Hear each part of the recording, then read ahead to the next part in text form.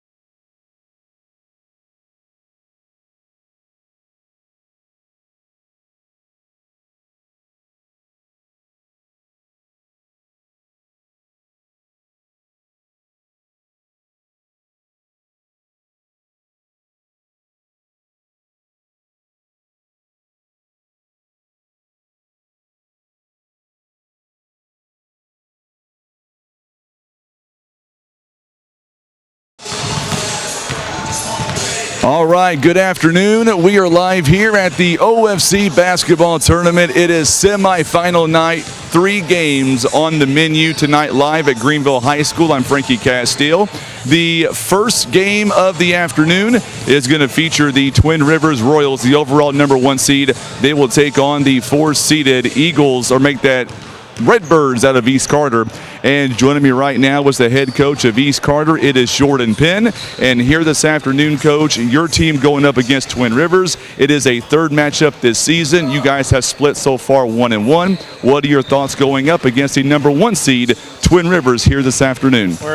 Anytime this group has had success, it's been because they focus on the defensive end. This group struggles to score. Of course, I played a Bryce Stahl up with a varsity, and so he's a guy that normally scores a lot for this group. But scoring sometimes a struggle, but this group can guard with the best of them, and so we're just hoping we can knock a couple shots down and keep it real low scoring and give ourselves a chance. You know, on Saturday, looking back at your game on Saturday, this team never quit. A very good ball game all the way through. Got to be proud of the way the boys played on Saturday. Well, you know, this group is a really good group. We got 7 freshmen in here that, you know, are all trying. They do things the right way in practice. They do it off the floor, on the floor, just good kids. And so I knew when we got down, we weren't out of it. We just got to continue to grind, and we focused on defense those last couple possessions, got some stops, and then, you know, we had a couple kids make some big shots to get us back into it. So this group just knows that it starts on the defensive end, and if they don't play defense, they're not going to have a chance because they struggle to score. So what did you guys work on? Besides scoring, obviously going to be the #1 factor, what else did you guys work on Sunday in the early part of today to get ready for the matchup? Just taking care of the basketball. You know, we can't afford to give up easy opportunities to the other team. If they get steals and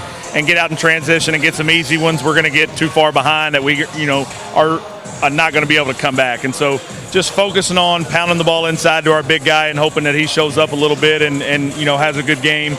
And then just stopping their shots, trying not to give them any open shots or as few as we can. So I think we'll have a shot, but we're going to have to do things right in order to. All right, so to beat Twin Rivers, in your mind, Coach Jordan Penn's mind, what's it going to come down to the most? Absolutely defense. If we can guard them and keep them in front of us, limit their second chance opportunities, that's our key. We got to guard, and hopefully these guys can get over this 4:30 start and, you know, be ready to guard right from the tip. So now your wife tells me that I might need your paper roster because your jersey numbers, they might have changed a little bit from Saturday. Right, yeah, we wear these they pay for these black jerseys. It's got their names on the back, and so I let them pick kind of whatever numbers they want, and so it does differ a little bit, but they love wearing these black jerseys. So hopefully that gives them a little bit of a boost today. All right, Coach. Best of luck to you. We'll see you guys afterward. Thank you. I appreciate it. You betcha. Coach Jordan Penn joining us live, and this is the way we're going to do this. From this point forward, we're going to begin every pregame right here on the floor talking to each coach,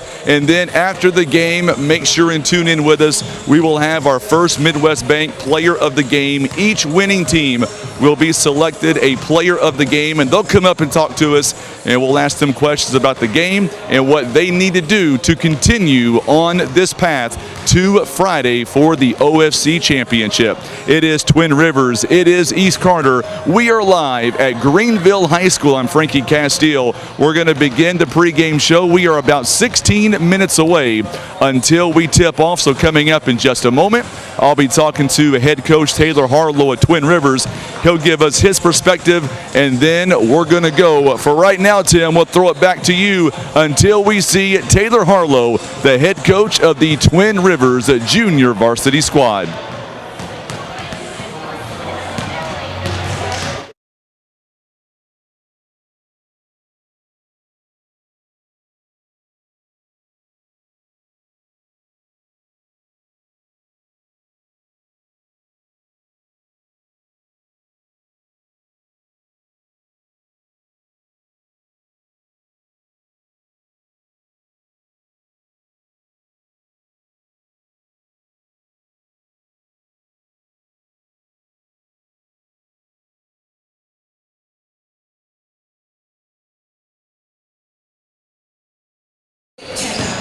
Well, we're back live here. We're with the head coach of Greenville, and of course, Coach Nathan Walk joining us right now. And first off, Coach, I have not got the opportunity to thank you live on camera.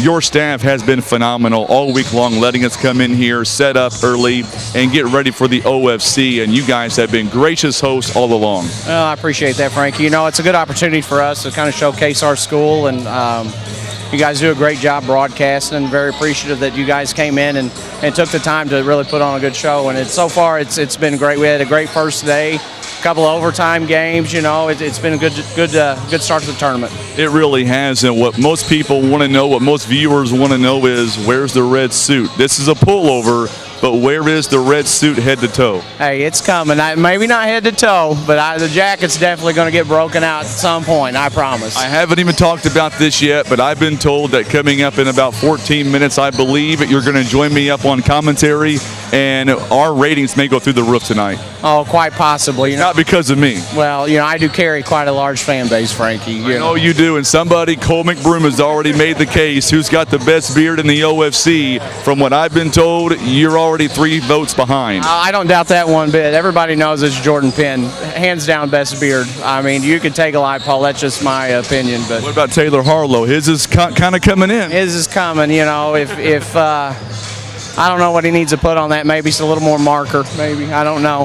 Yeah, but no, he's looking good. I think he had a sippy of milk before the game. He's tuned up, ready to go. Wow, a sippy of milk. We're going to get Taylor Harlow live on the air with me. And first off, Coach Harlow, I was told that to get ready for the game, Coach Nathan Walk says you've had your sippy of milk and you're ready to go. Yeah, you know, a little bit of milk always gets you going. That's all it takes. A little bit of milk, we're ready to play. Absolutely. Talk about your team here. Being the overall #1 seed, is there any pressure for this team as they come in? So far, you guys have split 1-1. Walk us through what it's like being the overall #1 seed, and do the kids play that way? That's something we've talked about a little bit. You know, it could be a little added pressure, you know, but I think really it's just more of a challenge, you know, that you kind of got to accept. And that's kind of what we've talked about, you know, just hoping that we're the better team, you know, making sure the better team shows up and trying to compete. So it's a little bit of pressure. I mean, it is, but I think it's something these guys are ready to kind of rise to the challenge for. So for those who have never seen your JV team play, walk us through some players to watch out for, and who do you think is going to have a big impact here today? Well, you know, it's hard to tell, you know, depending on, you know, what night it is who performs well. You know, we do get some good minutes from freshman Tyler Williams. He does a really, really good job. Freshman Bo Lilly does a really, really good job for us. Tried 2 of our biggest offensive threats. Then defensively, you know, you got 3 or 4 guys you can throw in there. But honestly, everybody, you know, we talk about everybody has a job, everybody matters. So, I mean, all these guys contribute, and we appreciate all of them. So let me ask you this. I know Coach Jordan Penn thinks highly of your team, and he knows here tonight it's going to be a defensive battle. For their team to stay in it, defense has to be the #1 thing for you guys to beat East Carter to get back to a championship game coming up on Friday, your team must do what? Well, I just told them, I said the number one thing today is going to be outworking them. If we can outwork them every loose ball, every rebound, take every charge we're in position for, defensive intensity, we just have to work harder than they do. And I think that's going to be the key to win the game. All right, Coach. And once again, if you guys get the win, you'll send somebody up to see me, right? Yes, sir. Absolutely. Appreciate it. Thank you. Thank you so much for your time. Coach Taylor Harlow joining us live. We're going to keep it right here. I bet you I'm going to get her on camera, and she's going to get pretty mad at me. I can guarantee you that. We're going to walk over here. Hang on one second. I'm going to.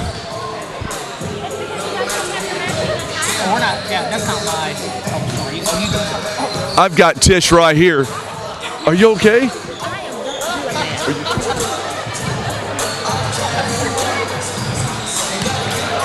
She's a little stage fright, Tim. She is absolutely stage fright. She is absolutely stage fright. She's like, no, we're not doing that tonight. We are not doing that tonight. She can't even look at me. And I failed getting over these steps trying to get to her. That's what I get, right. We'll have fun tonight. All right, who's going to win tonight? Do what?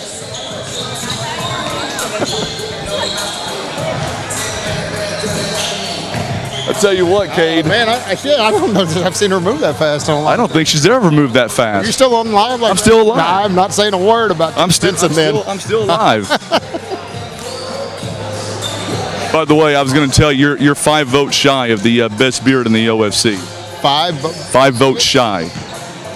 Did only 10 people vote? I think it was 12. Well, I think Jordan Penn still has everybody beat. I can legitimately admit that I should not have received a single vote. Well, Taylor Harlow got a vote. But does that vote count because Nathan Walk was the one that voted for him? I was about to say it had to have been his mother or Nathan Walk because nobody else thinks that beard looks good, I'm sure. All right, so Nathan Walk did it as a joke, I'm certain. So I've already asked Coach Taylor Harlow, in your mind, you guys have beaten East Carter once, they've beaten you. What's it come down to here tonight, Coach? Well, our kids are just going to have to do their job on every possession. Do your job, stop the guy in front of you, block out, rebound. Do what you got to do, take care of your business, and then work together as a team. That all comes together for a win. You were telling me in the hallway that you're hoping that this team can come out here and not play like the overall number 1 seed, but they come out focused, they come out poised, and don't let this number 1 seed be any kind of issue whatsoever. No, and I don't think it will be with these kids. I mean, they were focused in walkthrough.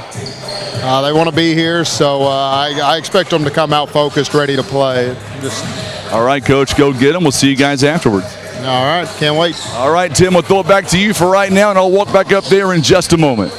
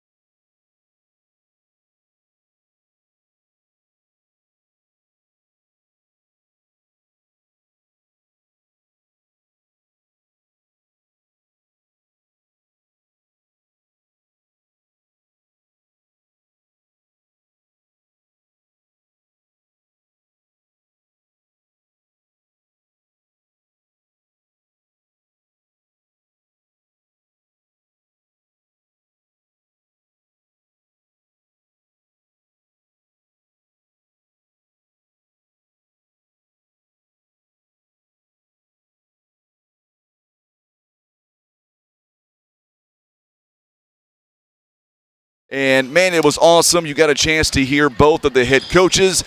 We talked to Taylor Harlow. We talked to Coach Jordan Penn to get ready for this ever-important matchup between Twin Rivers and the Redbirds out of East Carter. It is a 4:30 start time.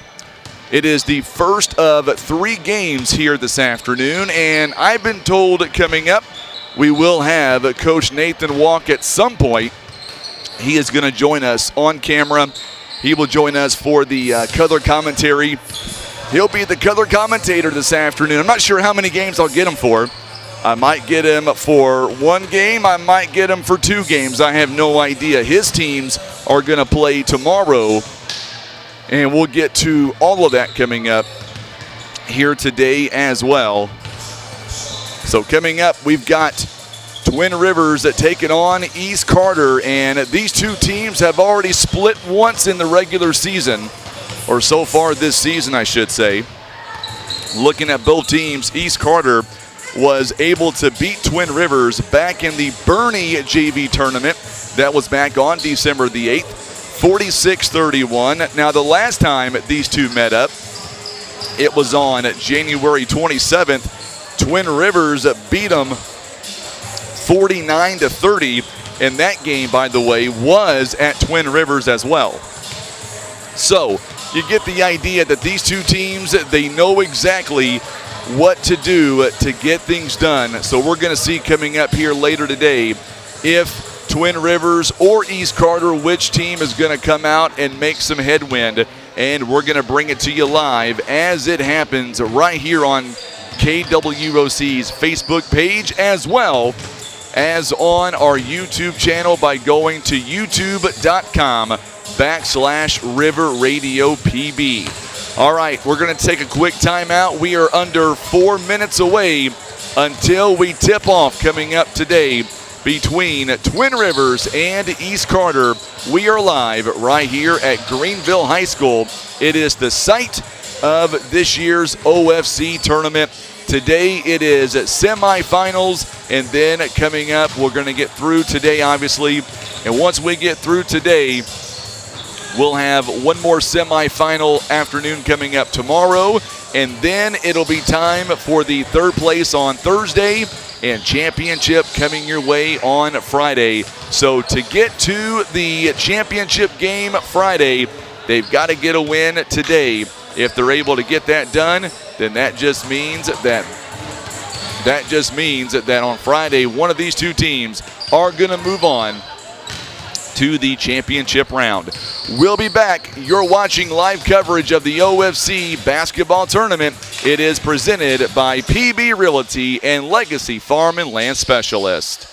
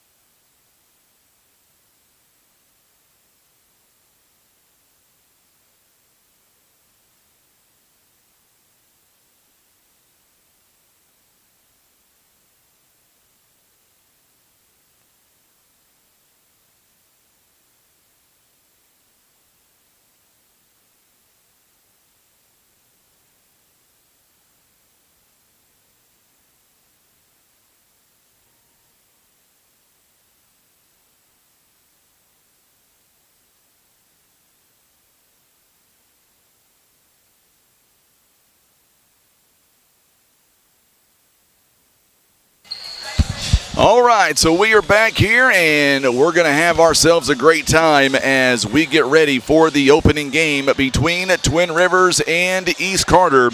Coming up here today, I've got to go through my my away team here because, as you heard Coach Jordan Penn say earlier, some of the names, or some of the numbers rather, they have definitely changed, and we're going to go through that here in just a moment. So we'll get to that as we get ready for the opening lineups coming up in just a moment. So we're doing that now as we speak, and a lot of changes, man, on this away team. Tell you what, I'm glad that Coach Jordan Penn got a hold of me beforehand, just because otherwise it would have been a very difficult game to call, wouldn't have known. We're going to go down courtside for the playing of our national anthem. Everybody please rise and gentlemen remove your caps for the playing of our national anthem.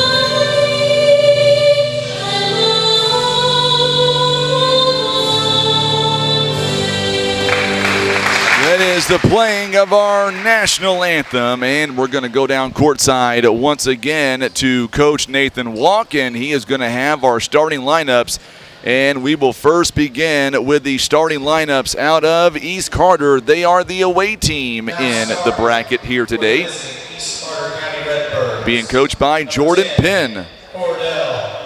Cordell Duckett going to get the first introduction. Duckett, he is a 5'6" freshman. Number 15, Kaysen Price, a 5'7" freshman.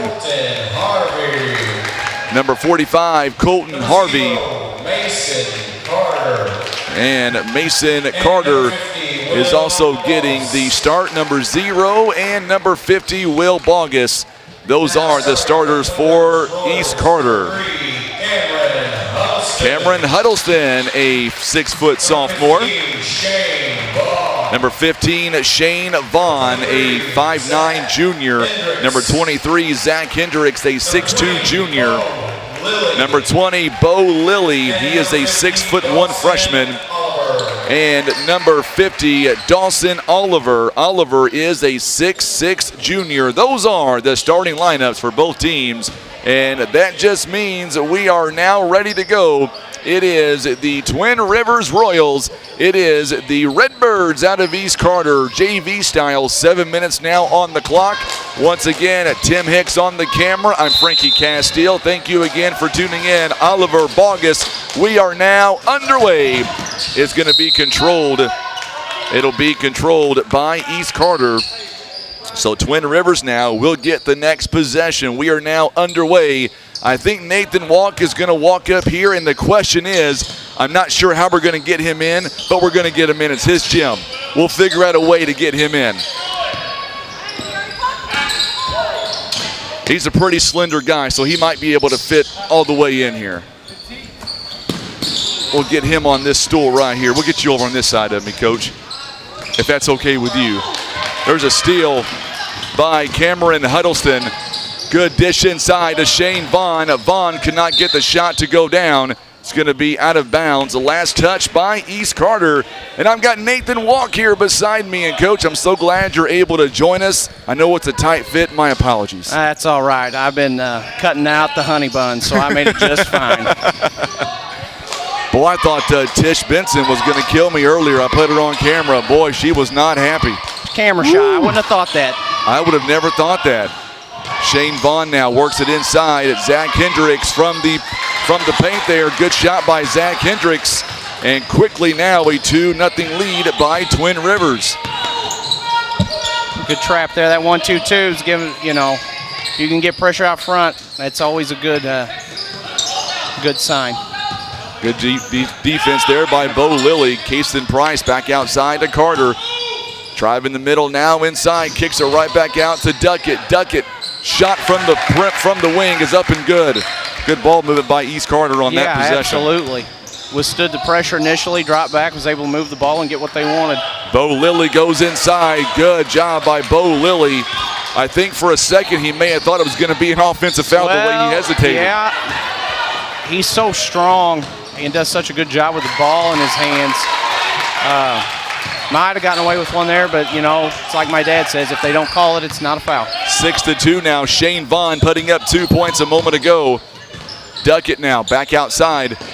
Price, he had a good game on Saturday as well, trying to find Bogus. Now he does. Bogus, 5-minute mark here to go in at the first quarter of play. Another steal, almost a steal, going to get a jump ball. No, it's going to be a foul, I believe, on Hendricks of Twin Rivers. No, it's going to be on Dawson Oliver. Yeah, a little too much arm there, fighting for the ball, trying to tie it up, get that jump.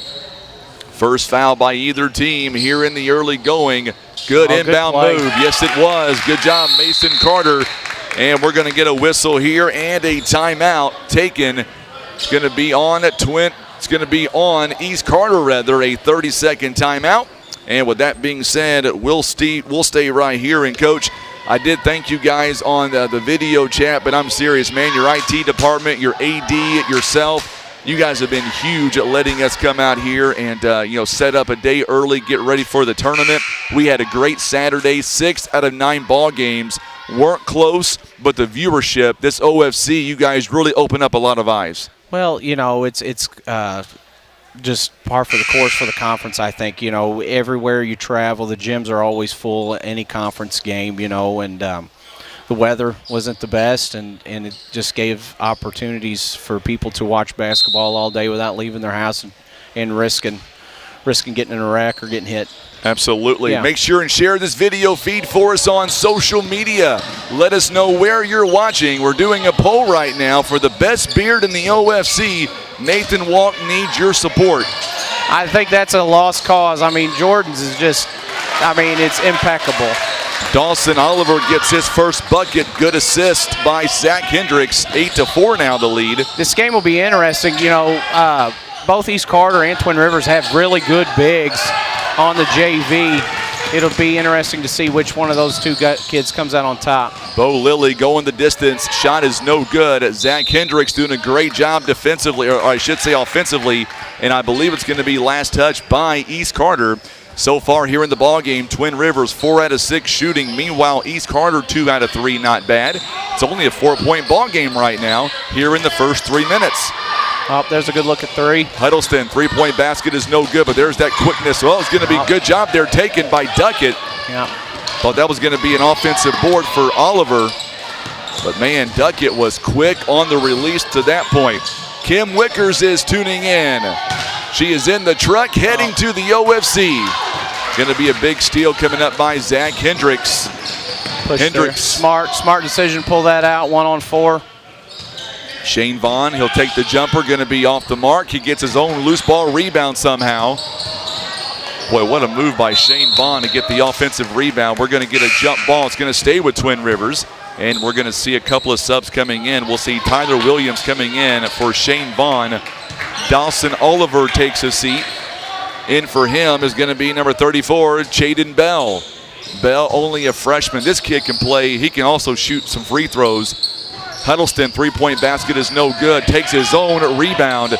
So far, the offensive rebounding has been there for Twin Rivers. Pull-up jumper by Zach Hendricks near the elbow is good. It's now 10-4, and we're going to get a whistle here. I think they might have thought we had an injured player. I think so, too.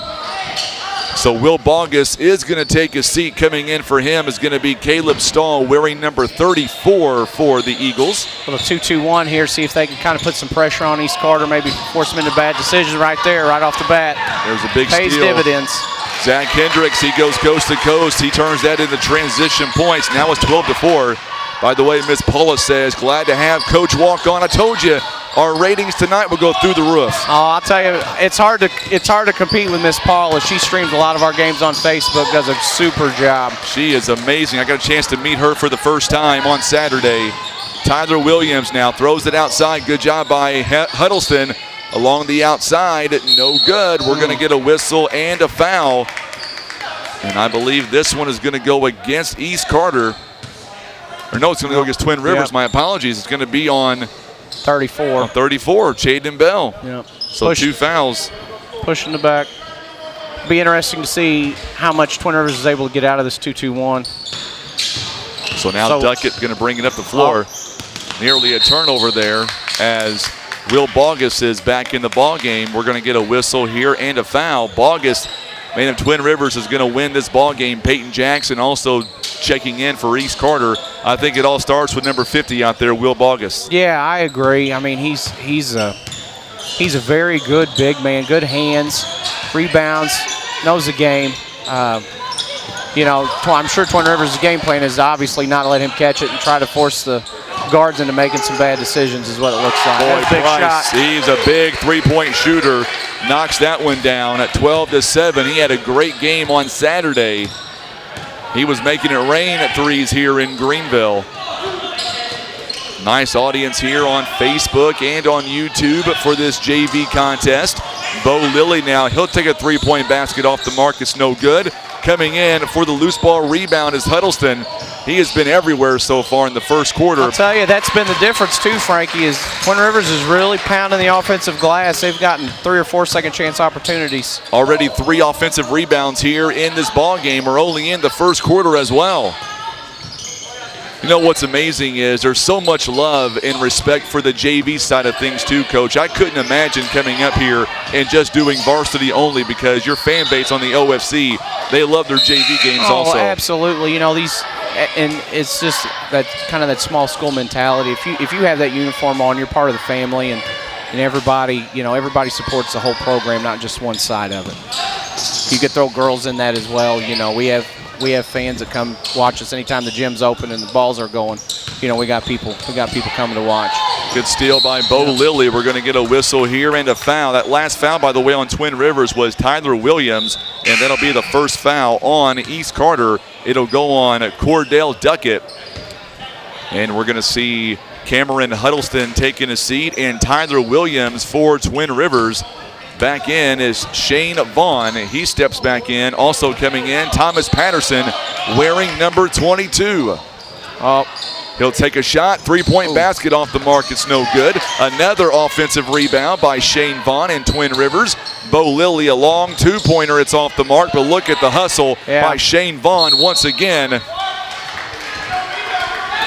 I mean, it's obvious Twin Rivers' game plan is to really try to dominate the boards, and so far they're doing a pretty good job on their end of the floor. You know, I will also say, as Torin Burkhart checks in wearing number 22, going to check in for Sebastian Ochoa. Michelle Stilt says, Coach Walk, you are the best. She appreciates everything you guys are doing this week. Well, I appreciate that. She also said, give me a raise too, Nathan. But we'll leave Tim out in the cold. How's that statue going, by the way? It's going great. I'll tell you what, Frankie, me and you will split Tim's raise. All right? I like it. I like that. 37 seconds here in the first quarter, 14-7. Twin Rivers, they lead by a touchdown. Taylor Harlow had some milk before the game, I was told. Yeah, he's geared up. You can tell. Oh, good that backdoor play. They run that a lot. Yes, they do. JV and varsity both. They get a lot of good stuff out of that. Bo Lilly, the assist that time goes to Patterson. Bo Lilly, right place at the right time at 16-7. I will say Twin Rivers here, they are playing like the overall #1 seed at this point. Yes, they are. You know, and back a million years ago when I was coaching JV, my goal was I wanted my teams to score 15 points a quarter. I felt like if if we could hit 60 in a JV game, we usually had a pretty good chance to win. And Wow. so far, they're on pace.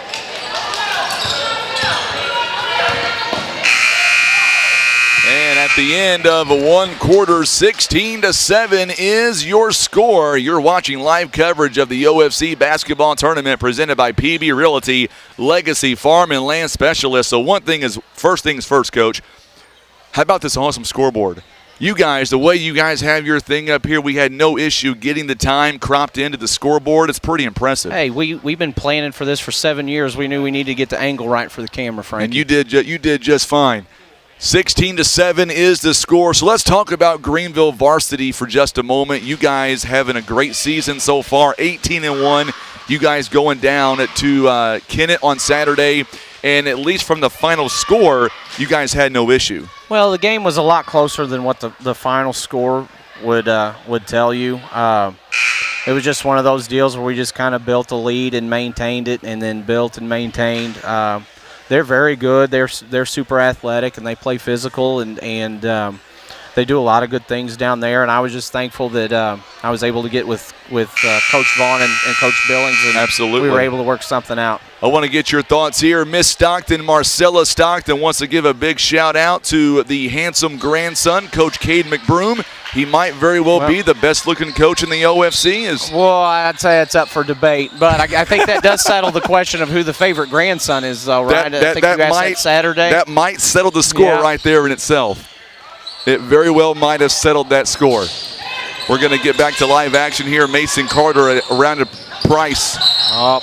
Going to get a whistle here and a foul coming up on Twin Rivers. Already 4 team fouls here in the first half for Twin Rivers. Twin Rivers came out of there, switched it up a little, went man-to-man, and Bogus made a good cut, got Oliver in a bad spot, and he had to try to reach around to keep the entry pass. He's going to have to go back out here with 2 quick fouls.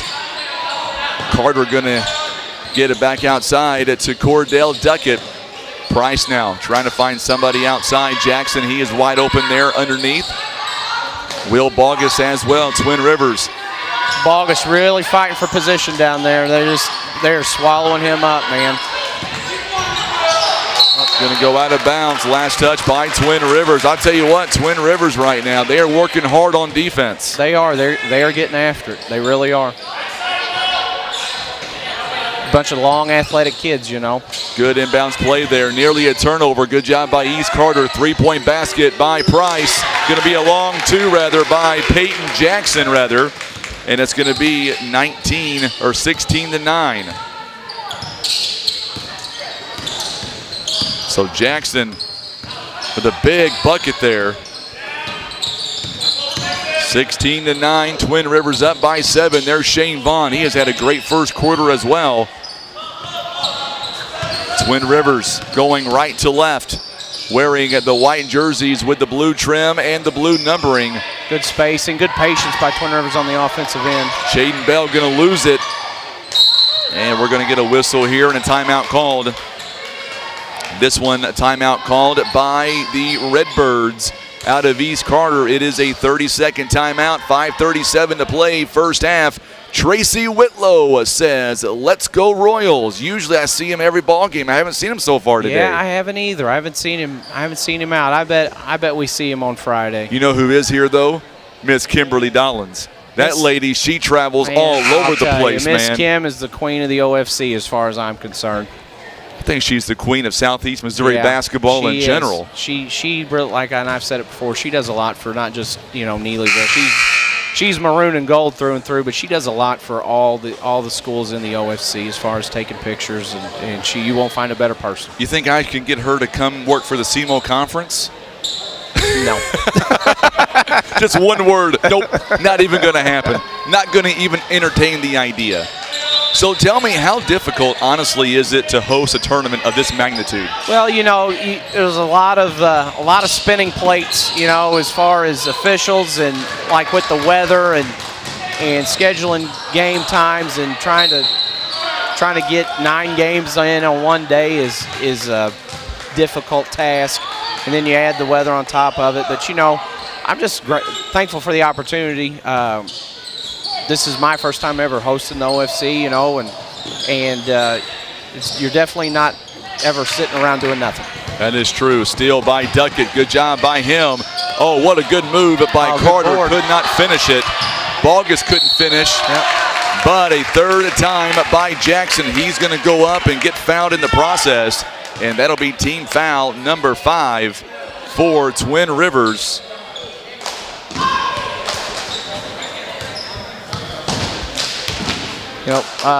Once again, offensive rebound and usually leads to good opportunities. And East Carter got 2 or 3 there and was able to pick up the foul. So Jackson is going to miss the foul, or the free throw rather. He'll get one more. 0 for 1 so far. Bo Lilly is back in the ball game. Also Tyler Williams, Shane Vaughn, Cameron Huddleston out there as well, and Zach Hendricks. Second one is no good by Jackson as well. Rebounded by Bo Lilly. So 2 free throws missed by East Carter. And man, you don't want to give up free points out there on the floor. No, you don't. And unforced turnovers are not ideal either. He just got in a little bit of a hurry there. 5:05 to play here in the first half. Twin Rivers right now. Good pressure. Very good pressure by Twin Rivers. They lead. They are the overall number 1 seed in this tournament on the JV side. I don't believe they lost a JV game, I don't think. In the conference. In the conference, yes, yeah. They're undefeated in the conference. Let me clarify before all the fact checkers on YouTube. I was about to fact check you myself. Yeah. These 2 teams have already split once. Yes. But one was in the Bernie tournament, Right. so that's Yes. the reason why.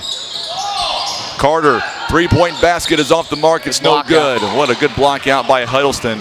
Man, Twin Rivers right now, they've out-rebounded 8-3, 5 offensive rebounds for Twin Rivers too. Shane Vaughn near the free throw line. It's no good. Good rebound by Harvey that time. I really like the Huddleston kid. He plays hard. He's got a good motor, man. You can tell he's got a nose for the basketball and is trying to make stuff happen out there. He's definitely not passive. So I know tonight going on right now, I think Seth McBroom, he is watching this contest. He is at parent-teacher conference back at Twin Rivers. Yeah, I heard that. So we wish him the best. I know my son right now is getting his probably a butt chewing, knowing my wife. I'm glad that I'm here, not there. Trust me. It's always a sad day at the Walk household on parent-teacher conference day. Oh, my goodness. Going to be a whistle here and a foul coming up on, it's going to be on East Carter, and that'll be on Jackson. It'll be his first. It was a good job by Lilly. Slide over there and take that charge as the player from East Carter made the jump to make that pass. Heads up play. Iowa, here comes. They like this play too. They run this a lot for a lob. Big audience here on Facebook and on YouTube. First of 3 games here tonight. The next game is the Varsity Girls Semifinal between Naylor, Doniphan, and then tonight, Coach, I think it could be it's going to be the game of the tournament. It's going to be a good one. Neelyville, East Carter, they're going to tear the house down. Yeah, both have good fan support. Yes, they do. What a good block by Will Bogus. However, Hendricks with a shot, it's no good. We're going to get a whistle here and another foul coming up. Yeah, that was a really good job by Bogus to jump and stay vertical. A lot of young kids will kind of bend at the top with their hands. He did a very good job of staying vertical and absorbing the contact. It was a good no call. I'm going to be banning somebody on Facebook already as Bo Lilly goes up and gets fouled. Casey Parson. She says Frankie is all fake news. I'm not sure where she's getting that from. I'm going to be hitting that ban button there. Going to be a foul on Cameron Huddleston. It's going to be his Mark first. Zuckerberg. Exactly. Oh, there's another foul. A little aggressive. It's going to put East Carter now in the bonus. I believe it's going to be on Bo Lilly. Yeah. Yeah, I ran into him. It's going to be on Bo Lilly. So that's number 7 for Twin Rivers. I believe that's Bo's first. It is his first. Halfway through the second quarter here, East Carter's going to be at the line anytime there's a foul. That could play a part in this first. It's only 16-9. This game is still within reach. Yes, absolutely. As we're going to see at the free throw line, we'll see Cordell Duckett. Duckett here in the game. He's not been there, but so far this tournament, he's 2 out of 2 on the free throw line. First one is up. It's good. Stroke there. It was 16-10 now. The score up by 6. Twin Rivers, East Carter, the number 4 seed, making this a ball game yet again. 3:28 to play in the first half. Second one is up. He's got a nice stroke. Yeah, absolutely. 16-11, a 5-point ball game now. Coach Harlow telling his team to get back in rhythm. Shane Vaughn on the outside. He'll dribble back up toward the middle. Nope, going to go back to Zach. Oh, good job by Shane Vaughn to a wide open Tyler Williams. No good. Rebounded by Will Bogus. Good ball movement by Twin Rivers. Yes, absolutely. You know, patient, got some good cuts. Oh, there he is. Oh, missed him, had him sealed. Shirley Cheshire says, let's go Royals. Glad to have her alongside. Price inside there near the paint. What a good jump shot there. How did he make that one? Just like Coach Penn drew that up. I bet so. We're going to get a timeout here. It's a full timeout called by Twin Rivers. Their first timeout taken of the first half. So I'll go to you, Coach. Tell me exactly how you think this game is going so far. If you're Coach Jordan Penn, what's your message right now in the huddle? Well, if I'm Coach Penn, I'm telling my guys, you know, to just be aggressive on defense and fly around. They're playing a 2-3 zone. You know, you got 4 guys behind you. You can get out and put a little pressure on the ball, and they're doing a good job of that. And then offensively, you know, I'm pretty sure Twin Rivers' big guys have 2 fouls. They got multiple bigs with 2 fouls. I'm sure he's telling them pound that thing into Bogus and let him go to work. On the other side, your coach, Taylor Harlow. What are you drawing up right now? What do you tell your team up by 3 with 2.5 to go in the first half? You know, they're getting good looks on offense. I tell them just to be patient and just try to maintain and build a lead. And then on defense, just make sure you're limiting them to 1 contested jump shot and come down and secure the board and come down and run your stuff. My wife just sent me a text and said she's on her way right now to parent-teacher conference. It could be a long night for my son. That is the message right now of the day. So, Casey, I know you're watching. Give him a good review. Or I may not go. I may be going to your house tonight, That's fine. Coach. I got extra bed. All right, good deal. Yeah, the future meteorologist might be stormy weather tonight, huh? For the future. It might be a chance of ice in the house. I guarantee it. So now we're back to live action. Huddleston now running floater. Shot is no good. There's another offensive rebound, man. This kid is all over the place. Tyler Williams, jump shot. It is up and good, and that's how Coach Harlow. And there's a big steal by Shane Vaughn. And now Zach Hendricks outside of Bo Lilly. He'll go inside. A lot of contact there. Good no call, I thought. Yeah, he's straight up, you know. And that's one thing I'll get to in just a moment. Shane Vaughn puts it in and scores. He's got 4 points. I got to tell you, man, the officials here so far Saturday and today, top notch in my book all the way. Yeah, absolutely. Here comes Twin Rivers again. Huddleston. Wow, oh, my goodness. 1 on 5. He's feeling it. It is a 6-0 run here out of the timeout. So far, Twin Rivers was outscored 6-0. Now they've come back and scored 6 unanswered. Good job by Bo Lilly. As he knocks it out of bounds. Back in the ball game is going to be Peyton Jackson. He'll come in for Harvey. Also, Mason Carter back in the ball game.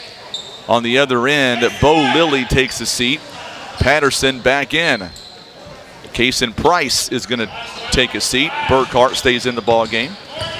Coming up on 90 seconds here, 22-13. Seems like East Carter's just waiting a half a second. Another steal there by Zach Hendricks. A turnover by East Carter. That's number 12 in the first half, Coach. That's not a recipe for success most nights. Hendricks is going to turn the ball over. As a coach, I don't mind that. 2 guys going for offensive rebound and getting tied up with each other. That's good effort. That's one you can live with. 1:10 to go here before halftime. Will Bogus inside the paint. Good job by Hendricks, but boy, Bogus just buried that shot. What can he do on that? Man, when he keeps it high, nothing. I mean, hang on.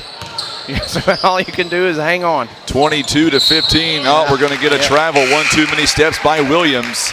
You see that a lot with young kids. They get in a hurry. They have their move made before they have the basketball. He just picked his feet up before he put the ball on the floor. Miss Diane Arnold is tuning in as she says, let's go Royals. A lot of Royals fans on this feed tonight. I haven't seen a lot of East Carter. Not saying they're not there. They're not chiming in right now. Down by 7 points is the Redbirds. Bogus now. Going to have it taken away. Good job by Tyler Williams. Williams Good hustle. in transition. After the turnover, gets 2 more points. He's got 4. One thing about Twin Rivers, they are sharing the wealth right now. Nobody's standing out just point-wise, but everybody about 4 to 6 points. Everybody's contributing. They've also extended that 2-3 zone, which I think is kind of giving East Carter some trouble also. 12 seconds here in the first half. Carter goes inside. Good defense, Good high-low action yes, it was. 24 to 17. Going to be a turnover there as Colton Harvey somehow just found the ball. 24-17. We have reached halftime. Tracy Whitlow, I'm glad he'll be at the finals coming up on Friday. Good. It's always good to see Tracy and visit with him. Really good guy. So I want to give a shout out to your lovely wife also, who is running the hospitality room, and she has made sure that folks have not touched my green drink. Well, that probably wasn't a hard task. No, I was told she's had to put it in lock and key because everybody wants a shot at it. Well, I'd say probably just keep from the janitors from throwing it away. It looks pretty gross, Frankie. I'm not going to lie.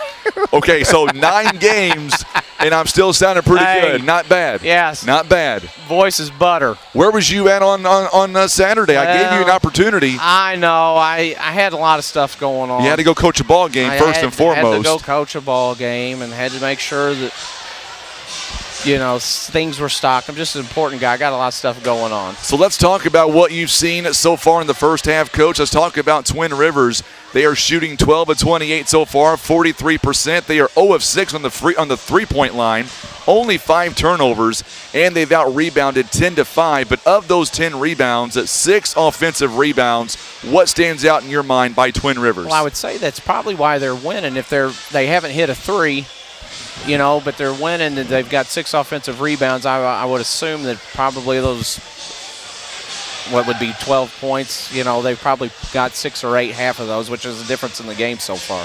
Let's look at the overall scoring right now. Like we said a moment ago, nobody is blowing you away with points. However, Cameron Huddleston, he's got 4 points. Shane Vaughn, he's got 4. Bo Lilly's got 4 points. Tyler Williams, he's got 4. Right now, they're leading the way by Zach Hendricks. He's got 6 points, 1 assist. 2 points by Dawson Oliver. Remember, Dawson Oliver is 6'6". He's been on the bench because of foul trouble. He has not been much of a threat so far, but so far Twin Rivers, they have stepped up in a big way, and their guys are contributing all the way around. Yeah, that just shows you, it's not one guy, necessarily, which is a sign of generally a number 1 seed. They're sharing the ball well, and guys are rebounding and sticking it back in the hole. Looking on the other side, East Carter right now, they are led in scoring by Kason Price. He's got 4 points. Also 4 points by Mason Carter, 4 by Cordell Duckett. And then 2 points by Peyton Jackson, 2 by Will Bogus. That is the scoring by East Carter. They are shooting 7 out of 12, not bad, 58%. They are 2 of 4 from the free throw line. They are 1 of 3 from behind the arc, 3 assists, 5 rebounds. The big story, at least in my mind, Coach, 13 turnovers in the first half. Yeah, that's a lot. The pressure, the half-court trap, and even their 2-2-1 full-court press of Twin Rivers definitely gave East Carter some trouble. But as the half went on, it seemed like East Carter started to adjust from that and started getting some really good looks. I'm seeing that some of these kids right now at Greenville, they are shooting the half-court shot. What I want to know is, can you make a half-court shot? What do we have to do to get you out there on camera shooting a half-court shot? The fans want to see it. If I take a poll right now, they'll want to see it. That's ugly. We'd have to repaint the rim, Frankie, if I went out there and shot and knocked the paint right off of it. So there's Kim Dowlins right here. She waved. I think she waved at you, Tim. She wasn't waving at me. She was waving at you. All the ladies love Tim. All the ladies love Tim. I would get her on camera in a heartbeat. She's not camera shy. I don't think she's camera shy. I don't think so either. So 5 or 6 minutes to go here before halftime is over. And let's fast forward to the next game between Naylor and Doniphan. Obviously, Doniphan, the overall number 1 seed, much like your record on the boys' side, 18-1. They are obviously the heavy favorite to win the next game. But if you're Coach Foster, if you're Naylor, what do you guys have to do to contain Doniphan's height, contain them on the rebound game as well? What needs to happen? Just number 1, first and foremost, you got to handle pressure. And, Doniphan's physical, and they get up in you, and they pressure, and they make you make bad decisions. You just got to kind of weather the storm and give yourself a chance to win rather than just giving them extra possessions. If you're Doniphan, what do you need to do to make sure that you're not taken out of your rhythm? You had the day off on Saturday. Obviously, Naylor coming in. They're not as deep as you are. You don't want to play down to their level per se. If you're Doniphan, what do you expect will happen in the first 4 to 5 minutes? I think if I'm Coach Epps, I just tell my team, we're number one for a reason, and like you said, not to play down to your competition. You got to stay locked in and not try to make it a 30-point game in the first 4 minutes. Just do what you do well, and the outcome will take care of itself. Now the last game of the night. What we all want to know, what I want to know, East Carter, Neelyville. This will be the second matchup of the season. The first time East Carter beat them by 13 at Neelyville, by the way. Who do you have in that game? Whoever scores more points. Whoever scores more. I try to trip you up on that. You did, Frankie. I know you did. So if you're Coach Rogers, what in your mind, if you're Coach Rogers for East Carter, what's it come down to tonight?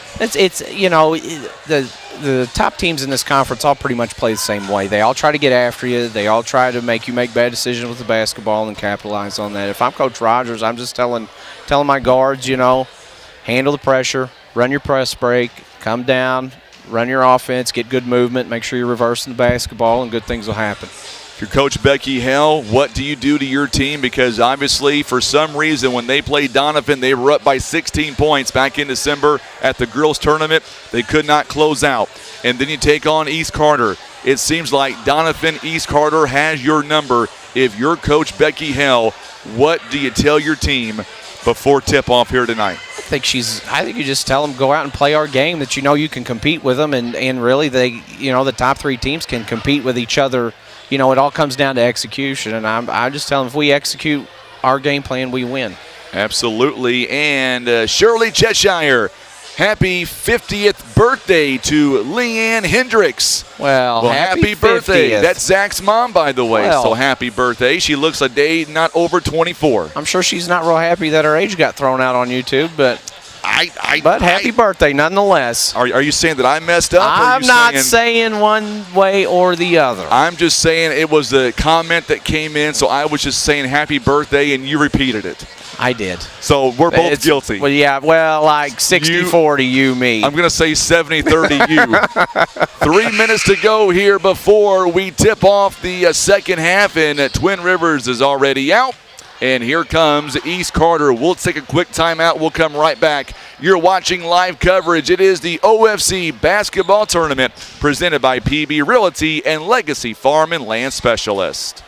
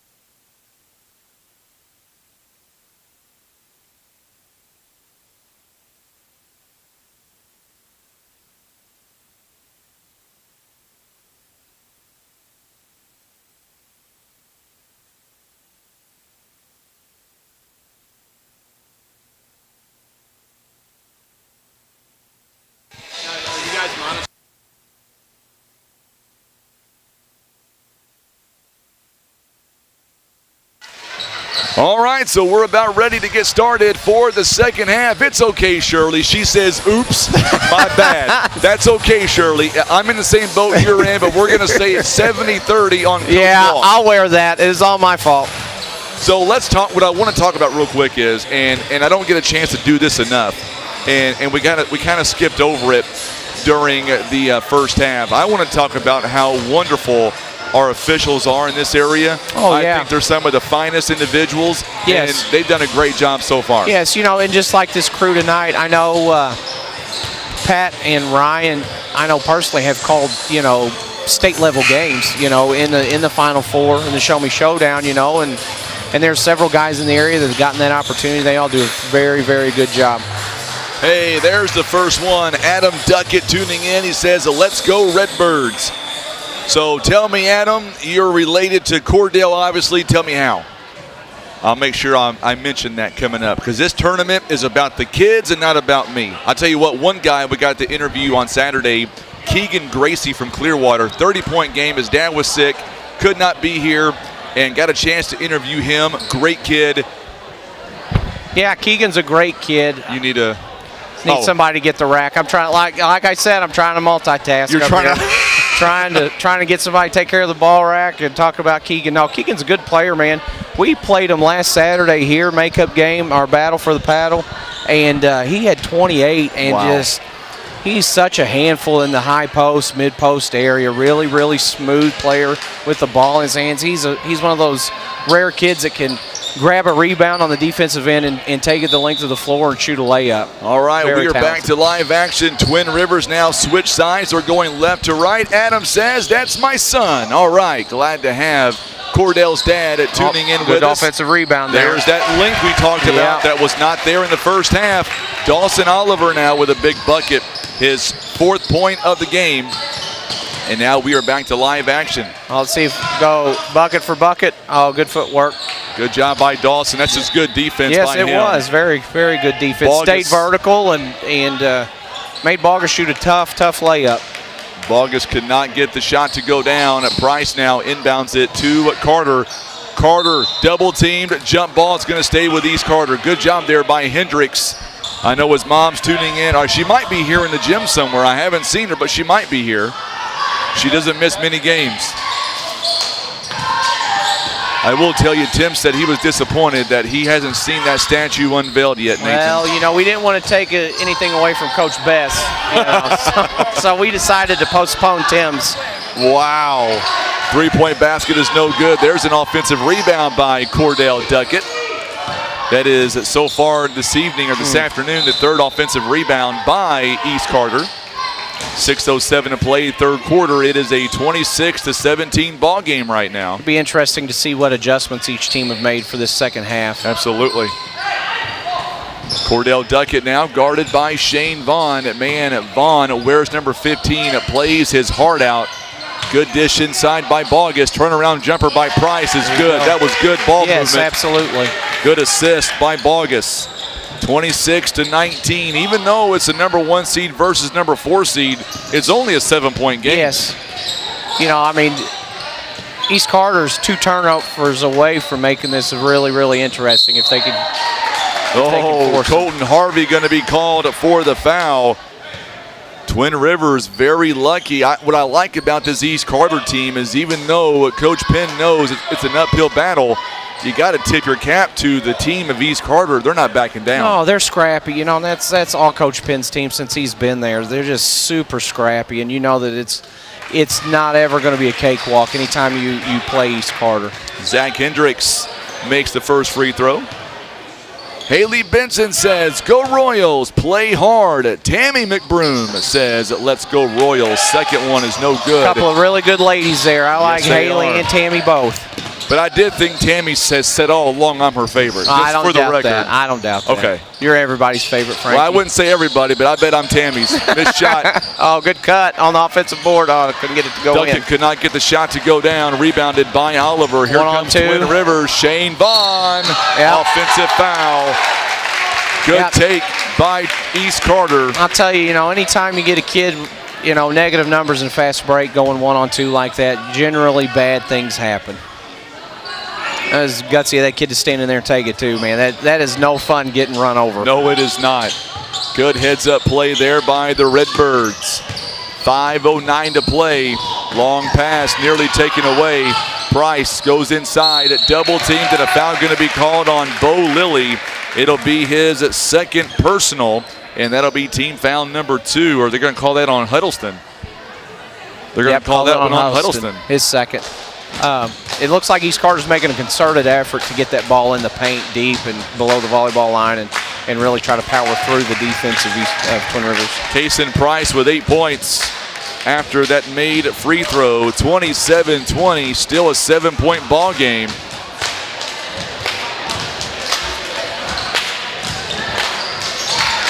Second one is up and good.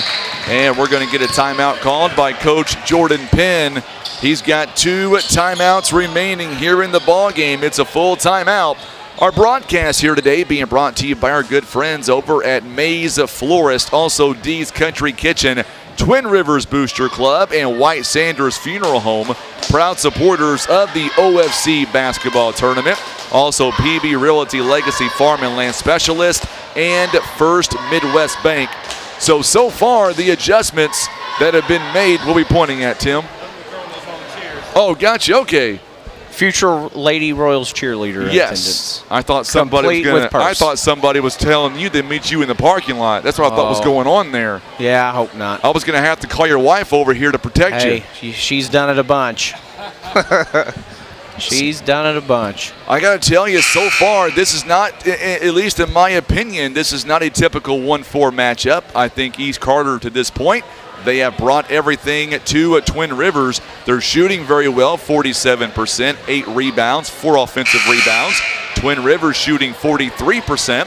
You look at the 2 halves, right now Twin Rivers at 50%. East Carter this half, only 1 out of 5, but they're down just 6 points. Frankie, I think that's going to be par for the course for this tournament. I mean, there's a lot of parity this year in our league, or I guess conference, I should say. You know, I think all these games going forward, I don't think there's going to be, you know, what I would call a blowout in any of them. No, I think you're right.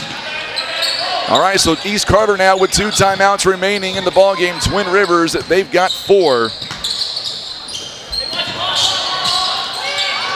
Backdoor play again. Good play there to Bo Lilly. You know, that's one thing about Twin Rivers. They run a bunch of sets, and even down on the JV level, they do a really good job of executing all of them. 29-21 to score. Oh, through his hands. I think he had shot it before he had it. I think you are correct. 3-point basket is no good. Good board by Bogus. Good job, Harvey, with a 3-point basket. There you go. Offensive rebounding. That is a big shot there by Bogus. Bogus turns the offensive rebound to 2 points, and it's back to within a 6-point ball game again. So now Bo Lilly going to slow things down just a little bit. East Carter has shifted their 2-3 zone up to the back guys are on the volleyball line to kind of create a little more pressure. There was that scrapping there on the timeout called. Good job there by Cameron, or make that by Cameron Huddleston, rather. Yes. And he is able to get the rebound and then knows where he's at, and Coach Taylor Harlow calls a 30-second timeout. Yeah, it was a good coach's timeout there. Safe possession for Twin Rivers. Just checking to make sure all my timeouts are the way they should be. 29-23 the score. 4 minutes to go here in the third quarter of play. Boy, what a game that was the other night. Neelyville, Clearwater going into overtime. And I didn't know this, but this is the first time in many, many years that Clearwater has advanced to the semifinal round. You know, I wasn't aware of that either. I knew they had a chance to win. I know that the first time they played, it was Neelyville won pretty handily. They did, but 683 or 93-69. You know, Clearwater's got some kids that could put the ball in the hole, and I knew that if they shot it well, that they'd have a chance to win. And they scrapped and hung around and found a way to win it. Zach Hendricks outside to Shane Vaughn. Huddleston, he's got 4 points, but man, this kid, he may only have 4 points. He is everywhere. 6 rebounds here today so far. Cameron Huddleston goes inside, high off the backboard. Oh, it's no good. In and out. Going to be last touched. Twin Rivers going to apply some pressure here, maybe try to grow this lead a little bit. Ron Withrow is tuning in back in Poplar Bluff. He's got that big Snickers bar in his hand, watching the basketball game. He's a big fan of yours, Nathan. Smart guy. Smart guy. This one's going to be a turnover. It looks like going to be on East Carter. Yeah. It's going to go right back to Twin Rivers. Jaden Bell is going to check in for the Royals. And Zach Hendricks with 7 points, 1 assist. He will take a seat for the time being. Pressure, man, it's a heck of a thing. You know, right there, just a little full court man-to-man created a turnover. They got possession back. Cade McBroom said that if Twin Rivers can score 50 here in this ball game, everybody gets a free corn dog. Hey, yeah. I think you're buying them though. Well, they're redeemable at Twin Rivers High School.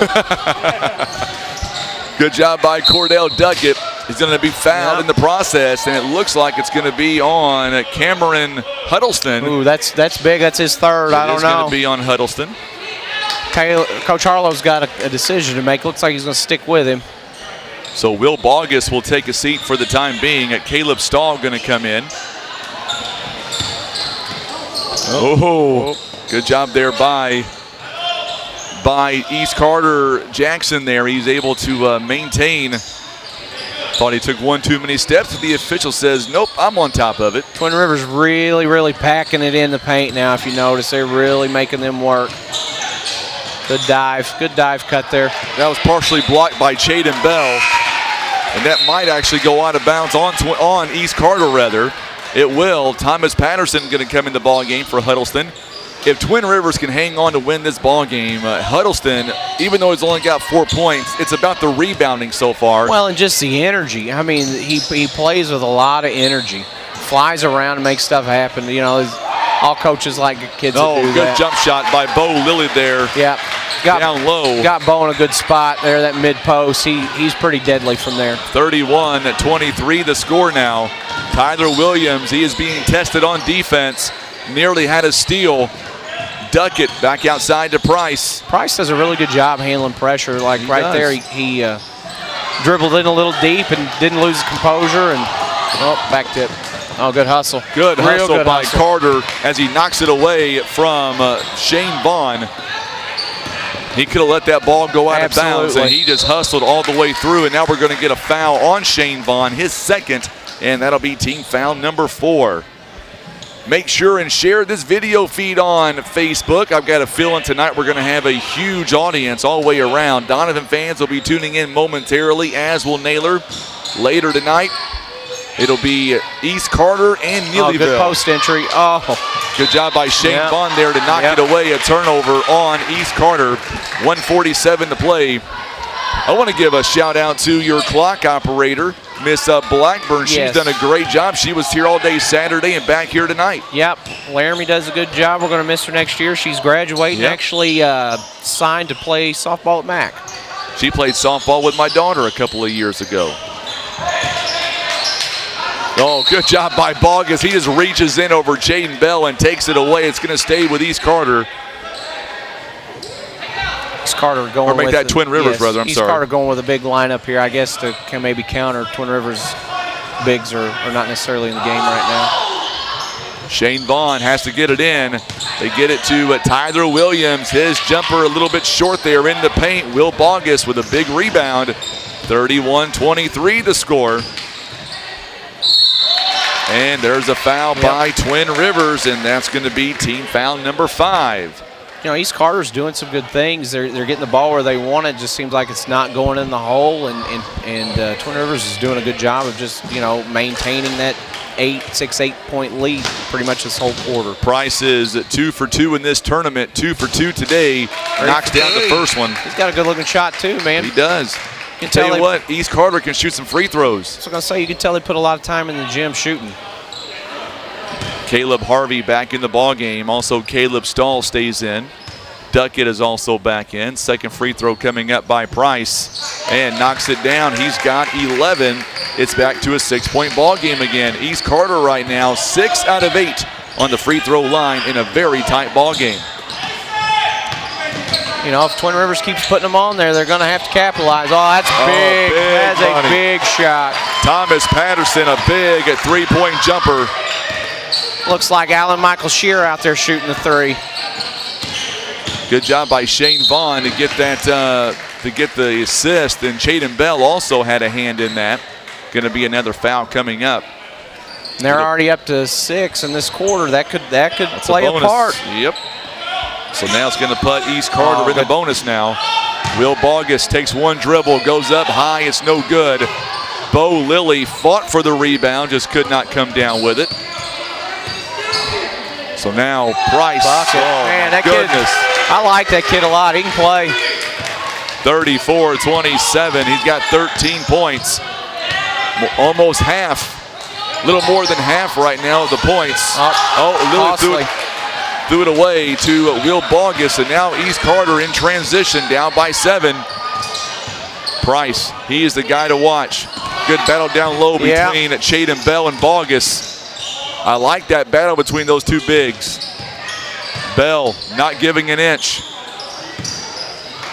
I think Bell's kind of wearing Bogus out a little bit on defense. It's like a heavyweight fight. It really is. You getting that on camera, Tim? 3-point basket, no good. Good rebound by Hendricks. And we have played 3 quarters. It is a 7-point ball game. What do you think? Well, I mean, you wouldn't expect anything less semifinal day. East Carter did a good job getting the ball inside in the third quarter.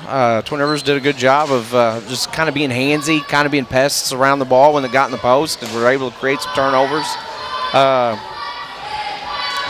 Good stuff, man. Everybody's getting what they paid for. They really are indeed as we get ready for the 4th and final quarter. Our ball game being brought to you by First Choice Insurance, Russians Towing, also being brought to you by Scott Law Group, Day One Chiropractic, Elite Trucking Academy, and Countryside Chevrolet, as well as Current River Ford, proud supporters of the OFC. Coming up following this game, we will have our first Midwest Bank Player of the Game. Let's go team by team. If you're East Carter, they pull the victory out. Which guy stands out to you right now? Well, you know, I think Price is shooting it well. Obviously, Bogus is rebounding. I can't think of the other little guard's name for East Carter. 22? No, not 22. What number is he? 10, I believe. Cordell Duckett. Yes, yeah. Cordell Duckett's played well, and then on the other side, Huddleston and Lilly, Shane Vaughn. Those guys are all playing well. So here we go, 4th and final quarter. East Carter with the ball. And remember, Twin Rivers already in foul trouble. The next foul will put East Carter on the line. And that could be big later in this game. There's a big steal by Tyler Williams.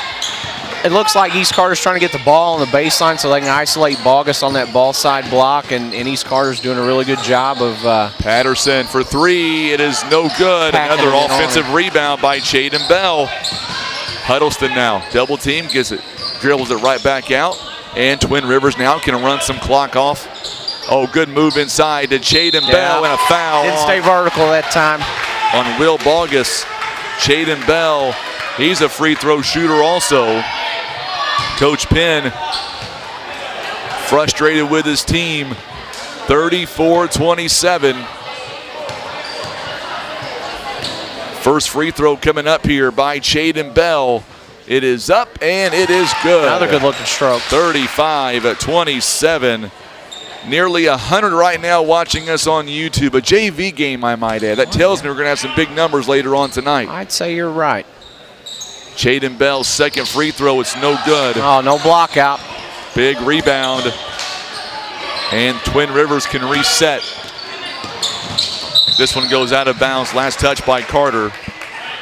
So hit that share button for us on Facebook, on YouTube. Let us know where you're watching from. Same as Facebook. We're not going to have to end our video feed after any game tonight. We'll have one live stream. Will Bogus called for another foul. Well, luckily that's only his second. He's got 3 more to give.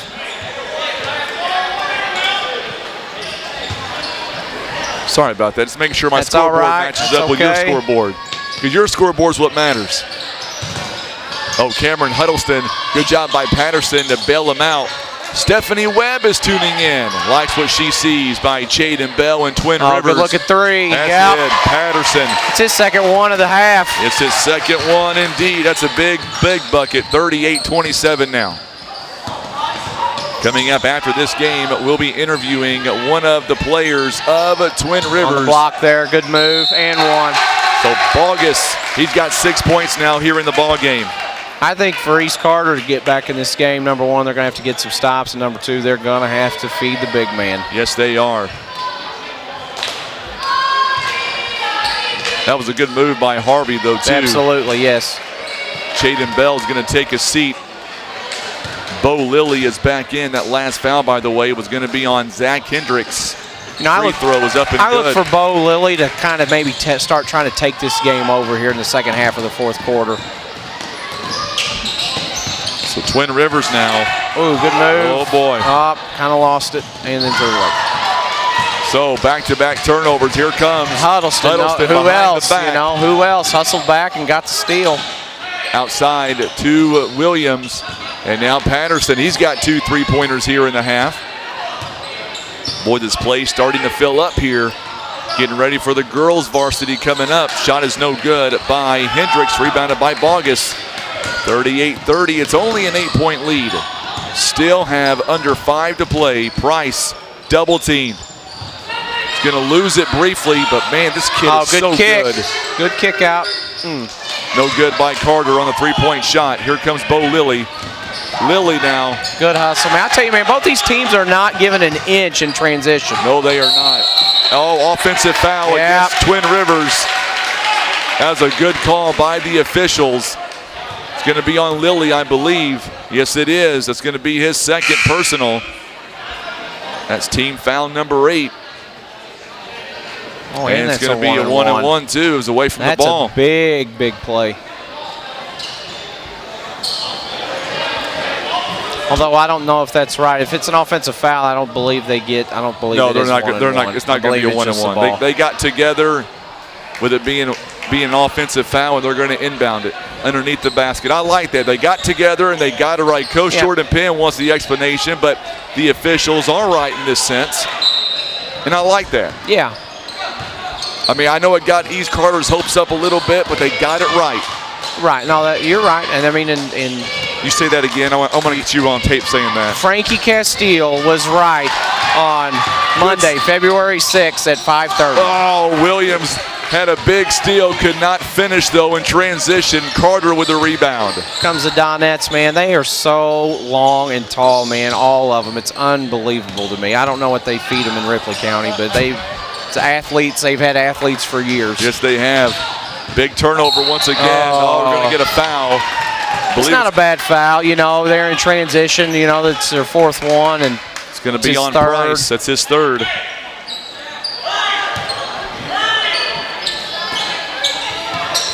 Twin Rivers is trying to get back to the championship game. They were there last year against very well this same squad or the same team that beat them. East Carter switched to man-to-man, try to get out and get some pressure. It's getting about halfway through the 2nd quarter here. Bo Lilly's shot is no good. Mason Carter with the rebound. Here comes East Carter now. Really need a bucket this possession. It's only 8-point game. They had Bogus wide open. Duck it for 3. This one's short. Rushed hit it the front end. Look who got the rebound there. Huddleston. He's probably up to, I'd say, 8 or 9 now if I had to guess. Good back tip. Once again, no numbers. He looks like he's going to take it himself. Price. Oh, going to be stripped away. Shane Vaughn. By Shane Vaughn. Here comes Bo Lilly. Over the big man. Goes up and scores. He's got 10. I watched Shane Vaughn. I believe it was him earlier. The varsity played Van Buren against St. Pius. And Shane Vaughn had a really good game for them the first game of the year. Got it down to the big man. Shane Vaughn with 7 rebounds here in the ball game. Boy, Bogus. Oh. I'll tell you what a good move to Tyler Williams. The assist goes to Cameron Huddleston. Twin Rivers starting to feel it now, up by a dozen. Starting to pull away a little. And a travel on the other end by Mason Carter, 2:36 mark. Timeout there by Coach Penn, probably a good call. Try to get everybody settled for this last 2.5 and make their push and try to claw back in this thing tied up before regulation. So I'm going to ask you, I'm assuming that Coach Seth McBroom is watching us right now back at Parent-Teacher Conference. What we all want to know is, how do you beat Twin Rivers tomorrow night? I'm sure he wants to know too. I think I already, remember that answer about who is going to win the East Carter-Neelyville game? You just got to score more points than they do, Frankie. You know I had to ask. No, I know. You know I had to ask. Hey, they're a handful. I mean, I didn't really, honestly, I don't like playing anybody twice. And Coach McBroom does a really good job of adjustments, and he's got some kids that could throw it in the hole, and they all play hard and they play physical. I mean, our game tomorrow is the 1-4 or whatever it is, but it's not going to be a walk in the park for us by any means. You going to let us come back tomorrow and broadcast this game, or is that going to be a censorship deal? We might be blacked out. We may be blacked out for blacked that out one. in Butler County. I don't know. Yeah, you can come back, Frankie. That's all right. 42-30 the score. Twin Rivers shooting 43% right now. 18-15. East Carter has made a surgence on rebounding. Right now, East Carter going into halftime, 2 offensive rebounds. They've got 4 in the half. 9 for the ball game, or 6 for the ball game. 1-2-2 here, trying to pick up some pressure. Oh, good split. Smart. So 22. yes. You know, a lot of those young kids will go ahead and shoot that quick 3 on that kick out. He brought it out. You can tell he's using his brain.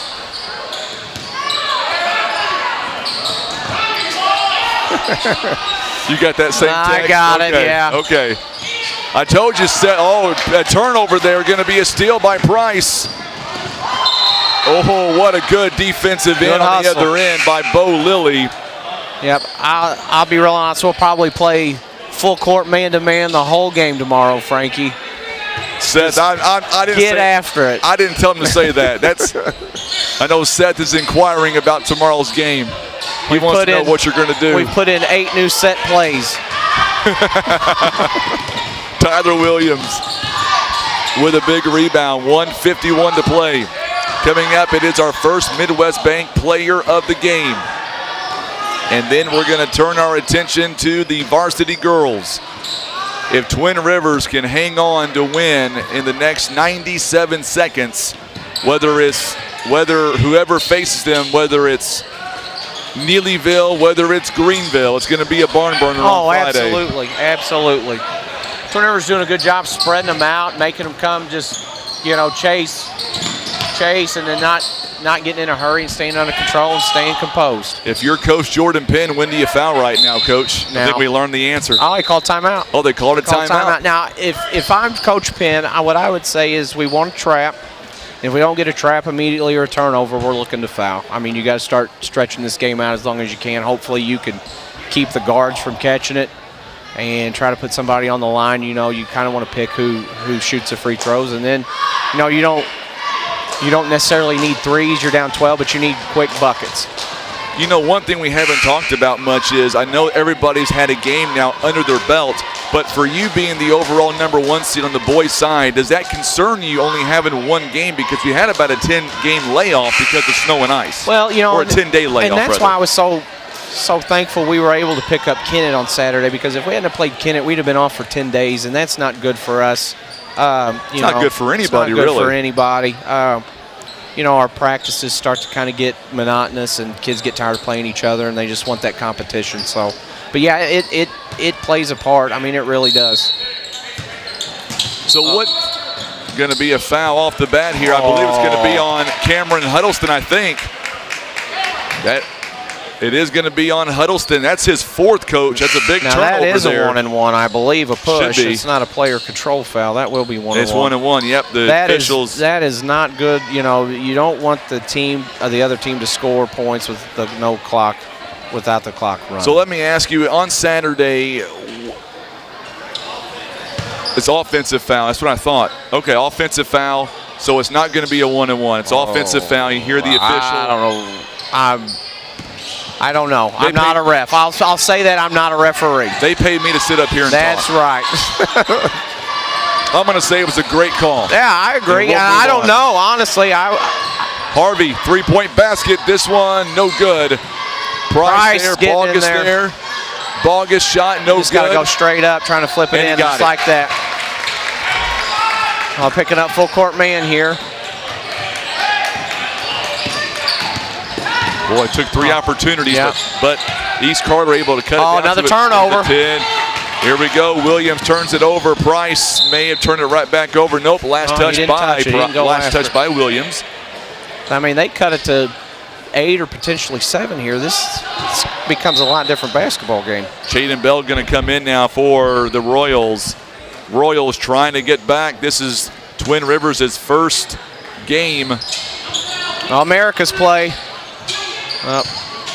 Huddleston did a good job getting around that screen. Price could not finish. Bo Lilly with a big rebound there. And we're going to get a whistle here. It's not a bad foul. Nope, not a bad foul at all. They still got fouls to give. Yeah, that's exactly right. That was a foul on Harvey. They've got one more foul to give. So Chaden Bell's going to come out. Back in the ball game now is Zach Hendricks. Bogus takes a seat. Twin Rivers now, 24 seconds. They're not going to foul off the bat. Bo Lilly gets some space. Count it and one.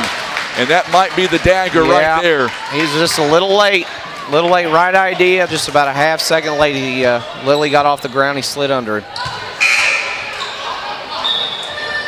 They're going to call that foul on East Carter. That's going to be on Peyton Jackson, his second personal. And now both teams are in the bonus. Bo Lilly has 12 points. He misses the free throw, rebounded by Mason Carter. I believe East Carter has one timeout left, I believe. Yep, one timeout left. Good move. Oh, he's not calling it. By Torin Burkhart, and that might be enough to seal this ball game. I believe that's it. And that's going to be it. 44-34, final score as ball game comes to an end. Twin Rivers is now going to move on to the championship game on Friday night. We'll see if Twin Rivers will send me over a player for our first Midwest Bank Player of the Game. 20 bucks says he forgets. I would say you're absolutely right. I'm going to go down there and get me a player. We're going to go to a quick timeout. You're watching live coverage of the OFC Basketball Tournament presented by PB Realty and Legacy Farm and Land Specialists.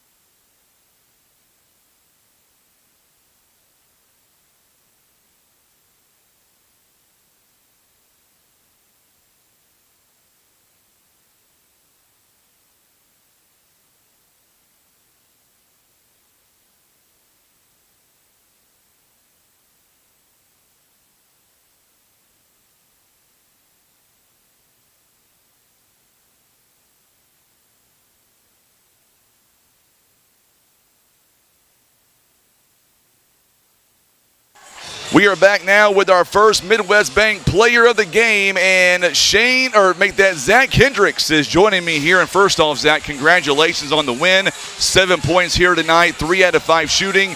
Talk about the win here over East Carter. Well, we did pretty good, and we had a little trouble shooting. They were pretty good on defense at the end. And let's get to something really important first off. I think it's in your life, it's somebody's special birthday. Is that right? You want to wish somebody a happy birthday? Oh, yeah. Happy birthday, Mom. I know she's watching here tonight as well. So let's talk about, it seemed like East Carter, man, they hung around all game. They weren't going to be denied, but you guys were able to step up and make some key stops. Yeah. We were having a little trouble shooting at the end, but we just hustled and went right back at it. 10 offensive rebounds in the ball game for the team. That speaks a lot for you guys. Yeah. Well, it's just teamwork and just got to hustle. So now you guys will be back in the championship game. You guys were there last year, had it won until the end, and now you'll take on either Greenville coming up or Neelyville. At this point, does it matter who you guys face? I don't think so. We beat almost every team, and we just got to hustle and do what we do best. What's it going to take to win Friday night at the Lively Center in Poplar Bluff? Just make our shots and rebound.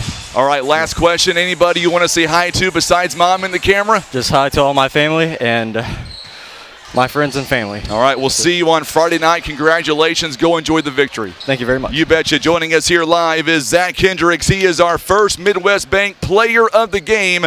Now, coming up next, we're going to go down courtside, and we are going to get set for the varsity game. It is Doniphan. It is Naylor, and that game is on the way here in just a few moments, and we're going to get down courtside, and we're going to be talking to both of the coaches for a quick pregame interview. We're going to do that coming up here in just a few moments. So don't go anywhere as we situate all the mics here and get ready to go for this next ball game. We'll do that coming up next. You're watching live coverage. It is the OFC Basketball Tournament. It is presented by PB Realty and Legacy Farm and Land Specialist.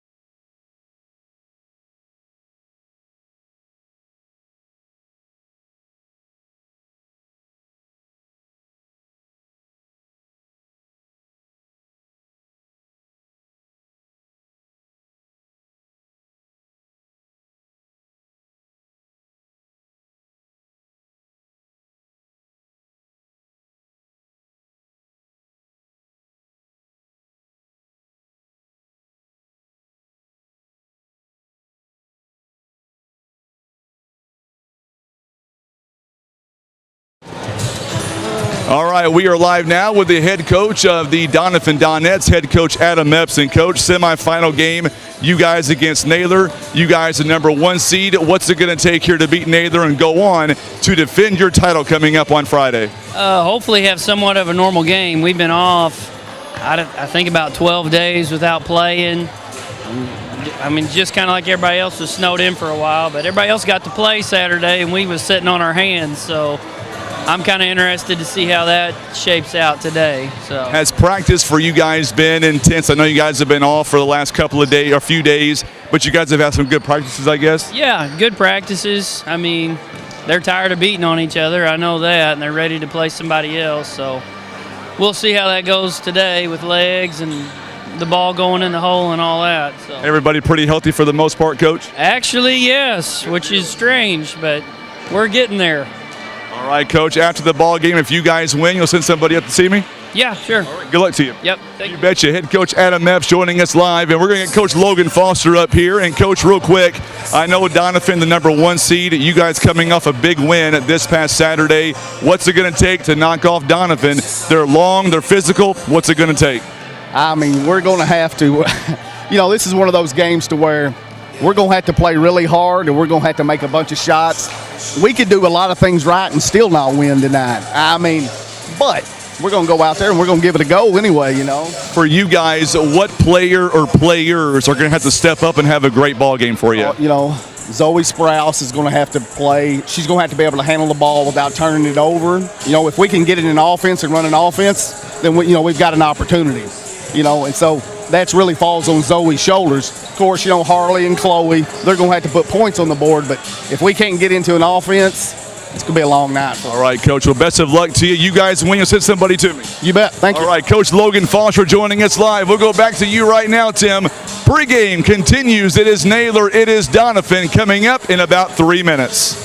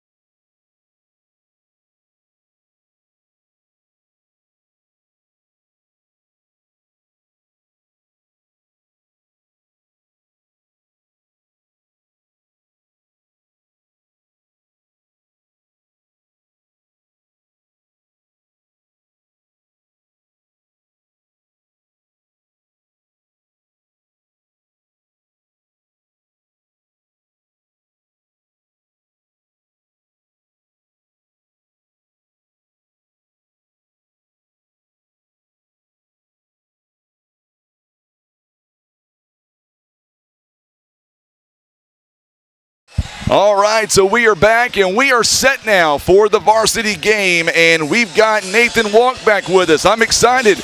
I'm going to get you for what I want to know is, am I going to get you all night, or is this it? Oh, I'm going to do all three as long as I don't have to walk anybody out of here.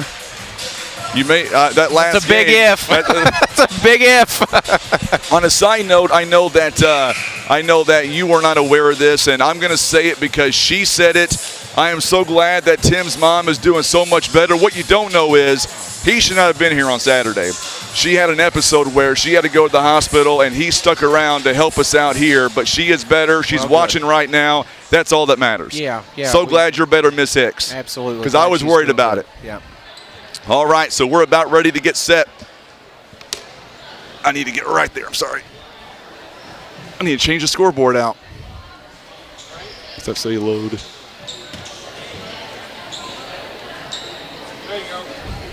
Good deal. Boom. Look at that. He is on it. If you guys only knew what goes on behind the camera for this thing to work, it's a lot of Frankie and about 18 screens, and he is just going nuts. What I just did there looked kind of weird, too. I hope nobody was getting that on camera. I'm glad some of it's that not looked on weird. Because that did look kind of weird. Oh, I took your job from you. You're supposed to be down there doing the PA. No, I had to cover for Scotty, so he's back. I was just to fill in. Okay, my bad. I was like, man, So we're going to have the girls' semifinals here. It is Naylor and Doniphan. This one is going to be, if Doniphan can get off to an early start, this one could be, we're going to go with Naylor first. Number 3, Samantha Mattingly. She is a junior. She'll get the start. She was our first Midwest Bank player of the game.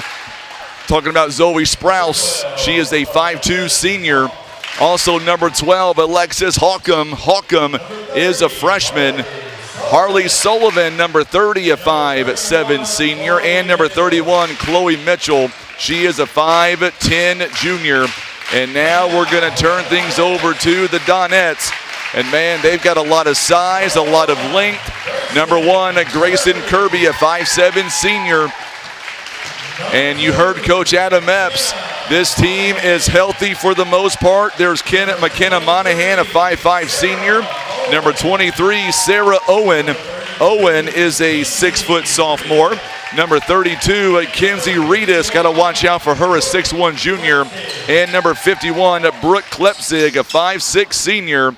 And those are the starters. And if you're Coach Foster, how do you weather this storm by Doniphan in the first few moments of the game? And it's just ball security first and foremost. You know what they're going to do. You know what they're about. It's about making you make bad decisions with the basketball. If you can just get through that first wave and kind of get in the swing of the game, you'll have a chance. Doniphan quickly now. First shot no good by Kenzie Reedus. Long three-pointer taken by Klepzig. And just like that, it is now a 3-0 game by the Donettes. Nearly a turnover, last touch by Doniphan rather. It'll stay with Naylor. Coming up, this is our first semifinal of the girls varsity tournament bracket. Doniphan, Naylor, a 1 seed, a 5 seed. The winner goes on to Friday, and they'll meet the winner of the next game, which I think is going to be an incredible ball game. Yep. Yeah, it is setting up to 10, a second call, a turnover on Zoe Sprouse. And that's not necessarily a bad turnover. There's a difference between what I call live ball and dead ball turnovers. You'd rather than be patient, take a 10-second call, rather than just throwing it right into the teeth of that Donette's press. Offensive foul there. She kind of got out over her feet, kind of leaned with her shoulders, and got called for the offensive foul. And if you're Naylor, that's what you need. Yeah, Brooke Klepzig, a quick foul, and here comes Zoe Sprouse. They know they're in the fight of their life here. Harley Sullivan now. Sullivan's a very, very good basketball player. She is.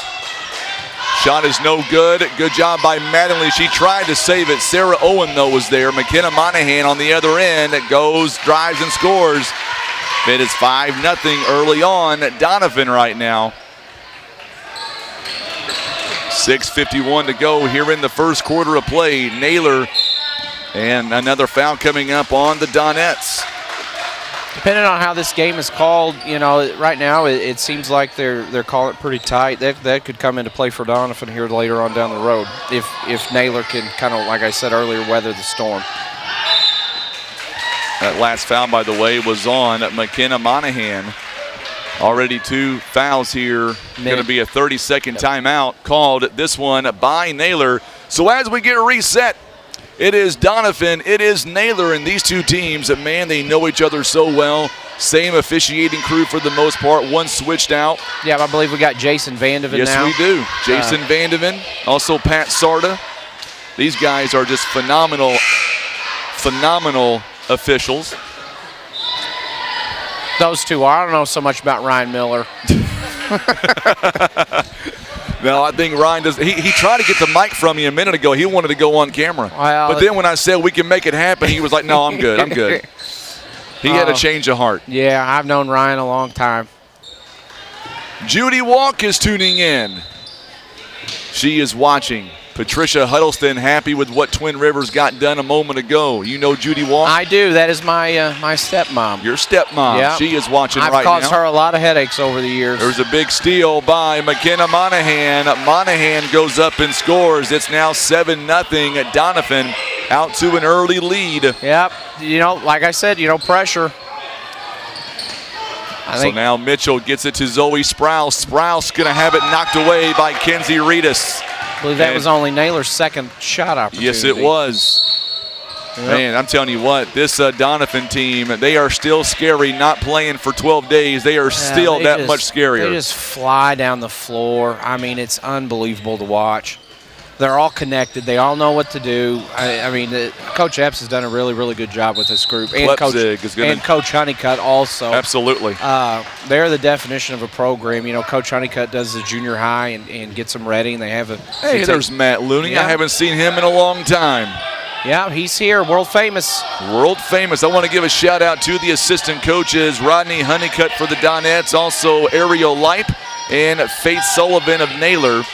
We'll go over their coaching records here tonight as well. Big steal by Kenzie Reedus. And Doniphan in transition. Grayson Kirby, step back three is no good. It's going to go out of bounds. Last touch by the Donettes. Logan Foster in his third season, a record of 33 wins and 32 losses. Meanwhile, Coach Adam Epps, he is in his fifth season. You ready for this record, Coach? 105 wins to only 26 losses. And that was going to be a turnover on Harley Sullivan. What was that? That's not bad. It's not a bad record, yeah. I've got your record, too. Believe it or not. It's not that. Well, yours is what, 350 to 17, right? Yeah, I think so.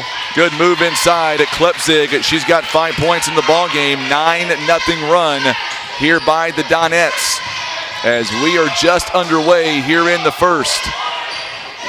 This one going to be possibly turned over. Jump ball. It's going to stay with Naylor. Boy, good hustle by Kenzie Reedus and Brooke Klepzig. I'll tell you what, if Doniphan can maintain, we still have a long way to go in this ball game. Doniphan, they can maintain what they're doing right now, they're going to be hard to beat. Well, it doesn't look like, you said they were off for 12 days? 12 days, I can't see it. Doesn't look like it's really bothering that much.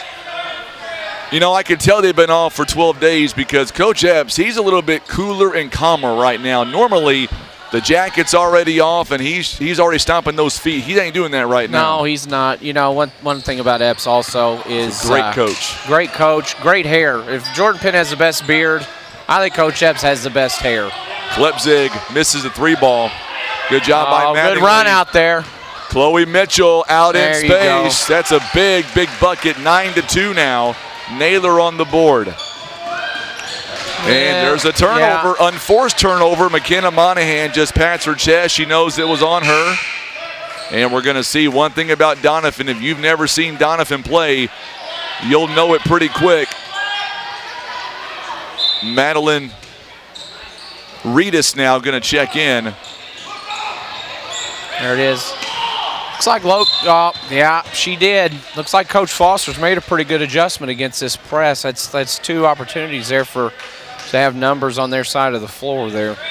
So Madeline Reedus, she was injured the majority of this season. She is now in the ball game now. And boy, this kid, she is a phenomenal player also. Grayson Kirby for 3, it's no good. Sarah Owen on the rebound. We're going to get a jump ball. It's going to go to or stay with Doniphan. You know, just the length of Doniphan, it just really bothers a lot of people. And you put speed with it. I mean, that's a deadly combination. Good little set there. Oh, good job on the inbound. Play. Kenzie Reedus on the inbound goes up and scores. It's now 11-2. And we're going to get a foul called on Naylor. And that's going to be on Zoe Sprouse. That is team foul number 2 now. So Reedus going to the free throw line. 3-point play the old-fashioned way is no good. Harley Sullivan on the rebound.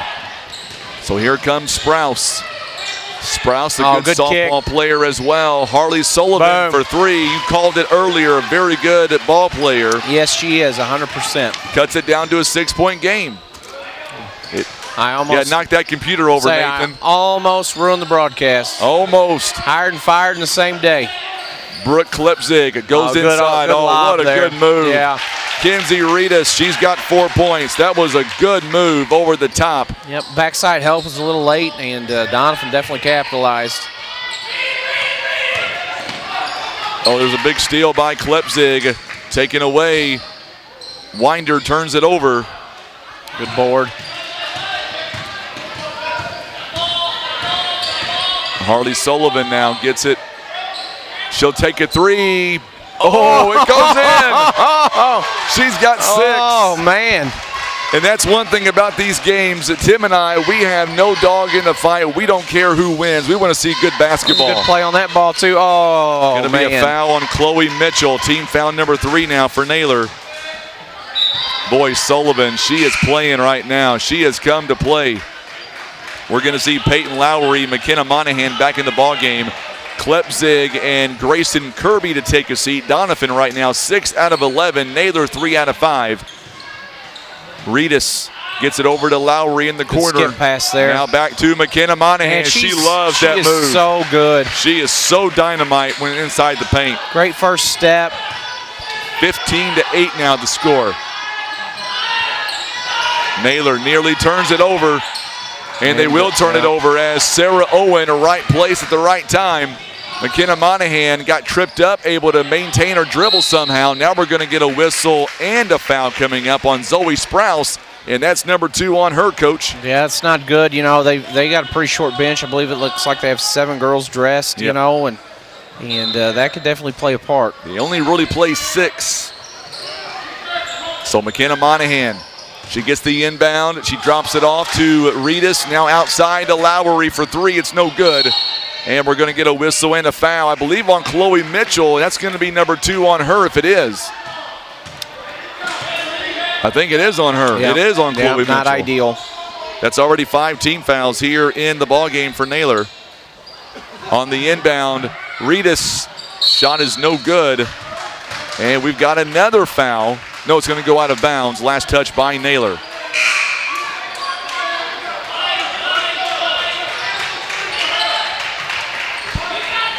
So now we're going to see for the Donettes, we'll see Kenzie Reedus taking a seat. Watson coming in the ball game now. And now Harley Sullivan, boy, she gets out in open traffic, and she is hard to contain. 8 points in the ball game of their 10. Still down by 5 points, Coach. I mean, they're definitely in this. There's a turnover right there, and then they turn it right back over. I mean, they're playing hard. They are. There's no doubt about it. McKenna Monahan, 3-point basket, no good. When you're playing a team like Doniphan, it's very easy for your team to just kind of accept defeat, and Naylor has definitely not done that tonight. McKenna Monahan goes up. Oh, man, she was close. I mean, just like that right there. I mean, sticking her nose in there. Oh, that's on Mitchell, and that's number 3 on her. That is a big, big foul. That is huge. That is 16 fouls now. Doniphan is going to be in the bonus the next time around. 6-3 on the fouls. Yeah, that's Monahan. That's a tough break for Coach Foster. That is definitely a big pill to swallow there as Chloe Mitchell takes a seat. Back in is Holcomb. You know, it wouldn't surprise me if he puts her in at the start of the second quarter, even though she has 3. Can't say that I blame him. Oh. And now McKenna Monahan, I think, is going to get called for the foul. She will. I'll tell you something that just amazes me about girls basketball is they all fall so hard. Like they just, and they just pop right back up. If I felt like that girl did right there, it'd take me 10 days to get over that. Grayson Kirby back in the ball game now. Yep. Delilah Watson. Frankie, I'll tell you who else I like for Doniphan is number 42, D, I believe is her name. Delilah Watson? Yes, yeah, I call her D. My girls played softball with her for, a couple years. Very, very good athlete, very good basketball I hope player. I said that name right. It's not Delilah. I know that. I hope it's Delilah. I know we called her D when we played softball. I'm going to call her D just because you said it was okay. Yeah. Grayson Kirby gets some space. Boy, she is hard to contain. She is. When she gets out in open space like that in the paint, Yes. she's lethal. You know, and they do a really good job of spreading the defenses out. And we're going to get a foul called. I believe this one's going to be on Watson. And that'll be her first, and that'll be team foul number 5. You know, and Naylor's doing a good job of playing through those traps and stepping through and being strong with the ball. 5-second call, turnover on Sullivan. I'll tell you what, the complexion changed so far in this game when Mitchell picked up foul number 3. Yes. That's when everything kind of changed. Watson comes out of the ball game, back in. Kenzie Reedus, if you're Coach Foster, man, what do? You sub one big girl out, put one right back in. You're just, you're trying to just not get beat in the first quarter. You don't want to dig a hole that you can't get out of. You're just trying to basically play defense on both sides of the basketball. Bailey Honeycutt in the ball game now. Reedus' shot is no good. Rebounded by Zoe Sprouse. We're in the first quarter. Harley Sullivan going to be blocked by Reedus. My goodness. This girl can play. Now Madeline Reedus on top. Guarding Zoe Sprouse. Sprouse able to maintain the dribble. Going to be blocked by the other Reedus girl. My goodness. It's just the length of Doniphan and the athleticism. Honeycutt, three-point basket is no good. It's going to go out of bounds. Last touch by Naylor. Man, Doniphan, they are having a field day right now when it comes to block shots. Yeah, there was, 2 block shots in one deal. trip down the floor. Absolutely. There. Sarah Owen back in the ball game. Sarah Owen goes up top. She'll draw the contact. She doesn't make the shot, but she'll go shoot some free throws because of her efforts. Yes. And that's, something else that you notice about Doniphan. He goes 9 deep, and could probably go deeper if he wanted to. They're just all interchangeable. Sarah Owen, first free throw is no good. 18-10. Doniphan right now just 1 out of 4 on the free throw line to this point. Second one is up, and it's no good as well. So a rare 2 misses, but there's the big link. Oh, 2 turned into 3. Klepsig for 3. And that's a 21-10 lead now for the Doniphan Donettes. There's a big steal by Grayson Kirby as Sprouse turns it over, and now we're going to get a foul on Sullivan. Is that her second? It's her first. First, oh. Well, good thing you can count. I'm going to tell Coach Foster you're giving her more fouls. And, sir, he'll be seeing you in the parking lot following this game. You have to catch me, Frankie. He told me before the game we got started on the pregame, he told me that he knew that going in this game that his team was going to be in for the fight of their life. Yeah. And they are, 22-10. It's a great ball team. They're coached very well. A lot of kids, big numbers. Kirby knocks down both free throws. And as far as I'm concerned, so far they're up to the challenge. I know they're down 13, but it's not like you feel like they're out of this Absolutely. game. They can make some runs. Yes. And the biggest big rebound by Sarah Owen, her first bucket. it all changed when Mitchell got her third foul. Yes, that's when things kind of fell apart for Naylor. You know, it looks like just the constant pressure of Doniphan is starting to kind of get in the legs of the Naylor girls. Going to be a foul on the Donette. It'll be on number 5, but that's Madeline Reedus. And now both teams are in the bonus, and we're only in the first quarter, so that could be a big thing going forward. The clock, now it starts. 3-point basket by Sprouse is no good. Well, we have played one here, Coach Wonk, and 25-10 to score. And I know it's a 15-point ball game, but with the Doniphan with some turnovers and some fouls here early, Naylor still not out of the ball game. No, absolutely not. You know, Doniphan's next foul put Naylor on the line, so that could play a part. You know, if I'm Coach Foster, I'm just telling my girls to, you know, that was round 1. Just to, you know, our goal is to cut it to 10 by halftime. Hey, real quick, I'm on YouTube right now, and Ashley DeBerry said, I got Miss Watson's name correct, but they also call her D as well. Well, there you go. We were see, both right, I was Frankie. right. No, I was correct. I called her by her official name. Okay, all right. I'll give it to you. Okay. Once again. I mean, you don't want to give it to me. I get it, but Frankie I'm just better saying. go buy a lottery ticket. He was right twice in one day. Wow, twice in one day. We're going to get set for the second quarter of play. This is the first semifinal. By the way, how is your back, by the way? Perfect. I've been carrying this broadcast for about an hour now. It's not giving out on me yet. That's not why I asked that question, but I walked into that. That's good. That's good. Hardy Sullivan now. And you're right, Chloe Mitchell back in the ball game, the start of the second quarter, and they almost have to. Yeah, you don't have a choice. I mean, you can't play for the second half when you're down 15 and you got 6 or 7 girls. You know, you just don't want her to try to take another charge. Oh, Sullivan, what a good move that was near the elbow. Well, and that comes just from the Mitchell girl coming in because that's what I was going to say. They have to, honor her, and it opens up, There's a big steal right there by Winder.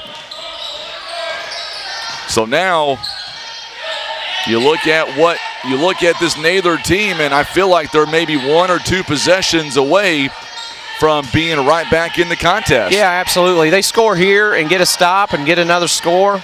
I mean, they'll be right back where they want to be. So now Mattingly dribbles out of contact.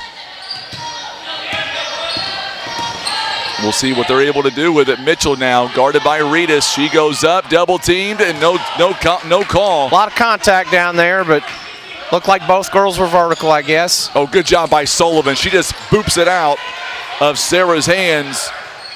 Turnover there by the Naylor Eagles. Oh, cut. She got a layup. No. Oh, she's going to not be able to do much with it there as Reedus will take it away from Zoe Sprouse. Oh, good move inside to a wide open Grayson Kirby. 27-12, back to 15. 6:25 to go. And we're going to get a whistle here. Foul. And a foul on, I believe it's on Madeline Reedus. If it is, it's number 2 on her, and it is. So that'll work. That'll be a 1-1 coming up now. Yes, yeah, that is correct. That kind of works into Naylor's favor also. They're 4 or 5 trips like that, kind of free throw coming up. They can kind of get their legs back under them, catch their breath, and kind of get ready to go. McKenna Monahan back in the ball game, as is Peyton Lowry. And so now Zoe Sprouse misses the 1-1. Tough miss, especially on the front end there. Be rebounded by Reedus, and now here comes Grayson Kirby. Back out to McKenna Monahan. Monahan 7 first quarter points. Oh, good move. Right place, right time is Peyton Lowry. An excuse me pass there off the fingertips of Reedus. Even when Doniphan messes up, they still do it right. Well, and that just comes from, they got good anticipation, and they all are always around the ball, and they always are where they need to be. And they play hard. If you play hard, good things happen. You kind of make your own luck. Now we're going to see Alexis Holcomb back in the ball game as she'll check in for Jalen Winder. I see Neelyville fans and the players now starting to make their way in. There's the baseball pass to Chloe Mitchell. Turnover there, McKenna Monahan. Monahan out in transition. She goes up and going to be fouled by Zoe Sprouse, and that's number 3 on her, Coach. Yeah, that's tough. She had her hand in her back. I'm going I'm going to give you 2 names. You tell me what you think. Okay. Parker Ernst, Brianna Dolman. That's going to be a battle tonight in the third game. I mean, 6'2" going against a 6'1". It's been a long time since there's been a freshman as talented as Parker Ernst come through the OFC. 20-plus points on Saturday. There's Coach Becky Hale. She is in attendance. She's so athletic and has great hands, good touch, good motor. I expect a lot of big things out of her in the future. I'm going to try to get Coach Becky Hale to get mic'd up for the game. Oh, yeah. We need to get Coach Hale on the mic. Oh, she won't do it. I'll tell you that right now. She won't. She's right here in front of us. I bet I could get her to right now. I bet you can. Coach Hale right in front of us. We'll try to get her mic'd up later on. Get her on at halftime. Oh, she's looking at me. She's looking at us come up now. here on the mic? She's like, no, don't even look at me. No, she said she didn't like Frankie. That's not what she said. She said if I was up here by myself, she'd be right up here. Oh, she did not say that. Mackenzie Reedus says, see there, she knows. Second foul by Reedus, by the way, as Chloe Mitchell takes the free throw. It's up and good. Fouls are 9-8. Naylor has 9. 2 8 for 2 by Doniphan. So Mitchell with 4 points here in the ball game. 31-14. Watson back in the ball game now. Watson misses the shot. Good rebound there by Harley Sullivan. She doesn't know it yet, but at halftime I may slick down there and put a mic on her. That's not a bad idea. It's not a bad idea. Because, Becky is such a phenomenal coach, but if she knows it's coming, she'll lock up. Yeah, you just spring it on her. If you spring it on her, she gives a great interview. She really does. No, I'm serious, she does. You realize, Coach Walk, as Sarah Owen, even as she hits the floor, still able to knock it in. Coach Becky Hale's team back in 2018, I believe, that is the only team I've ever got the opportunity to call a championship basketball team live on the radio. Really? I followed their team to state. That was an incredible, incredible moment for my career for sure. Well, Frankie, I'll make you a deal. If we go to the state tournament, you can call our game. That's what I want to hear, and I'm going to hold you to that. And if we don't make it, me and you will just call it whoever's playing. All right. Honeycutt shot is no good. Rebounded by Sullivan. 4:35. McKenna Monahan. My goodness, what a steal that was. She is like a spring chicken out there. Grayson Kirby. Kirby now kicks it outside to Honeycutt. Back around to Grayson Kirby. Her shot going to be short. Just Doniphan's speed and numbers and just athleticism is really starting to take a toll in this game. But, I'll tell you this, too. Naylor, I don't know who is in their district, but Naylor's got, 2 girls that are really good and got a lot of pieces to go around them. I think they'll have an opportunity in their district to make some noise. So Naylor calls a full timeout. By the way, Samantha Mattingly, her mom on Naylor, is tuning in all the way from California. Who are you waving at? Oh, my bride is down there keeping book. You want to get her on camera, Tim? Zoom in. What are you pointing at? I need some cookies. She made my favorite lemon cookies today, and I had 2. Oh, California. I wonder what part. Did she say? Or just Cali? I went to California a couple years ago. Actually, yes, 2 years ago. Very nice. Went to San Diego with the FCCLA. My wife had some girls qualify for nationals. And, nice. And saw the sights. There she is on camera. Oh, she's going to kill me for that one. You want some of this green drink? I do not. Okay. No. I think I'd rather have a cookie than whatever you ground up and put in that bottle. All good things. It looks like something I pulled off the top of my pond in about July. Oh, I can't wait till next game. This is going to be great. 33-14 the score. We are still 4:21 away from halftime. By the way, Doniphan has yet to use a timeout yet. Naylor has used a couple of timeouts. There's another steal. Oh, got it right. Look at that hustle, man. That's what I'm saying about Naylor. They're down 19, and they're still diving on the floor. They're still making stuff happen. you know, they're playing hard, and that's as a coach, you just want to see kids compete. You really do. Whether you're down by 19 or down by 2. That's exactly right. It should be the same effort level, and Naylor's given that tonight. They really are. Losing by 19 right now is not because of lack of effort. No, that is exactly right. You're going to take that? No. Okay. Going to get a whistle here and a foul. I believe it's going to be on Monahan. And if it is going to be on Monahan. It's going to be number 3 on her. So both teams are in the bonus. It is a 1-and-1 coming up.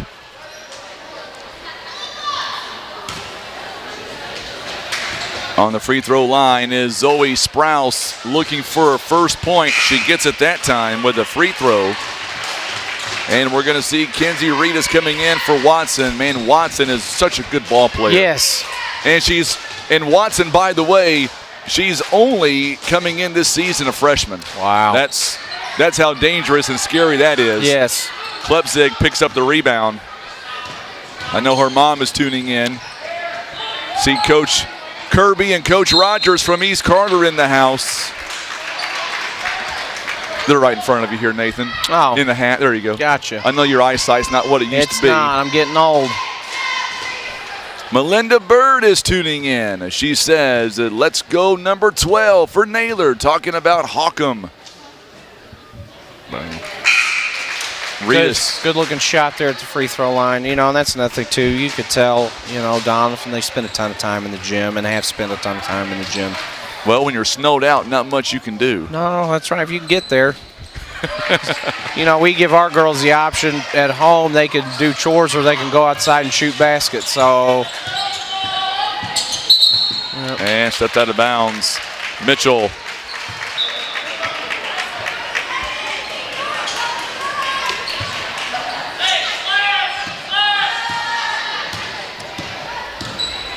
It's like Naylor switching up their defense here. Looks like a 1-1-3 or maybe trying to extend their 2-3 a little. 3-point basket by Klepzig is no good. It's going to go out of bounds. Last touch by Doniphan.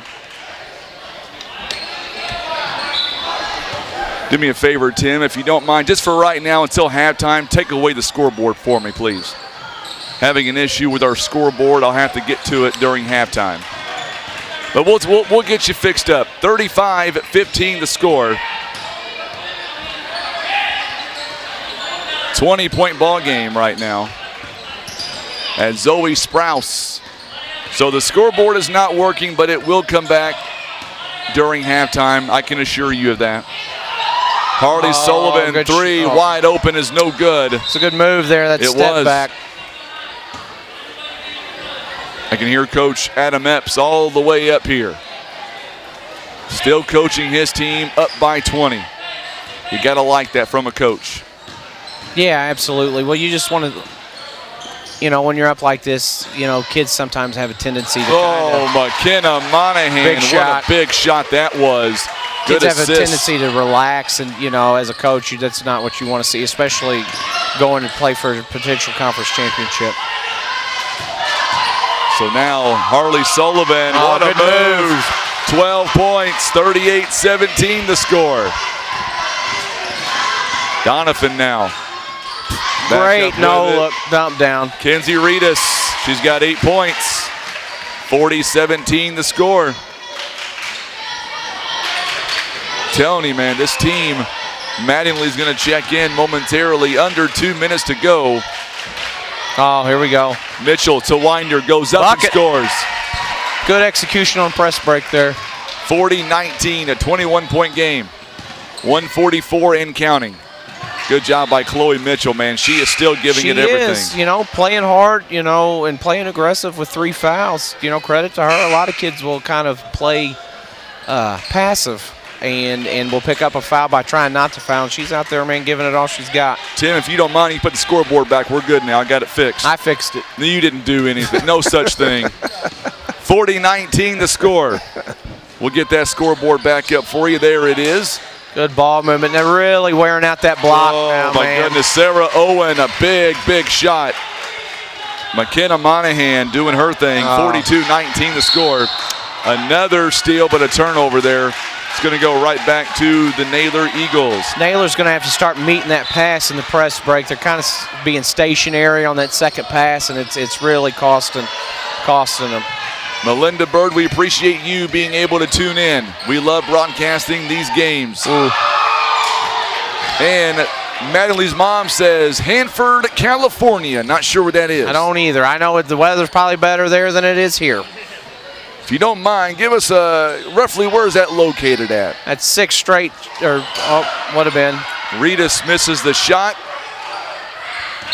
Another rebound there taken, and this one's going to be a whistle and a foul. You can tell Doniphan's really trying to hammer that ball inside the past 3 or 4 trips, and it's paying dividends for him. So each team with... Well, that's Harley, is that her name, I believe? Harley Sullivan, yes, yep. that's Sullivan's her third. That's big too, That's man. big. So now the free throw by Reedus is no good. Coming up at halftime, I'm going to try to slide down in the crowd here and get Coach Becky Hale for a quick interview. Well, I bet if she won't talk to you, I bet her sister Kim will. Oh, I bet you she will. Kim she has a lot to say. Oh, yeah, does a great job.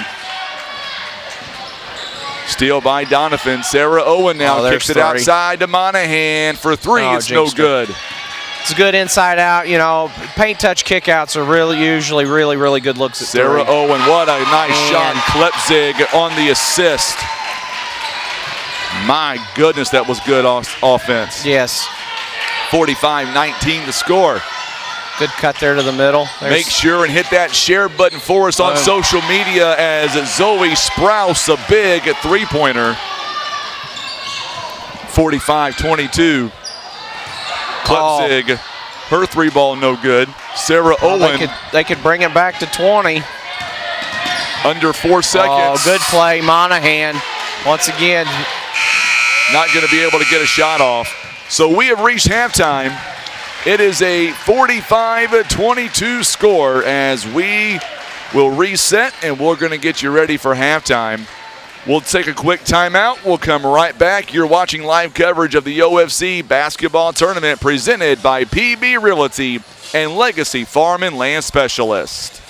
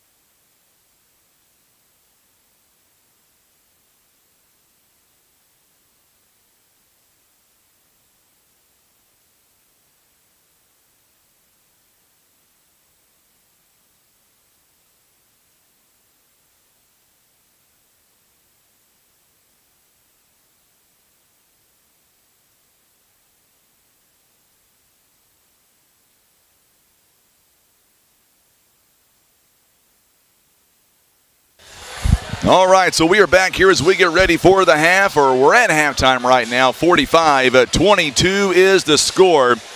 We're going to break down everything coming up at the half here in just a moment. I did want to, real quick, Samantha's mom tells me that it is by Fresno, pretty much right in the center of the state. I don't want to talk to her anymore. She says that the weather was 60 degrees there. Oh, man. It was a perfect day. I'm so glad you shared that with us. And I'm glad you're able to tune in, honestly. For those that really can't watch this tournament and they're states and states away, this is a big deal for them. Yeah, absolutely. Gives people an opportunity that they don't live local or gone or on business or something, opportunity to still watch, their kids or grandkids or nieces, nephews play basketball. So I asked Becky Hell a moment ago, what was the biggest difference in her matchup? The only time that East Carter and Neelyville faced off this season, very, very much to the point. East Carter had one more three-pointer than Neelyville did. Neelyville had one more two-pointer than East Carter did. It came down to free throw percentages. In the ball game, East Carter shot 86%. Meanwhile, Neelyville, 30%. There's your difference right there. Yeah, those free throws, they are, especially in tight games, they can make all the difference in the world. Let's talk about this first F here by Doniphan. They are shooting the ball very well, 44%, 17 out of 39, 3 out of 14 from behind the arc, 8 of 13 free throw line. They have already out-rebounded 15-9, but, Coach, in my mind, you look at Doniphan up by 23, 10 offensive rebounds, 13 assists, 14 steals in the first half. All those numbers add up pretty well. Yeah, absolutely. I mean, and that's why they're up 23. Thank you. How does that happen? You've got a great wife. I do. She's one of a kind. She's great. Shout out. She's letting me use her seat, too, and I appreciate that. She's telling me to share, but that probably ain't going to happen. Well, luckily for you, I don't eat cookies, so we're good. Well, and I don't drink green stuff, so we're both all right. So you look at the scoring by Doniphan, and where's the points coming from? Well, they are doing a phenomenal job of sharing the basketball. McKenna Monahan, 12 points. She leads the way right now. 9 points by Kenzie Reedus. 8 points apiece by Sarah Owen and by Brooke Klepzig. And then from there, 6 points by Grayson Kirby, 2 by Peyton Lowry. Bottom line is they are sharing the basketball very well and everybody contributing at a high level. On the other end, you look at Naylor. Sorry, I was eating a cookie. Yes, I see that. No, that's why I moved on clearly. Thank you. Naylor shooting 57% right now, 8 out of 14 overall from the field. They are 3 of 6 from behind the arc, 3 of 5 on the free throw line. But here's the big stat, Coach. 23 first-half turnovers against a team like Doniphan. That number needs to be cut literally in half to have a shot to come back and win this game. Yes, they're going to have to, first and foremost, take care of the basketball and come down and try to run some good offense, and get the ball to the girls that they want to get it to in spots that they need it and try to claw back in this game. On the other end, Harley Sullivan right now leading the way, 12 points, 4 rebounds so far, 4 points each by Zoe Sprouse and by Chloe Mitchell. I'll tell you what, though, it was 15-10 when this moment happened, and that's when Chloe Mitchell picked up foul number 3 in the first quarter. After that, to this point, Naylor really hasn't been able to really gather themselves and get back in the ball game as we see a young man drain a half-point shot. 4:20 to go here before halftime comes to an end. If you're Coach Foster, put your coaching cap on. What are you telling your team right now down by 23? I'm just telling them, like I said earlier, you want to cut it in half by the start of the fourth. If it's a 10 or 12-point ball game going into the fourth quarter, just give yourself an opportunity to win, Don't compound mistakes. You don't want to turn 1 into 2 and 2 into 3 and so on and so forth, because that's how teams go on runs. And just try to stay composed and scratch and claw your way back into it. On the other end, you're Coach Adam Epps, and you're up by 23. It's very obvious you don't want to become complacent. What's your message to your team? Just more of the same, kind of like you said. You don't want to go get complacent and start getting away from what built you this lead, which is pressure and speed and more pressure and start to take a couple plays off and starting to get kind of lazy with the basketball, which has a tendency to happen with some teams. You build a 20-point lead and you think that it's over, and in many cases, that's when you let teams crawl back into it. Basically, you just want them to come out and put this thing to bed by the end of the fourth. So Naylor, Doniphan each coming out real quick, and before we get ready for the second half, we want to say thank you again to our sponsors. They include Kevin's Automotive, Jayco Apparel, also being brought to you by Southern Care and Comfort, Stan Bader Wood Truss, Hester Trucking, Pepsi Mid-America, Mossy Oak Properties, Smokin' Aces, Senator Jason Bean, Baker Implement, Black River Shooting Supply and Indoor Range, also being brought to you by our good friends at Parrish Graphics, Rice Trailer Sales, The Shooter Shack, Christian Automotive, Dorinda's Fast Tax, J.W. Walker & Sons Recycling, Barker's Towing and Automotive, Whitworth Gift Chest Jewelers, Current River Ford, Countryside Chevrolet, also being brought to you by First Choice Insurance, Russians Towing, Scott Law Group LLC, Day One Chiropractic, and our friends at First Midwest Bank. We're back in 60 seconds. You're watching live coverage of the OFC Basketball Tournament live on Facebook and on YouTube. Presented by PB Realty and Legacy Farm and Land Specialist.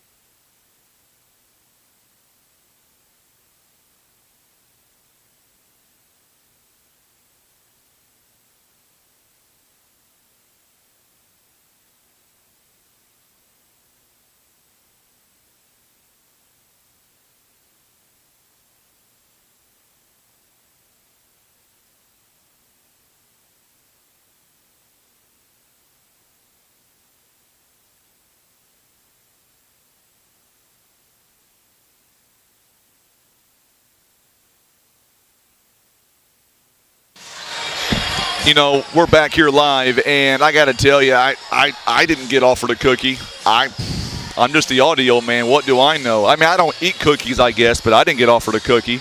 I'm sitting here doing most of the work. Tim's over there. I haven't seen him all night, and I'm doing 1, 2, 3 different screens, and Coach Walk is over here giving out cookies to Tim and a statue and everything in between. It's okay. Take a drink while you're at it, Nathan. We'll wait for you to get done. I'm back, baby. I'm back.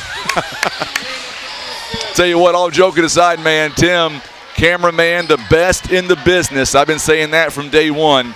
We are getting started for the third quarter. It'll be Doniphan basketball to begin. They switch sides.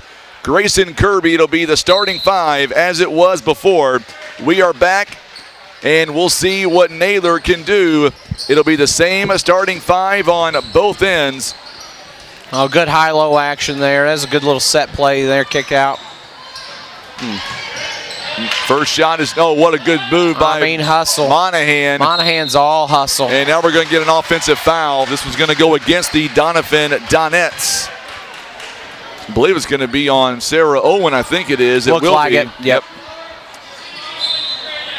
So, same starting five as before for both teams. And this one, good hustle by Kenzie Reedus. Danielle Shepard is tuning in. She says, go Harley Sullivan. Glad to have her alongside. Samantha's mom, you betcha. So glad you're able to tune in all the way in California and see this great tournament. Zoe Sprouse shot is no Chance good. For a run out here. Kenzie Reedus now gets it to Klepzig. Back over to Grayson Kirby. Kirby has 8 points here in the ball game. 47-22. If Naylor lets Doniphan go on a 4 or 6 point run here, that'll make things. Going to get a travel call. Yep. This one's going to be on Samantha Mattingly. I was going to tell you at halftime that Doniphan outscored Naylor 25-10 in the first quarter, 20-12 in the second quarter, and already 2-0 here in this quarter. Kirby Double teamed, gets it out to Klepzig. Now inside to Kenzie Reedus. Reedus now to Brooklyn, or make that Grayson Kirby rather. 3-point ball is no good. Good hustle by both teams, by Mattingly and by Sarah Owen. It'll go to Naylor. This is game 2 out of 3 on the night. Game 3 coming up next. Should be a barn burner between East Carter and Neelyville. I've already got a little bit of insight to Neelyville and their game plan. Coming up, we'll talk to East Carter following this contest. And we'll pick Coach Angela Rogers' brain and see what she's thinking right now. East Carter is very good at 15-5 on the year. Neelyville 14-5, very evenly matched in my opinion. Yes, very evenly matched. They play a lot alike. Both play hard, physical, good guard play, good post play. 6:24 to go here in the third quarter. Sullivan having trouble. She gets it to Sprouse. Sprouse near the top of the key there. She'll back it out near the circle there. Now she'll work to her right. Sullivan, good move inside to Mitchell. Mitchell going to be blocked. That's just good all-around defense by Doniphan. Yeah, great help defense coming from the weak side and blocking that shot. And I beg the question again, how do you beat Doniphan? They're so physical underneath, and when they smell the ball near the paint, they just get 10 times better. Good steal there. Good job by Klepzig. That was by Reedus, actually, who caused that chaos there. And now Monahan in transition, going inside. Reedus now double teamed, and this one no good. I'm not sure if that was good defense by Naylor or just luck, because Doniphan had plenty of opportunity on that one. We're up trapping now. Chloe, or make that Mitchell going to have it taken away. Monahan. Another turnover by Naylor. Good Monahan there. splits the defense. She's got 14 points. We're going to get a timeout called on the floor by Naylor. And we'll see if it's a full or a 30. Going to be a 30. 2 timeouts remaining here by Naylor. So what we have seen thus far, it is a quick 4-0 run by Doniphan. But momentum-wise, energy-wise, you got to say right now it's all falling toward Doniphan's side. Yeah, absolutely. You know, they've picked up the pressure in the half-court, trapping out of their zone there on the baseline below the wing, and get some good stuff out of that. I didn't know you were a Miley Cyrus fan. I am. Big Miley Cyrus fan. I can hear that. Yeah. Your wife told me that. Yeah. That's why they're playing it for you. She's not lying. Big crowd here watching us on a Monday night. So what did you do yesterday to recover from a 9-hour? Well, you weren't here for all 9 games, but. Let's see here. I woke up. I fed my cows. Here we go. My dad came over. We hung out and watched SIU and Missouri State. Nice. And then I worked on my water heater. Gotcha. So pretty good Sunday. Well, you did more than I did. I didn't do a whole lot. Grayson Kirby going to be calling for the foul there. 2 team fouls by Doniphan early here in the half.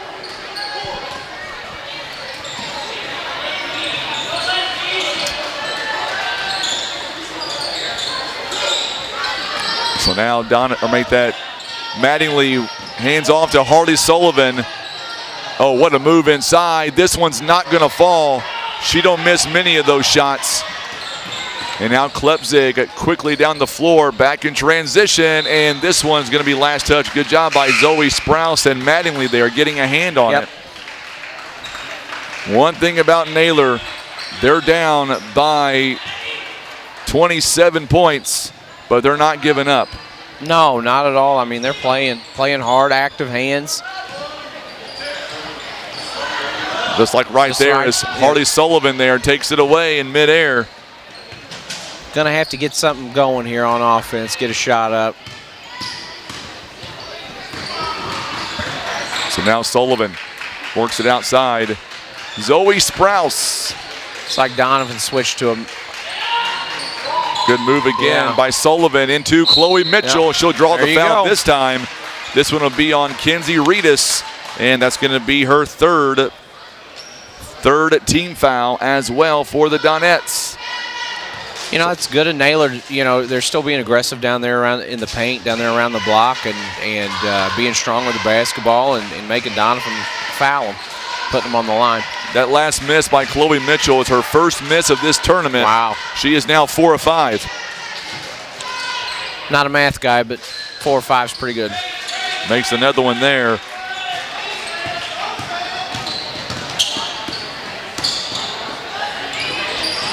(49-23) until that big bucket there. 3-point ball by the Donettes. 52-23.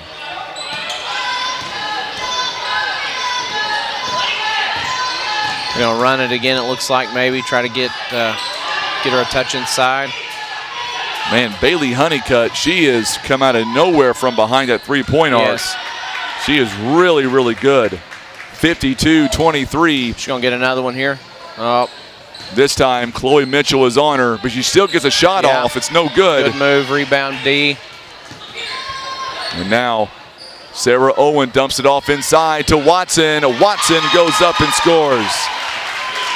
54-23. Execute so well, even down, down their bench. The second unit. I mean, they just play hard. They really do. And execute. Chloe Mitchell, good move by Zoe Sprouse, and Mitchell has 7 points here in the ball game. 54-25. Sarah Owen.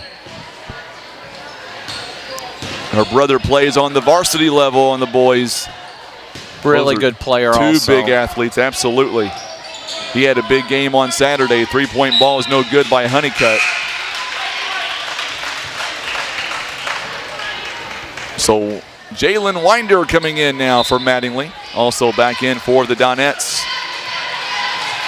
We're going to see Taylor Davis coming in now for Sarah Owen. One thing about Doniphan, they're very deep. Yes, they are. And the important thing to remember is, as we see that baseball pass, Watson going to get called for the foul. Going to be her second personal. You look at the bench here by Doniphan. They got 5 on the floor. They've got, 8 more girls on the bench. All of them at any point in time can come in and start a game. Yeah, absolutely. I mean, there is not much difference or drop-off between any of them. No. 2:53 to go in the third quarter. 54-25. Sprouse. Good job by Watson. What a move. Defensively, this team is sound. Yeah, 100%. They all can shoot it, dribble it, rebound it. I mean, they're all complete players. Taylor Watson now. Or not Taylor Watson. Taylor Davis, rather.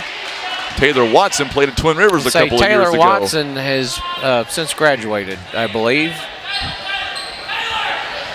Boy, I tell you what. She was a heck of a player, too. She was. She wore number 5 and number 10 for Twin Rivers. Yes. Do you know why she switched from 5 to 10? Because she's twice as good as her brother.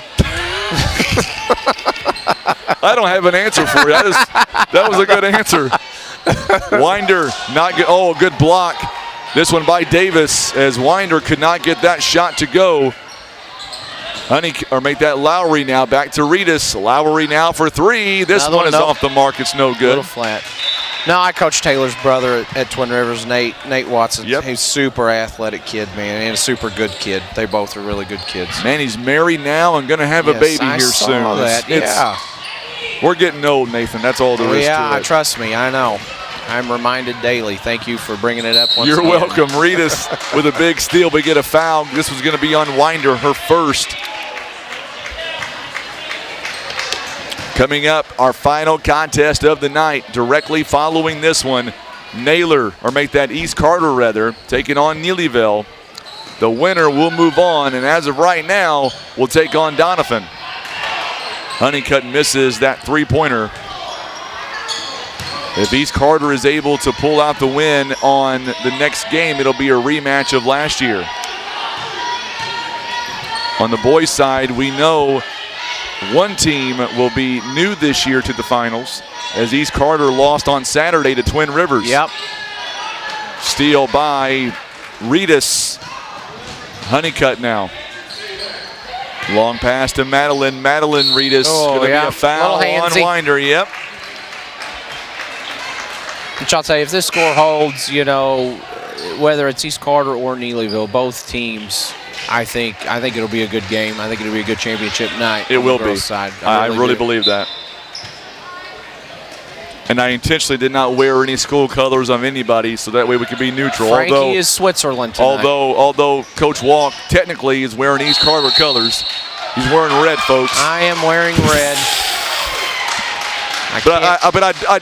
I do think it says Greenville on it, so you're okay. Yeah, you know. I had to put that out there. They do cut my checks, Frankie. So, gotcha. yeah, Offensive foul by McKenna Monahan, her fourth of the ball, or third of the ball game, rather.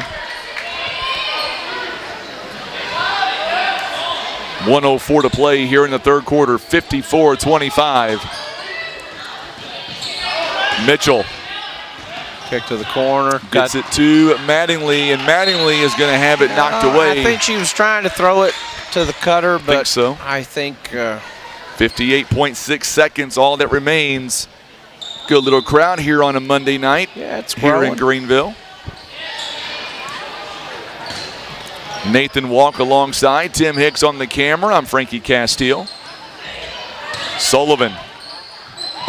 May get away with a walk there. Turnaround jumper, no good. Mitchell, though, her shot is no good as well. And somehow Sullivan comes away with it. She'll take a three. No good. Rebounded here by Honeycutt and the Donettes. Monahan dumps it off to Honeycutt along the outside. Now Davis to Monahan. Monahan goes up, and a foul going to be called with about 20 seconds to go here in the third quarter. Josie says, go Doniphan. All smiles right now on YouTube. Foul going to be called on Alexis Holcomb, her second personal. A little rub play there for the inbounder. That's always a good set. Watson seemed to get a good look out of that. Good shot there by the Donettes. Never losing concentration. It took two opportunities. A little strong. And we're going to go to the fourth quarter. It is a 56-25 ball game. We will step away, a quick timeout. We'll come back. You're watching live coverage of the OFC Basketball Tournament presented by PB Realty and Legacy Farm and Land Specialist.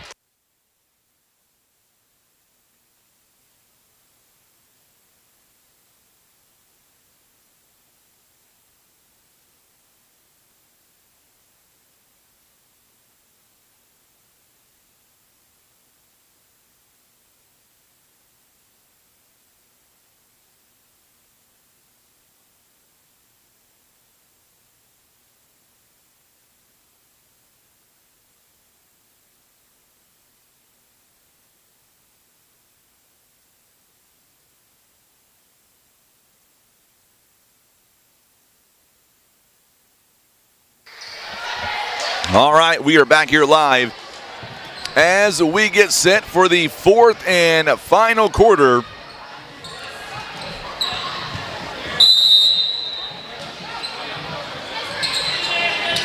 So now Naylor going to inbound. They're going to have to get it in. It is the 30-point rule now.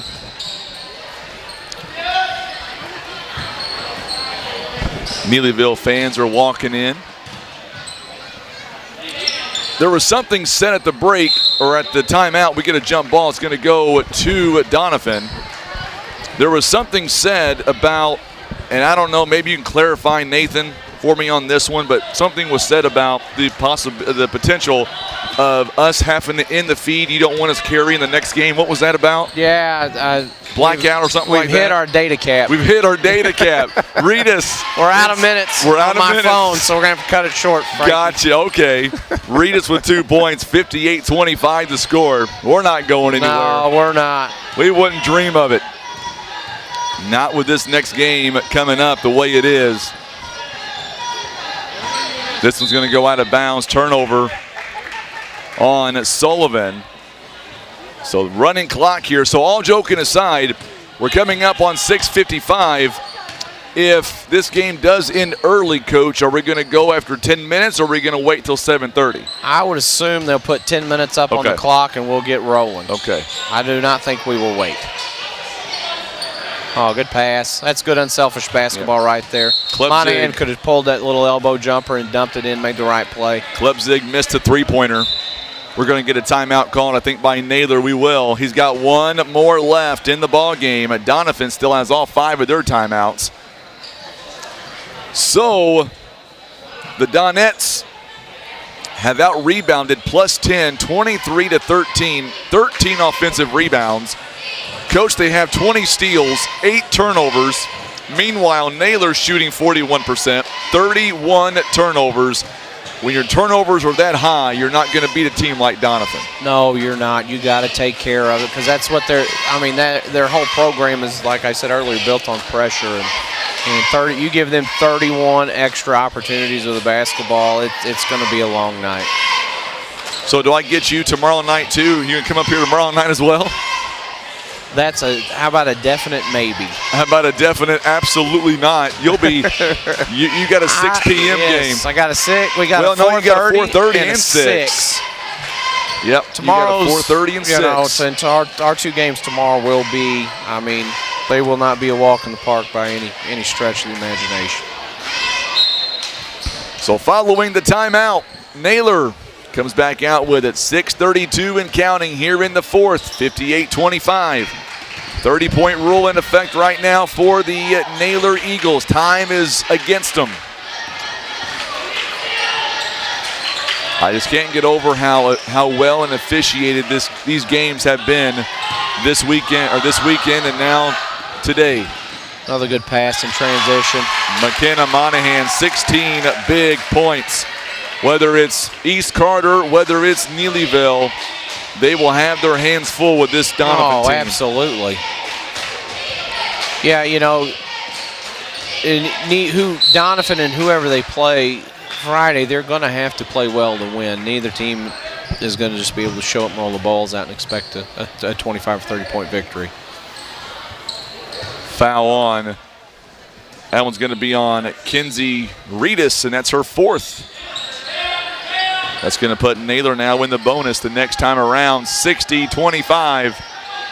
Coach Foster told me before we got started that he knew that this was going to be a very difficult matchup for his team, and that's what's happened. Yeah. The only silver lining for him as Sullivan misses was he was hoping that since Doniphan hasn't played in 12 days, that may work to their advantage, but man, Doniphan came out strong. They came out firing on all cylinders, man. From the get-go, I think they jumped out 7 or 9 to nothing. 9-0, and yep. Never looked back. And they never looked back. They've led literally wire to wire. By the way, Doniphan outscored Naylor 11-3 in the 3rd, 4-0 in this quarter. 4:44 and counting. Coming up, we'll talk live to our first Midwest Bank player of the game. And you're talking about Doniphan. I have no idea who that would be. There's just so many to choose from. Yes, you could pick the whole team. You really could. Honestly, because they play a complete game, a complete team game. I see a lot of red on this side. I see a lot of maroon on this side. Oof. And me and you stuck in the middle, Frankie. You and I are stuck right. You keep correcting me. I think I'm saying that the right way for where we live. It's I'm not correcting regional you. dialect, Frankie. Okay. Well, I'm not meaning to correct you. We get a substitution, a line change here as Kinsey Reedus just fouls out with her 5th. Watson checks in the ball game, as does Honeycutt. Free throw coming up is good by Mitchell. Eric Wallace is tuning in all the way from Kenmore, Washington. Glad to have him alongside. Watching some high school basketball. Oh, Grandma Jackie's calling me. Take over for a second, Nathan. All right. I don't have anybody's names, but Doniphan is continuing to really work the basketball around.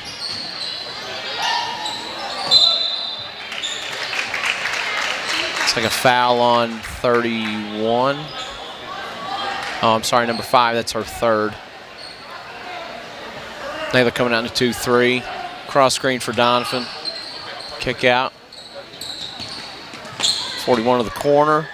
She's shot okay. Fake. She forgot I had a ball Pull game. up, bucket. Oh, Lowry. Big shot there.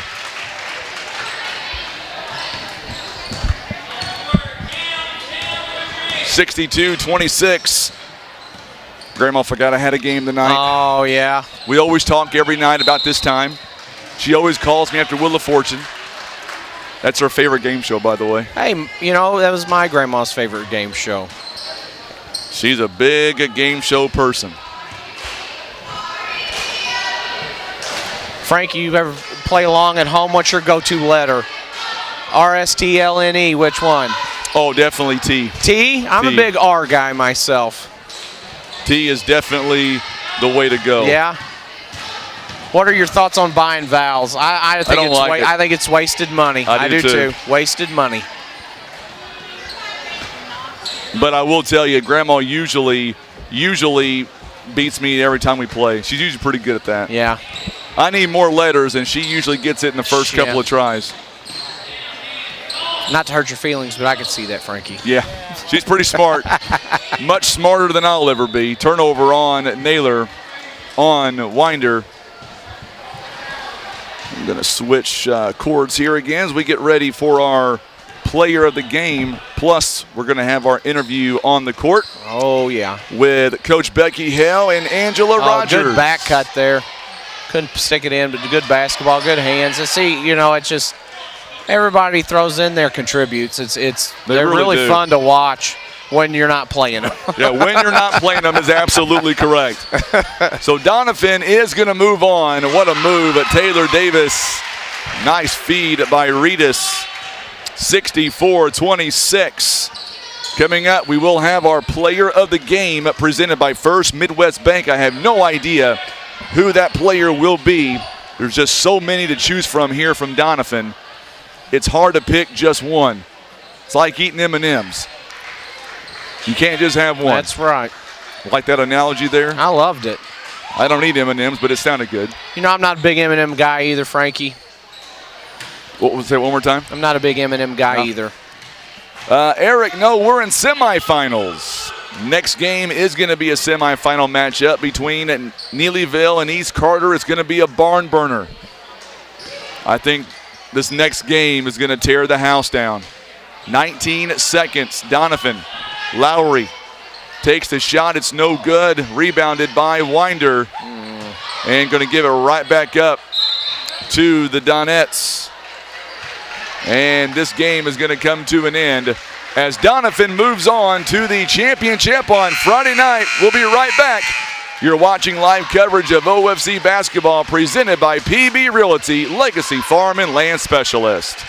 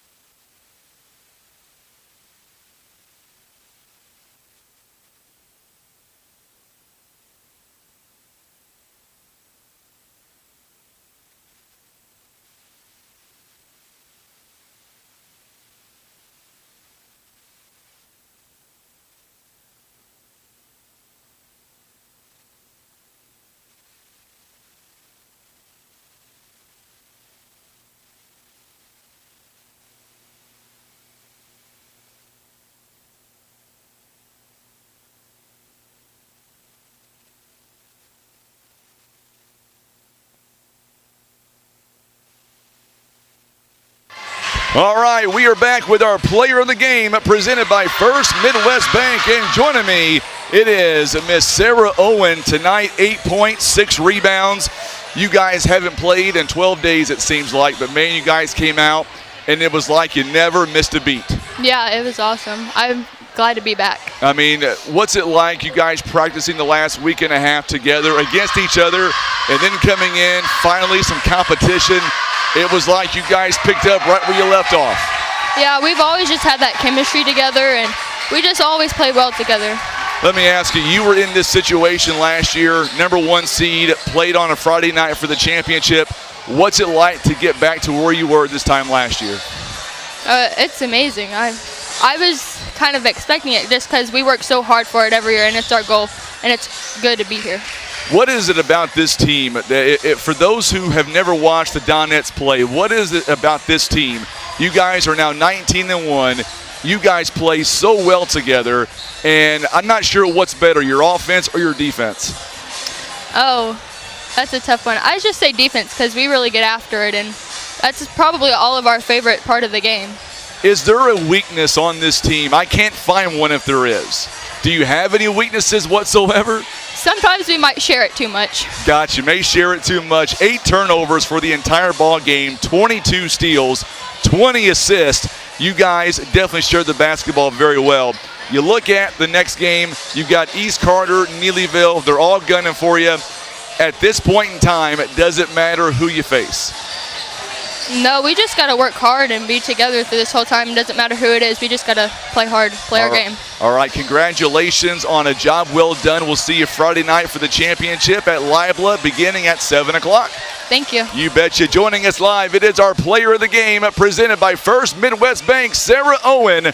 She was nervous. She told me before we got started she was nervous. She did a phenomenal job. So what we're going to do is we're going to switch mics. We're going to go down courtside. We're going to be interviewing Coach Becky Hale. We'll interview Coach Angela Rogers. It's coming up next. Don't go anywhere. Matter of fact, I might just go ahead and switch the mics right now while we walk down there. That's probably what I'm going to be doing. That's what I want to do. I'm going to wind up and I'm just going to switch it, and I'll walk down and we will interview the two coaches coming up. So bear with me as I walk down the steps.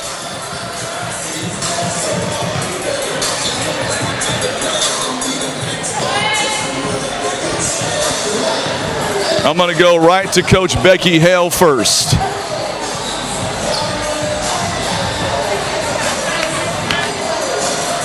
All right, Tim, you good to go? All right, joining us now live is the head coach of the Lady Tigers of Neelyville, head coach Becky Hale. Coach, semifinal action, you guys against East Carter. You guys know each other so well. What's it going to come down to here tonight? Well, we're going to have to play bigger than what we are. Obviously, we're going to have to do better than what we did last time with them. You know, try to get the paint covered up and work on our free throws. We've been working on that. Hopefully that'll come through for us. Besides free throws, how critical will it be early for turnovers not to be an issue for your team here tonight? Yeah, we're going to have to play not as young as what we are. We're going to have to mature up a little bit and take care of the ball. You guys had a good game on Saturday. Was there any part of that game on Saturday that you weren't impressed with and wanted to clean up before tonight? We were just thankful to get on the floor after a week off. So, you know, we looked pretty good out of the start of the gate. I thought we, you know, the first quarter made some shots that, you know, sometimes are iffy. So hopefully we can do that again. All right, Coach, good luck to you. We'll see you guys afterward. Thank you. You betcha. Head coach Becky Hale joining us live. And we're going to walk over here and maybe talk to head coach Angela Rogers for just a moment. We'll get Coach Rogers here. And, Coach, talk about Neelyville and you talk about East Carter. It's always a barn burn between you guys. The first matchup, you guys won by 13. Here tonight, it is a much different feel. Talk about what it's going to take here tonight to beat Neelyville for a second consecutive time. We played well the last game, but we've been trying to play well all across the board from all of our games. So hopefully we can keep that up. Rebounding is huge for us, and so if we can keep our big girls out of foul trouble and just solid rebounders, that's really going to benefit us. Last time, I already heard your stat earlier about comparing from our last game, and our free throw percentage was really good for us. That was probably our highest game.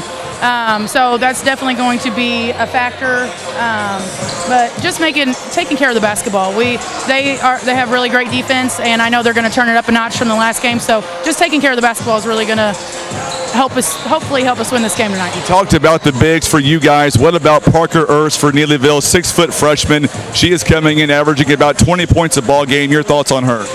Yeah, she's a great player. I thought we did pretty well the last game, like holding her, and then I looked at the book after the game and she still had 18 points. So yeah, and it's awesome that she's a freshman. She's going to come a long way, but we definitely have to make sure that we keep her under control tonight. All right, Coach, good luck to you. We'll see you guys afterward. Yes, thank you so much. Betcha. Head coach Angela Rogers joining us live here as we get ready for the tip-off. Best officiating crew right here in Southeast Missouri. They do a great job. We're going to come right back and we'll count it down. 4 more minutes to go until tip-off. It is Neelyville, East Carter Live right here on YouTube and on Facebook.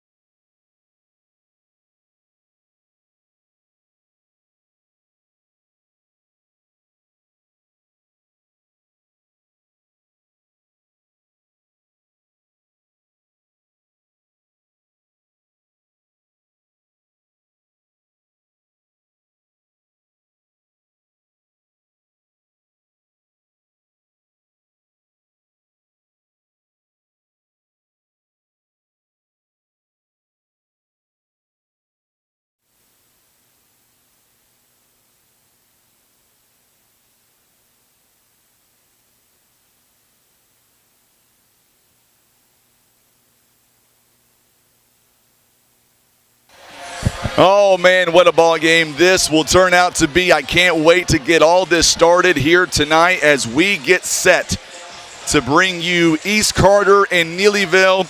I've got a feeling, man, this game is going to tear the house down.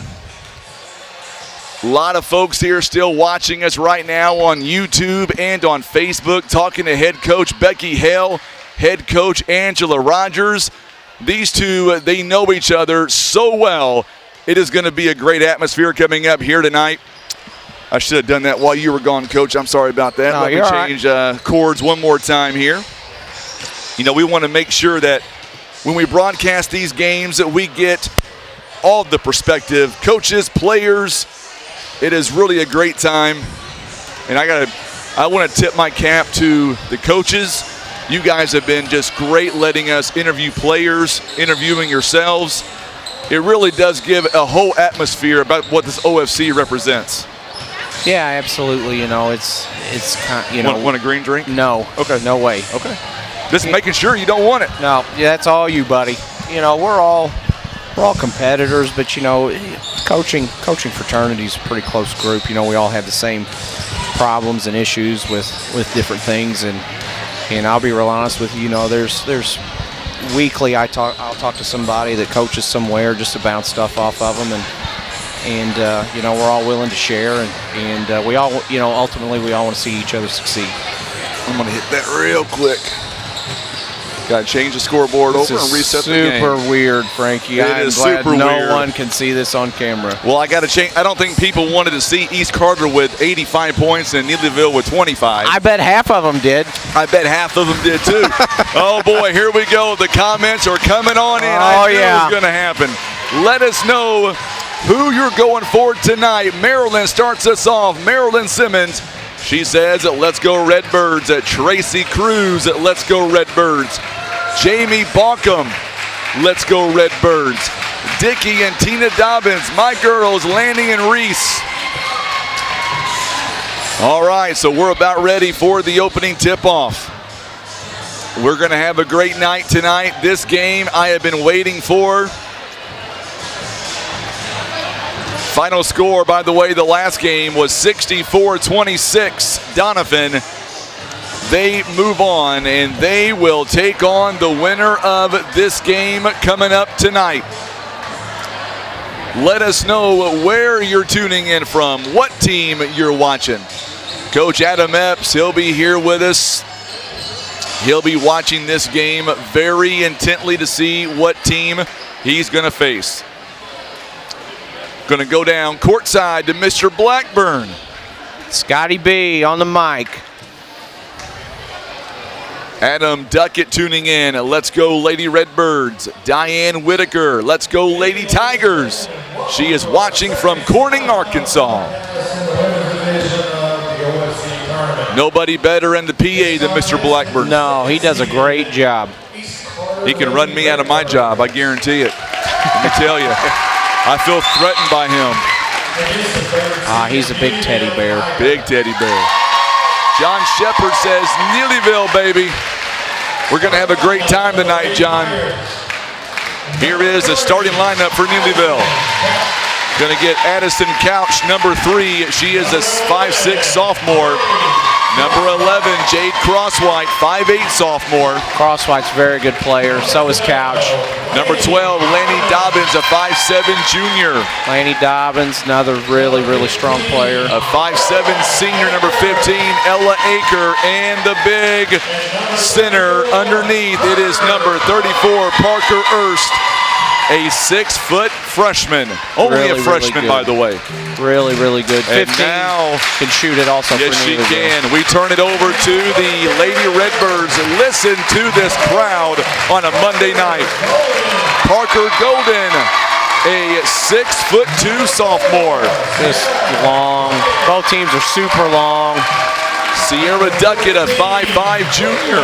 Number 14, a Brooklyn Kirby, 5'7" senior. She knows what this game represents. Number 24, Anna Crowley, 5'7" sophomore. And then their big, powerful one down low, number 25, Brianna Doman, a 6'2" junior. I'm ready, Nathan. Are you ready? Yeah, we're pumped up, ready to rock and roll, baby. I don't think the folks watching us on social media, they're quite ready just yet. Let's hear you on social media.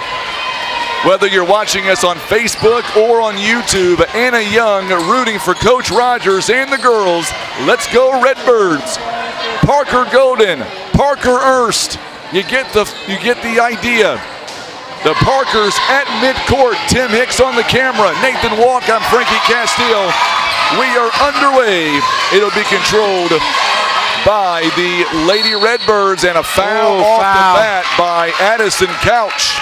And that is a big, big foul to begin this ball game. I would assume that Coach Hale is really going to try to key on Brooklyn Kirby and Dolman and try to make some of those other girls make plays, if I had to guess. Absolutely.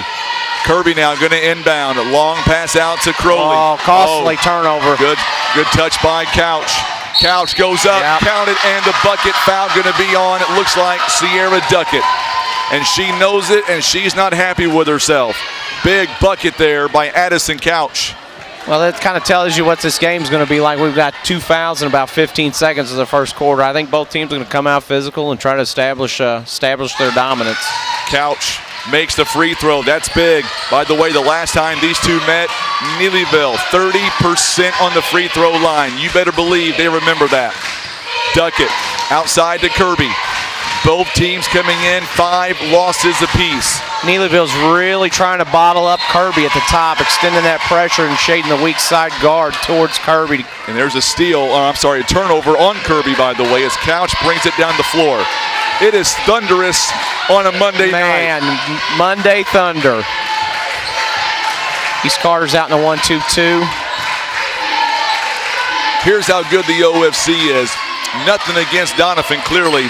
But this matchup could be a championship game as well. Yes. Parker Erst, what a big shot. It is a 5-0 lead right now.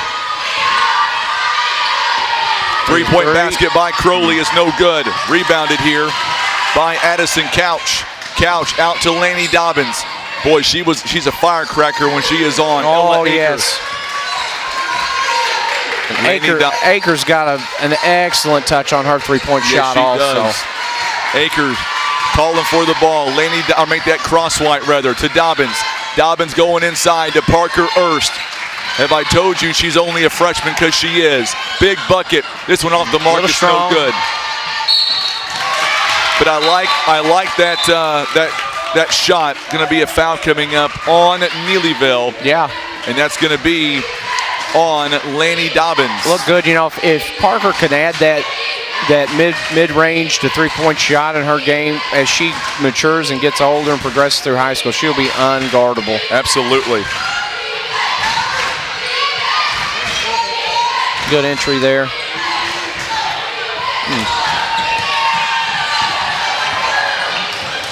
About 200 folks watching right now, Tim, on YouTube. 5-0 right now. This game was highly anticipated. Neelyville running some 4-out-1 in zone motion. Lanny Dobbins for 3. This one hits the backboard. It's no good. Thought it was going to go in. Good rebound by Parker Golden. So far, a little bit quiet here early on by Parker and by Brianna Dolman. That will change. You know, it seems like both teams are just kind of trying to feel each other out a little, kind of like at the beginning of a boxing match. Both teams Absolutely. are just kind of jabbing and trying to figure out what will work and what won't. Make sure and share this video feed for us on Facebook. Let us know who you're going for tonight. If you're on YouTube, subscribe. We've got a long week of basketball still to go. This is just an appetizer, believe it or not. You would look at this matchup and say this would be the main event, but it really isn't the main event. 5:19. That's how good the OFC really is. There's a big foul. Oh, that's tough. Brianna Dolman is going to get called for the foul. We are tied up on the fouls now, 2 fouls apiece. One thing about this game tonight, Coach, to me, it doesn't matter who wins because all I want to see is a great ball game. Yep. And I think we're tuned up for one. I think we'll see a great game. Jade Crosswhite, she is a spark as well. Aker, you talked about her a moment ago. Long. Good what look. a good pass. Big block. Hey, man, that's a big block on that weak side. That's a very athletic play. 5-0 to score. Teresa LeGrand says, bring home the win, East Carter. She does a phenomenal job at East Carter as well. Parker Erst could not get the shot to go down. That's big. Parker Erst. Had Dolman open long and couldn't pull the trigger on the pass. Sierra Duckett, 3-point ball high in the air. It's no good. Crowley tries to save it. She does. She saved it. That was just a great. That was a heads-up play. That was just a great play. Yes. And that's what I want to see up here in the booth. It's great play. I would expect one of the bigs to catch a basketball here, maybe. Sierra Shows Duckett you what I know. Throws it outside to Crowley. Now back to Kirby. She'll take a 3. This one off the rim, no good. Got a run out. Rebounded by Jade Crosswhite. Crosswhite blows right past Kirby. Now Carter did a Dobbins. really good job getting back in transition to stop that fast break from good happening. move to Parker Erst. That secondary help was a little late, Frankie, on that. And we're going to get a timeout called. Timeout is called by East Carter. So far here early, Jade Crosswhite, man, she has been a spark. 4:16 to play. It is a 7-0 run right now by East Carter. 3 turnovers in that 7-0 run. So far, Neelyville, none on turnovers.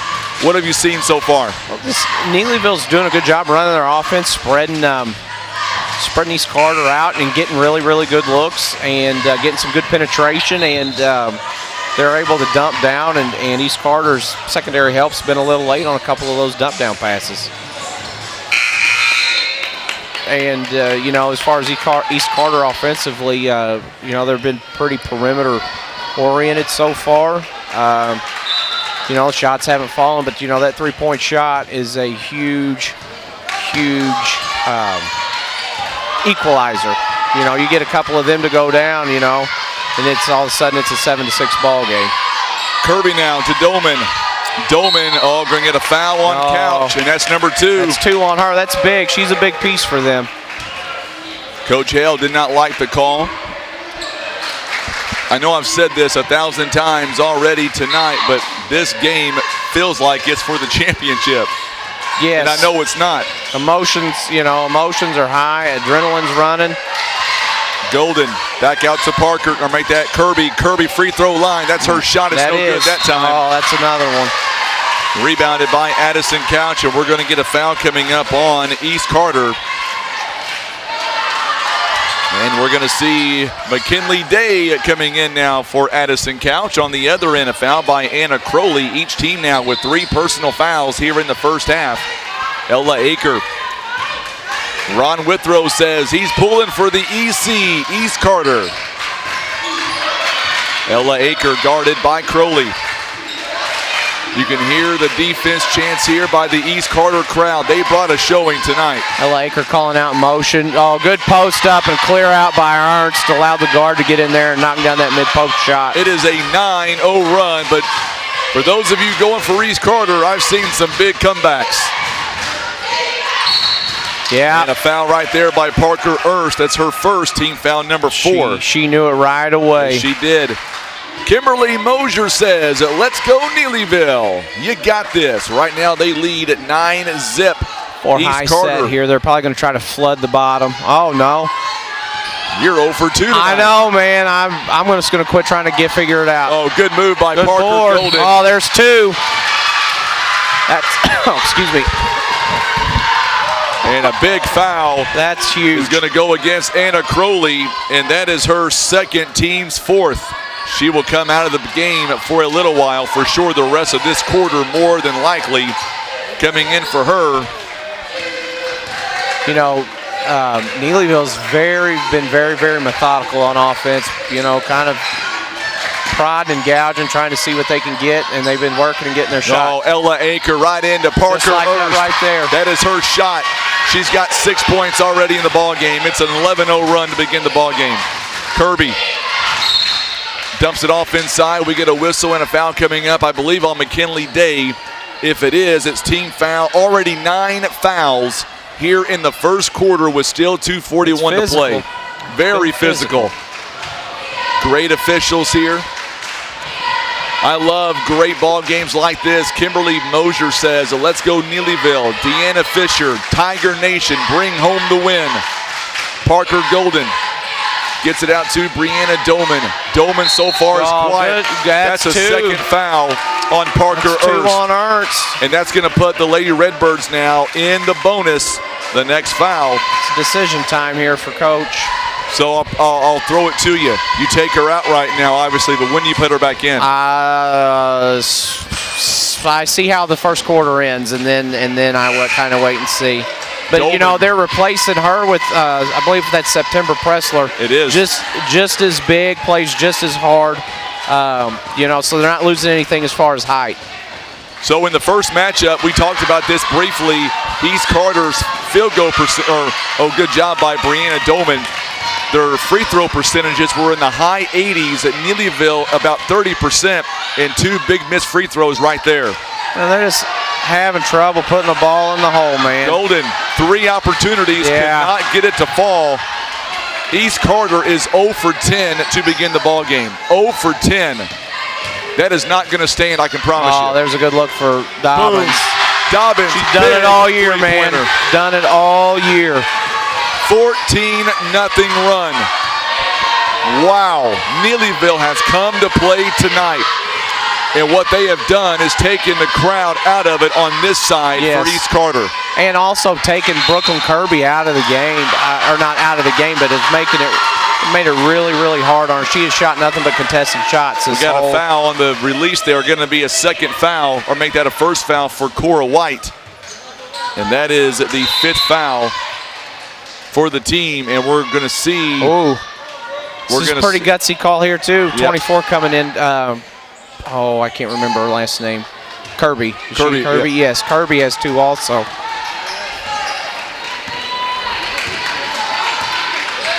Parker Golden, you can tell by her facial expression, she's very frustrated right now. Coach Angela Rogers, man, she is phenomenal of getting players to react and getting them to calm down. Well, you know, you can tell she has great numbers. You can tell all the girls really enjoy playing. And she's coming right back in. That's what Coach Rogers does. She is phenomenal at that.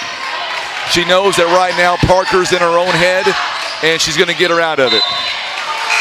Last touch by East Carter, they're saying. Golden back in the ball game, and she'll replace Sierra Duckett. 1:15 to go here in the first quarter. I believe both teams just got a warning saying clean it up in the post, or there's going to be a double foul there, which is good. You know, the referees are trying to keep control of this game. What a great job. She slides going out of bounds. We get a jump ball, and it's going to stay with Neelyville. Boy, Doman, she's getting up limping, but you got to love the effort. She was going out of bounds, saving the ball. That's incredible. Have I told you this is only a semifinal, by the way? Yes. Okay. Yes. It's only a semifinal. Does not feel like it. No, it doesn't. Oh, what a good job by Doman, ripping it away from Pressler. They need something right now. That was way off by Kirby. And we get a whistle and a foul. Oh, that'll be one. Hey, and now it's 1-1. Maybe they can take the lid off the basket here. What I was going to say, how many times have we seen this quarter where East Carter has not scored a point in the entire first quarter. We're seeing that right now. I would say not many. Not many at all. Those of you that are tuning in from East Carter, hang on to your hats. This score won't last. I don't see it happening. Missing the free throw is Parker Golden. Look at that. Look at that hustle by Crosswhite. Crosswhite. Jade Crosswhite. Brooke Griffin who checks in. Three-point basket is no good. Brooke Griffin. And we get a whistle here and a foul going out of bounds, rather.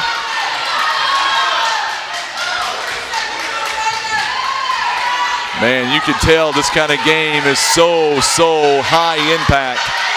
I can hear both coaches way up here. That's when you know. Kirby for three. It's off. Coach, when you have a night like this where nothing has fallen, you're down by 14 points, what can you tell your team to kind of get their mindset to be right as you go on to the second quarter? You just got to, we're here for a reason. We're wearing white jerseys for a reason, and that, if we just keep running our stuff, good things will happen, and not to panic. 2 misses in a row. Dolman, I thought, got away with a push-off to begin with. She did not get away with that one, and that's also number 2. Yeah, that's tough. And now both teams, Coach, already in the bonus the rest of this half as Addison West comes in the ball game. Both are in the bonus right now. That's a big foul by Brianna Dolman. That's huge. 10 seconds and counting. 14-0 the score. The Neelyville fans were going crazy right now. Very quiet from East Carter. Crosswhite could not get a shot off. No shot, yeah. So at the end of one quarter, we've got ourselves a 14-0 game. Neelyville has done something I don't think any team has done all season, and that is, quite frankly, they have shut out East Carter in the opening quarter. Yes, it's hard, especially in varsity level. It's hard to pitch a shutout in a quarter, and Neelyville came out with an obvious game plan and executed it, and it worked well. They're bottling Kirby up at the top with both their guards, and leaving other girls open on the wing to shoot, and then Kirby started trying to make something happen, get something going for East Carter, and didn't work out for the first quarter. But I expect, Kirby's such a good basketball player, and they're such a good basketball team, East Carter, that like you said, that this will not last. Neelyville shooting 60% here tonight, 6 out of 10 to begin the ball game. Meanwhile, East Carter is 0 out of 15 at Neelyville right now. You look at where their points have come from. Parker Erst already here in the ball game, 6 points out of the team's 14. Yeah, she's a big piece for him. And this lead also allows Coach Hale to kind of not gamble with Parker as far as putting her back in. You're right. With 2 fouls. Absolutely. She can kind of coast, or I wouldn't say coast, but play more conservatively, with a 14-point lead. You really can. East Carter with the ball now. They're going from right to left. Still, the shooting woes continue right now for East Carter. Here comes Lanny Dobbins. Dolman did a great job. She had to put her hands straight up. She knows she's got 2 fouls. Griffin for 3. It's off the mark. It's no good. Good rebound by Parker Golden. So now Kirby. Kirby here tonight so far. She is 0 of 6. It doesn't happen often. No, she'll get going. She will. No doubt in my mind that this game will get a lot tighter as the game progresses. Golden going inside, just like right. Oh my goodness.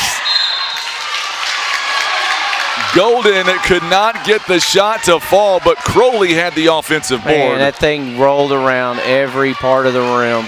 That's just not a good feeling. It's going to be a foul on September Pressler. It's her second. And now, once again, Crowley, she has not been at the line. It's a 1-and-1. They miss another free throw. And Crosswhite, she gets the rebound. She goes coast to coast. Wow. That's a tough layup over a much taller player. It is a 16-0 run to begin this ball game. You better believe Neelyville came in with a mindset, we're going to win tonight. Yes, we're absolutely. not messing around. Crowley back outside to Kirby. Could be taken good away. Anticipation. by Laney Dobbins. She goes up and a foul on Kirby, and that's going to be her first. Fans don't like it.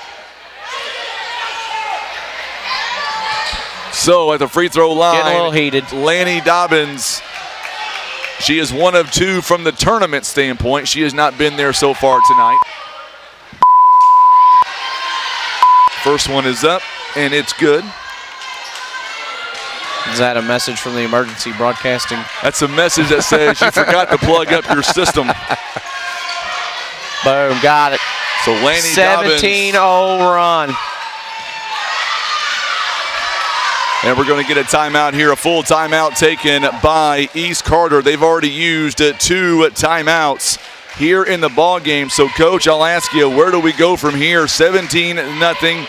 I still say that this game is still not over with. No. East Carter is 1 run away from getting back in it. Absolutely. You know, I was at Holcomb, and we played in the Bloomfield Christmas Tournament, played Saxon Lutheran in the first round, and we got down, I believe it was 15-2 in the first quarter, and we outscored them the next 3 and ended up losing by 6. It's just hard. Once you dig yourself a double-digit hole, it's just so hard to come back. But, I mean, the good news is there's a ton of time left. They're shooting free throws, which puts points on the board without the clock running. They're getting great looks offensively. They're getting what they want offensively. The ball's just not going in the hole. And some nights are like that, but you just play through it and compete. You give yourself a chance to win. East Carter is 0 out of 4 right now from behind the charity stripe. Reese Dobbins going to come in for Laney Dobbins. So right now, Neelyville, they're able to save some of their bigs right now and their legs for the second half as of this moment. Right now they've got the Couch girls on the bench. Yep. Parker's on the bench, and good move. Sierra look at that. Double, triple, There you go. and that is your ball game. If you're East Carter, you got to do more of that. Yeah, absolutely. Move the ball around, work it, work your angles, and get good looks. And that's 3, by the way, on September Pressler already here in the first half. It's a 2-shot foul coming up for Brianna Doman. 0 for 2. There's the first point. 6:32 mark in the first half. East Carter scores their first point. And that could be, honestly, what gets them going. Yeah, absolutely. You're 3 stops and 3 scores away from it being a 9-point basketball game. Misses that free throw attempt. Rebounded by Brooke Griffin. 17-1. You're not seeing that. That is a correct score. Prince, by the way, checking in for the first time for September Pressler. Going to take it away, Brianna Doman. Good anticipation there on Very good. Good move. Going to be out of bounds. The last touch by Dobbins, I believe. It's good hustle, good transition defense. The calling card of all Becky Hale's teams is, they just play their guts out and super physical, and it's paying dividends tonight. So now, Coach Becky Hale, I can see the facial expression by Kirby. You can tell she's kind of frustrated right now. Doman missed her. She was wide open. Wide open, and that's just been the miscommunication. Ella Aker, big rebound. Here comes Neelyville. Big crowd here tonight on YouTube. Well over 200 folks watching this semifinal. That very easily could have been another foul. There's your turnovers. Good pass. There you go. There's the first bucket. And I'm telling you, this could be easily, it's a 14-ball game. I still say East Carter will make a run. I agree. It's about runs. Griffin inside. Good defense there by Brianna Doman. We get a whistle and a travel. That was just good defense. So, you look at it there. There's 2 stops. 2 stops in a row here. They come down and score again. They're crawling back into this thing was what you want. Ashley Dobbins says, let's go Neelyville. There's a steal. Good play by Laney. Or I don't know if that one's Laney. That's Reese. Reese, sorry. Reese Dobbins with a big steal there. And now Ella Aker. No points so far tonight. That'll change. That will change also. Don't let that goose egg fool you. Misses that shot, but Reese Dobbins there to clean it up. It's 2 good boards by Reese. Yes, it is. That was a great shot by Reese Dobbins, 19-3. You can hear the Neelyville section, D up, they say. Parker Golden. That's what they've got to do is get their bigs involved. Oh, good big-to-big pass right there. Oh, boy, offensive foul, and that's number 3 on her, Coach. That's big. Now it's decision time. And the decision's been made. She's going to come out. Dolman comes out. Cora White back in. Well, the good news is, if there is any good news, is that the bigs for Neelyville are out also. I can't get over just the excitement in this ball game. This is unbelievable. Ella Aker, no good on the shot. Got her low. And a rebound or I should say, Parker Golden picks up her first. She was straight up and kind of walked into her. And that is 9 fouls apiece by each team, 9 and 9. That's just her first also. Yeah, it's her first. So Laney Dobbins going to check back in. First free throw is up and good by Brooke Griffin. We're going to see Jade Crosswhite taking a seat. 4 points, 4 boards, and 2 assists. She has had a great first half. 20-3 to score. Misses that one. Good job by Crowley on the rebound. 17-point game again. Kirby taking over. Shot is no good. Man. Rebound taken by Brooke Griffin. Oh, yeah, drug her pivot foot. So we'll get a turnover on Neelyville. You look at their stats, 6 turnovers here. East Carter has 6 turnovers. East Carter is 1 out of 20 shooting-wise. Neelyville is 8 out of 16. Amanda Crowley says, let's go Redbirds. Really trying to work that. Crowley's going to be a jump ball. It's going to go to Neelyville. That's going to bring the East Carter fans to their feet. Not happy with the call for sure. Thankfully, I get paid to do this. That was a way out of my purview there. I couldn't see from up here anyway. Aker, shot is no good. Rebounded by Kirby. Oh, good ball movement. You got to have this, and they do. That was a good ball move. movement. That is her second bucket. Parker has 4 of the 5 points. I think, Amanda, they heard you down there. I'm seeing a lot more defensively by East Carter the last couple of rounds. Another turnover. Nope, last touch by Sierra Duckett. If you're East Carter, if you can just cut this thing to 10 at halftime, as poorly as they've shot the ball, you got to be happy with that. Or not happy, but so all is not lost. Maggie Aker, as Ella Aker takes a shot, it's no good. Rebounded by Brooke Griffin. Off balance shot is no good. But Reese Dobbins again, and now we're going to get a foul on Kirby. That's her second. Offensive rebounding is really, really hurting. Maggie Aker says that she is watching her sister all the way from Jonesboro, Arkansas.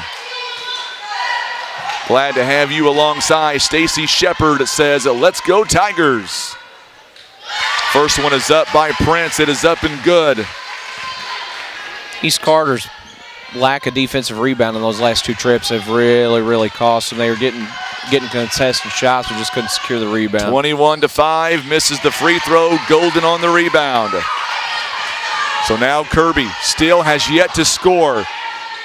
And still continues. 3-point basket is no good. Last touch by Crowley. Boy, one thing that Neelyville has done, like it or not, they have taken out the crowd for the most part on East Carter's side. Yes. Because when we first started, I couldn't hear myself talk. Ella Aker, she is playing hard. Laney Dobbins, bounce pass out to Griffin. 21-5 to score. Oh, one too many steps by Laney Dobbins, and that is turnover number 7. There you go. Each team with 7 turnovers, but it's been the shooting as Laney Dobbins comes out for the time being. Jade Crosswhite's back in. 2.5, or make that 2:35 coming up. Kimberly Mosier, yes, talking about Prince.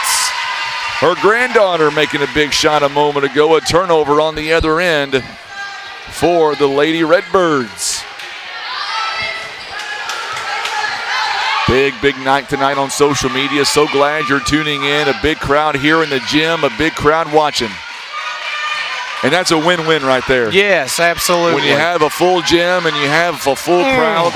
Boy, Curry took a shot. She did. Travel. She took an absolute shot. Turnover. Oh, man. I'll tell you, that may wake her up. It might. 2:09 to play. Kirby. I thought I was watching the NFL for a moment. Jeez, yeah. And now we're going to get a foul on Neelyville.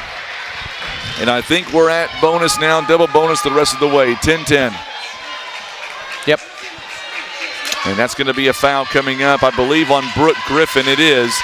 So now Crowley goes to the free throw line. She is 0 of 1 tonight, and that one barely hits the rim. 0 of 2 now.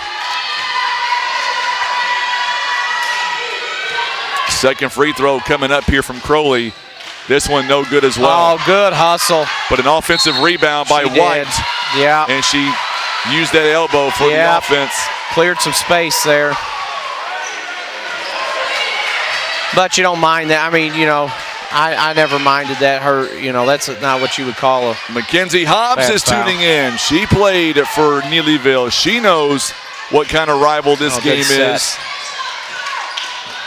Ella Akers going to have it taken away from Kirby. My gosh, and here comes Kirby. There she misses the shot. Good board.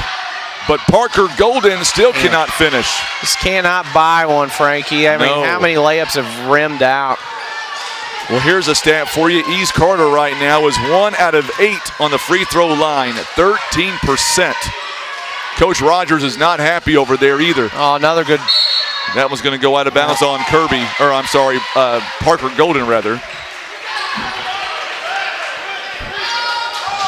You feel like the fans here, they want a reason to cheer, but they just don't have a reason right now. Aker now gets the inbound, and we're going to get a foul on Thora White. That's number 3. Yep. Boy, foul trouble really mounting up. Starting to add up, Frankie. It really is. Oh, Jinx, you owe me a Coke. I owe you a Coke. I think you owe me a green drink. Matter of fact, I'll take a timeout right now and get one. Yeah, don't leave that stuff here. Ella Aker at the free throw line. So far, Neelyville 4 out of 7 on the free throw line. That's that kale, lemon, ginger, and pineapple. Sounds delicious, Frankie. I feel like you're exaggerating a little bit. I'll tell you, it's quite pungent. I can smell it from here. It is good. It's what keeps my voice rocking.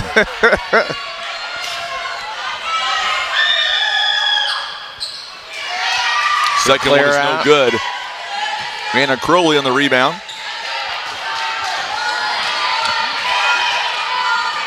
22 fouls here in the first half between the two teams.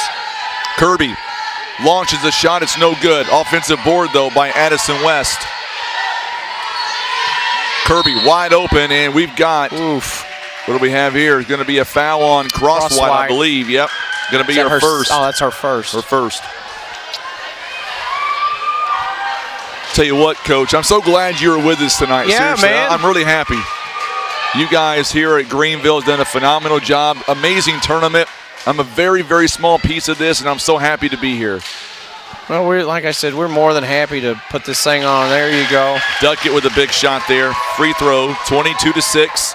Dobbins is coming back in for number 15. For Ella Aker. Aker. If I had a program, if I was a little more prepared, I'd have the names on hand. I don't need a program. I just know them. Oh, man. Laney Dobbins with a big rebound. See how that works? That's why you're top-notch, Frankie. I'm not top-notch. Oh, wide open on the block. Griffin. Mister. Back outside to Crosswhite. Crosswhite guarded by Crowley. Laney Dobbins now. Reese Dobbins takes the shot. This one's no good. Tracked down by Crowley. And here comes East Carter. You feel like if they make a shot right here, they're back in the ball game. Sierra Duckett inside to their big. Parker Golden, it nearly hung up on the rim, and even Tim's like, what do they got to do?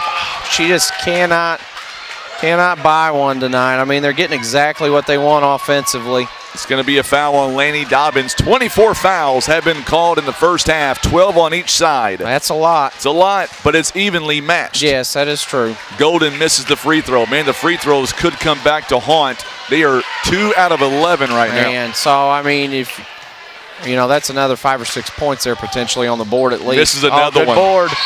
Crowley. And another opportunity. Is going to draw the contact. I don't want to bring up bad memories, but I remember back at the Lady Royals tournament where Neelyville got off to a 16-point lead going into halftime over Doniphan, and they couldn't close. Man. So this game is very much wide open, in my opinion, even though Crowley misses another free throw. But I will tell you what, Frankie, I'd say that's in the back of Neelyville's mind, too. And they are going to do everything they can to not let that happen. No, it has to be on their mind. Absolutely has to be. And I'm sure Becky Hell has reminded them over and over of that. So now Brooke Griffin, guarded by Parker Golden. Jade Crosswhite going to play for the last shot. 13 seconds and good counting. Set. Crosswhite, what a move. She's Yeah. got 6 points. Good screen at the top, freed her up. 24-7. Kirby, 3 seconds, 2 seconds, 3-point shot, and no good. Boy, that one looked to be going in the right direction. Oh, we have reached halftime. We're going to reset. I'm telling you, it's 24-7 right now, but we are a long way away from this game being over. I can promise you that. We're going to go to a quick timeout. We're going to reset. I think Nathan was going to take some of this green drink, and then we'll come back and we'll get you ready. And flush it. We'll be right back. You're watching live coverage of the OFC Basketball Tournament presented by our good friends at PB Realty and Legacy Farm and Land Specialist.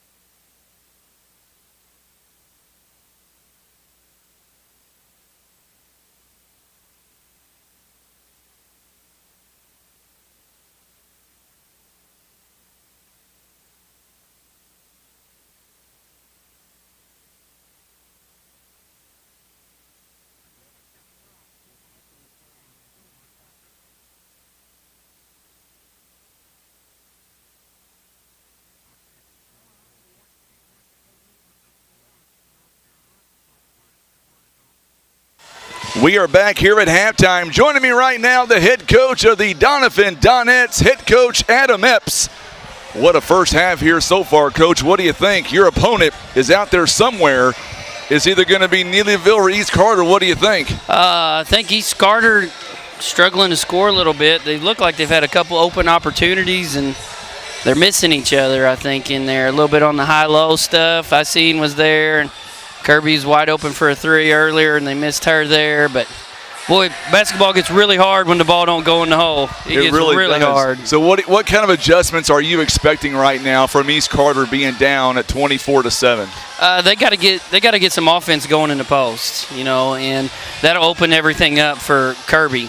She's going to score. She's going to end up scoring, and that's fine. But you got to beat Neelyville by getting it inside, and they're not getting it inside, or they're not finishing inside. And and East Carter's got the girls to do it. You got 2 6'2" girls in there.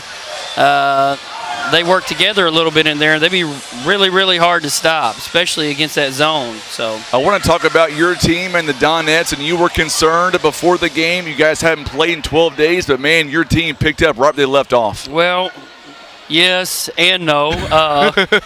We did a whole lot of fouling and a whole lot of missing shots, and that's just from not playing and not being out there. And we've been practicing, we've been shooting a bunch, but it seemed like everybody was short tonight, and we didn't shoot it very well from the outside, but they played their guts out, man, and they created easy stuff for each other. So you guys forced 32 turnovers, 22 steals. I mean, I'm trying to find a weakness somewhere on this team. I can't find one. They play good when we're rolling and defense is working.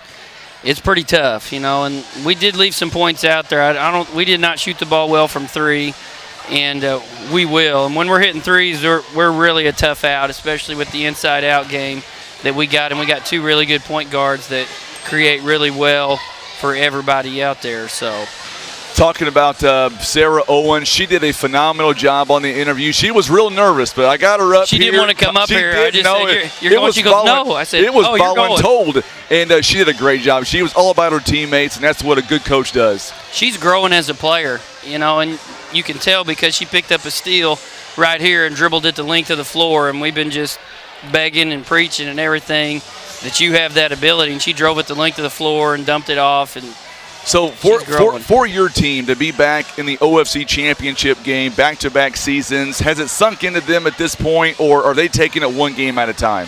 We kind of take it one game at a time. We've been in the OFC Championship 5 years in a row, so it's nothing new to these guys. But they are going to have to come ready for a dogfight because it don't matter who wins this game. Everybody we play, we got a bullseye right on our forehead, and we're going to get their best shot, and they're going to give us everything they got. So I'm assuming that you and your team will be sticking around for the second half, or going to head back to Doniphan here pretty soon? Oh, no, we're going to hang out. This is far from over, so you never know. You know, don't worry about Nathan. He's not worth it right now, but you want some of his green drink? No, I think I'll pass on that. I can't find anybody. Coach, I appreciate the opportunity, my friend. I can't wait to see you guys on Friday night. You'll be wearing a suit and tie, I know. Maybe. Yeah, no, there's no maybe. You will be. Okay. I've known you a long time. You'll wear that suit and tie. And I'll be down there on the court trying to get that pregame interview with you. All right. I'll think of something good to say. There you go, Coach. Thanks for the time. Enjoy the rest of your time. Coach Adam Epps joining us live here on the half. We'll get Nathan Walk back in here as well. Class act all the way. Coach is such a good guy. And 5 years in a row being at the OFC Championship game. But he knows no matter who gets there, whether it's Neelyville, whether it's East Carter, they're in for a dogfight. Yeah, absolutely. I mean, they're both, whichever team makes it out of these two here, well coached. Doniphan's well coached. Kids are, you know, motivated. It's the time of year. It's everybody's favorite time of the year, conference tournament. You know, this thing's, people are peaking at the right time. It's just a lot of fun. So what we'll do is we will step away for about 2.5 minutes. We'll get reset, and we'll get ready for the second half. Oh, half-court shot. Oh. Where'd that come from? Man, I was just getting in the moment. I thought you want to take the sponsors away for just a moment. I'm not sure. Well, we got some. We got a one-on-one game here. We got to get this on camera. We got the future of the program, Hayden Hill. Okay, this is your kids, I guess. Yes. So what we're going to see? Oh, behind the back. He's got to score it now. Miles Melvin. He took it easy on him. Why did he score that? He showed mercy. He showed some mercy. All right, we're going to go to break. 24-7 Neelyville. They lead it at half. You're watching live coverage OFC basketball presented by PB Realty and Legacy Farm and Land Specialist.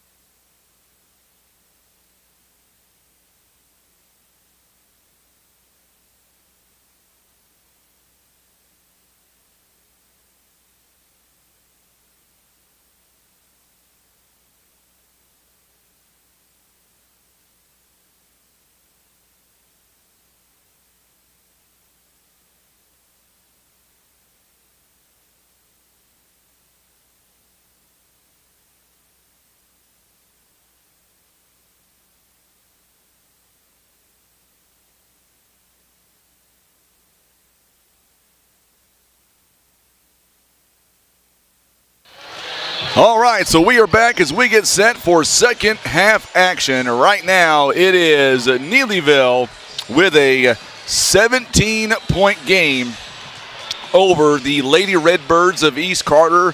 And, Coach, what do you think Coach Rogers told her team at halftime as we get ready for this game to regain or restart in about 2 minutes? Oh, you got to push the button. There you go. I'm not turned on. There we go. He's trying to silence me, everybody. Censorship.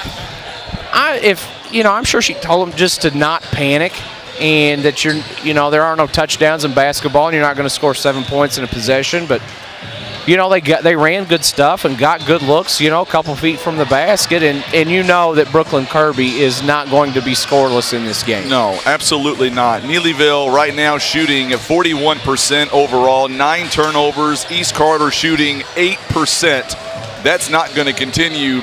They have out-rebounded 20-19. Each team with 9 turnovers. Here's your biggest factor. Besides the fact that Kirby right now 0 points, 3 out of 14. Think about the score right now, Coach. 17 points, 11 missed free throws. This could easily be a 3 or 4 point game right now. Yeah, I mean, it could, very, very easily. A lot of those layups that lipped out, if they go down, this thing looks a lot different, But, Kirby is the all-time leading scorer at East Carter for a reason. She can absolutely put the ball in the hole, and I fully expect her to do that this second half. We're going to get ready for live action. Coach Nathan Walk is providing amazing color commentary. Tim Hicks, he does a great job on the camera. Nobody better. I'm Frankie Castile. There's Frankie's 1,000 people better than I am. Frankie's doing all right. But I'm just happy to be here. We had a 9-game marathon Saturday. Solid C from Frankie tonight. Solid C. That's more than what Chance got on his. Oh, Chance. That meteorological career is in jeopardy.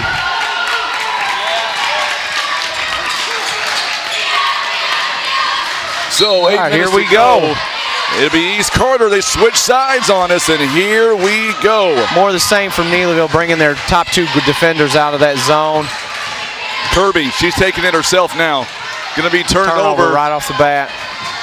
Ella Aker. Good play by Aker down there. It was. Get her hands up and be active. And we're going to get a whistle here. Boy, Couch, that's a couple turnovers from her tonight. That's pretty uncharacteristic from her. She's pretty solid. Each team with 10 turnovers here in the ball game. 7:41.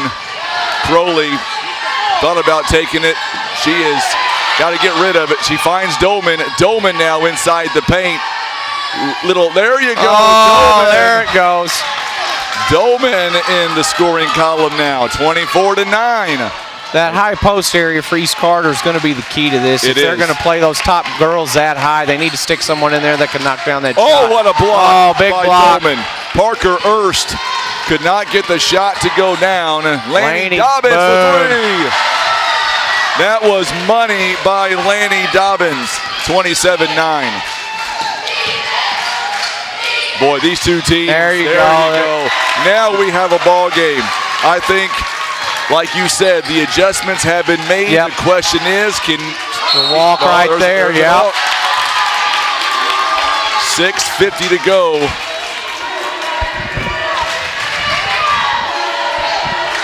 Somebody watched my interview at halftime with Coach Adam Epps. Sent me a text. They said they're ready for Friday night. It'll be a good one. It'll be a barn burner. Kirby for 3. There it is. There it is. Getting up now. Trying to apply pressure. 13-point game now. Oh, long pass. We talked about the run. We knew the run was going to happen by East Carter. It's happening right now. They have outscored 7-3 in this quarter so far. Double team in the post. Parker Erst misses that shot. Oh, no. Golden. Couch got it. Yeah. And the foul. Golden got out of position there on the weak side. Cost her a rebound. So a foul on East Carter. They're going to call that one on Parker Golden, her second. And now Couch, 29-14 the score. Back to 15. Make it 16. 30-14 now. Oh, what a feed. My goodness. We've got some points being scored now. East Carter has scored more points in this quarter than the entire game combined. Look at that. Ella Aker misses the shot. That was a nice shot, too. Golden on the rebound, taken away by Crossline. Taken right back. And now and a foul. Ooh. Get a foul on Aker. We got a hurt player.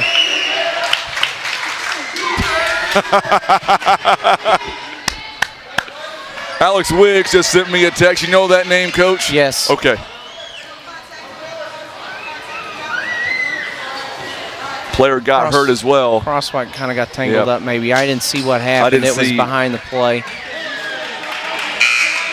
I didn't see. Hopefully she just banged her knee on the floor, maybe knocked knees with another player. Hopefully she's okay. Yep, so Crosswhite comes out. Brooke Griffin comes in. She's walking it off, or trying to walk it off. Some confusion down here. We got it lined out. Yeah. Oh. The steal by Laney Dobbins. Dobbins blocking foul.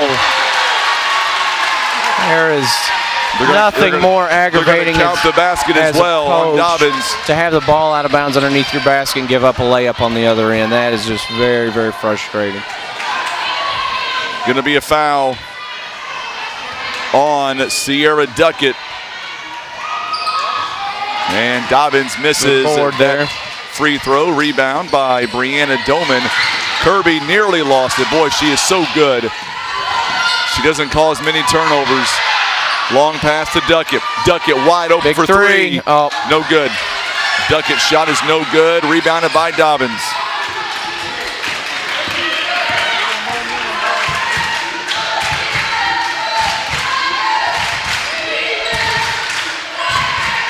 Oh, good post entry.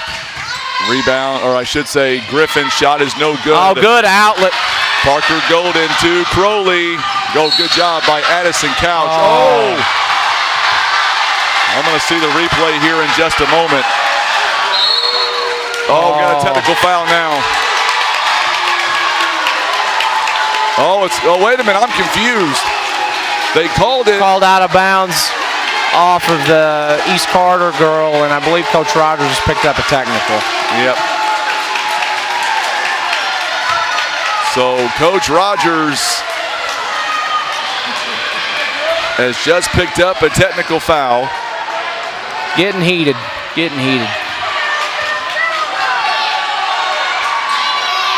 So now Ella Aker, free throw line, makes the first one. 33-16. Should be 3 team fouls to 1 by Neelyville. Ella Aker now, free throw is up and it's good. She makes them both. Good stroke. 34-16 the score.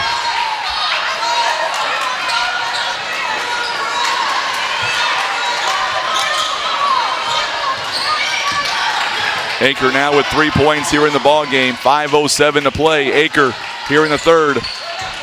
Parker Golden, or make that Parker. Oh, good Ernst. handoff. Laney Dobbins misses the shot. Ball's on the floor. Somehow, Parker Ernst winds up with it somehow. Illegal screen. Coach Becky Hale. Going to be a foul on Neelyville. That's a tough call. You don't see that called very often, but every once in a while it does happen. Make sure and share this video feed on Facebook. Oh, good play by Ernst. Oh, and a good outlet. Parker Ernst. Laney Dobbins now inside to Brooke Griffin is blocked. And good job by Crowley. Crowley now back to Brianna Doman. Kirby for three, money. There it is. Boy, they needed that shot. Yes. Full timeout taken here by East Carter. They've got 2 timeouts left in the ball game. Is that 6 or 8 for Kirby? Set 6. 6, yeah. 2 threes here in the second. 2 threes here in the second half. She's gonna have to keep shooting it, man. Gonna have to keep shooting it.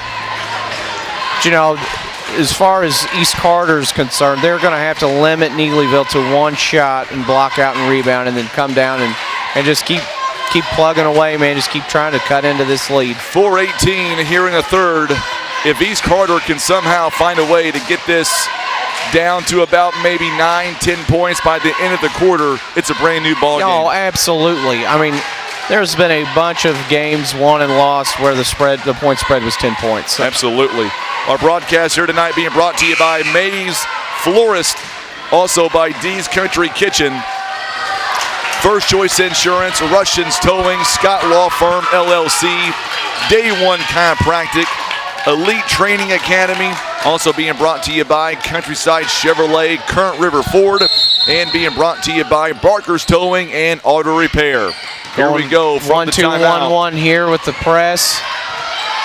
Good job by Crowley. Crowley had an opportunity. Just gets it across midcourt. Couch gets a wide open lane. Oh, what a play. Brooke Griffin. Amazing job by Parker Golden. Going to be a turnover there on Sierra Duckett. That's just a case of maybe trying to press and trying to do a little bit more that needs to be done. My good buddy Ken Hosler is driving back from Kennett, or make that Dexter tonight, tuning in, enjoying what he's listening to right now. Aker. Oh, smart decision. Didn't try to force it. Pull it down, set up the offense. 34-19 the score. Ella Aker for three. This one is no good, but Parker Urs with a big rebound. Offensive boards. I'm telling you, got to block out. Parker Urs here tonight only with 4, or make that 6 points in the ball game. 2 rebounds. And we're going to get a whistle here and a foul coming up on East Carter. Man, I tell you, anytime Ella Aker shoots a basketball, I expect it to go in. She has such a good-looking shot. Cora White checking in. Up top. They're going to get it to Reese Dobbins. Dobbins now. Oh, good hands. Good job there by Sierra Duckett. Oh, man. You gonna take one? Nope, she thought about it. Kirby, or make that Parker. Underneath. Oh, I think that's on Parker Ernst, too. That'll be her third, I believe. It is going to be on Parker Ernst. That's her third personal. Second team foul here in the half. Golden can knock these down. It'll be 13. They start stacking a couple stops. She is 0 for 3 in this half, or in this game. There you go. She was due.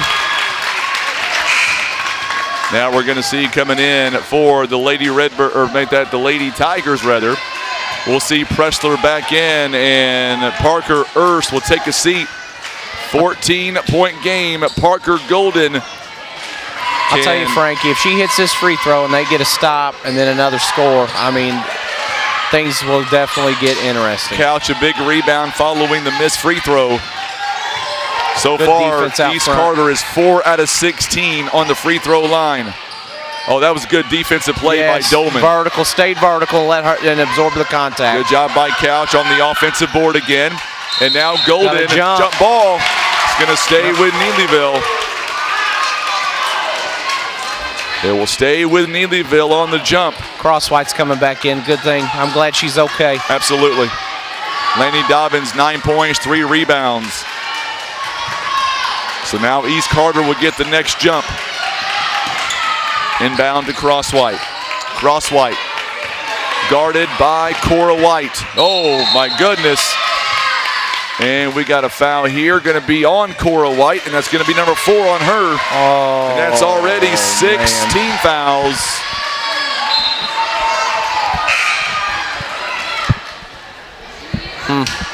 Interesting. Cora White has to come out. And Crowley is back in. Oh, backcourt, yep. Yep. So I will turn your attention as now Neelyville is in the bonus.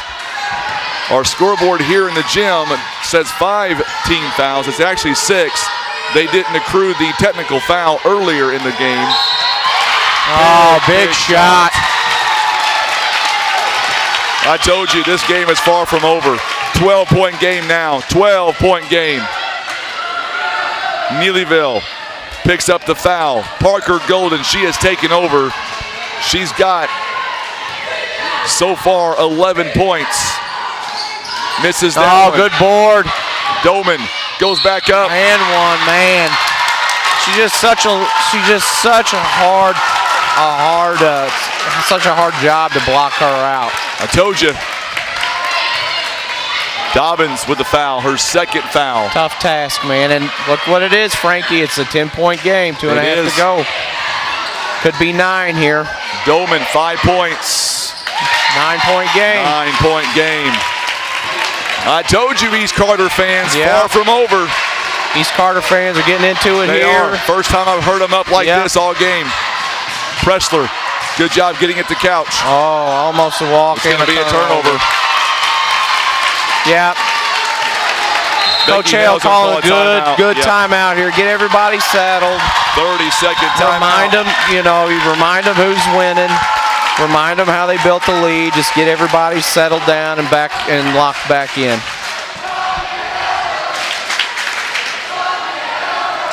Student section from East Carter making their first appearance tonight. Yeah. They are loud and proud for sure. They are. 34. Do they have a name? I know, like the Bleacher Creatures at Cape Central. Is there the Bird's Nest? That'd be a good one. Yeah. We have the Bears Den when they decide to show up. Barbara says, "Come on, Tiger fans, cheering at home." I'm telling you, this is going to be a great finish. I agree, Frankie. Feeling. We knew it was going to be a good ball game. We just didn't know it'd wait till the third quarter. Boy, if East Carter hits a shot right here, this place will erupt. Oh, Couch there it down. is. Kirby. Oh, got the rebound though. Oh, off the dome. It's going to be that hurts. Yeah, it's going to be off of Reese Dobbins. Good sportsmanship by Parker and by Brianna Dolman. Yeah, oh man, there ain't nothing malicious about it. No, just a hard play. I mean, she was throwing it. She wasn't aiming. Just trying to save it. Yes. I've taken a few basketballs off the face. It's not ideal. But what I like is when that play happened, you quickly seen everybody from East Carter surrounding her to make sure she was okay. That is exactly right. That just shows you the respect both teams have for each other. Crowley. Oh, man. That's another counted and the foul. All of a sudden, it is now a 7-point game. We're probably going on for 4 or 5 minutes where Neelyville hasn't even scored, Frankie. That is a big, big factor. And look who's coming back in.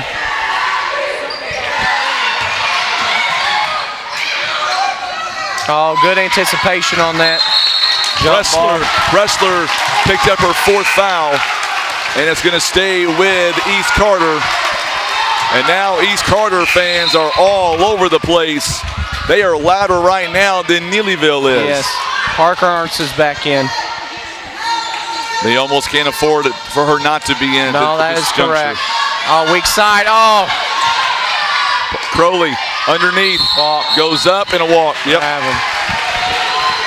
So far here in this quarter, it has been all East Carter. They have outscored at 20-10. Come on, Neelyville fans, East Carter fans. Oh, good hustle. And we're going to get a whistle here. Oh, out of bounds. Going to be out of bounds on Parker Ernst. Just good hustle and transition by East Carter, getting back and making a play on basketball. 1:44 to go here in the third quarter. We're going to have ourselves quite the ball game in the 4th. Kirby, no look pass to Duckett. Duckett for 3. It is money. Oh, they are rolling now, Frankie. I mean, rolling. It is a 4-point game. Cross white. Off the mark, it's no good. Oh, baby, what a finish we're going to have tonight. Yes, sir. And just think, we've got 1 more quarter left. Oh, Golden could not hang on to it. Out of bounds on her. Wonder what Coach Adam Epps is thinking right now from this major run by East Carter. I'd say he's thinking that he's probably glad his game wasn't as close as this one. That's on Crowley, and that's number 4.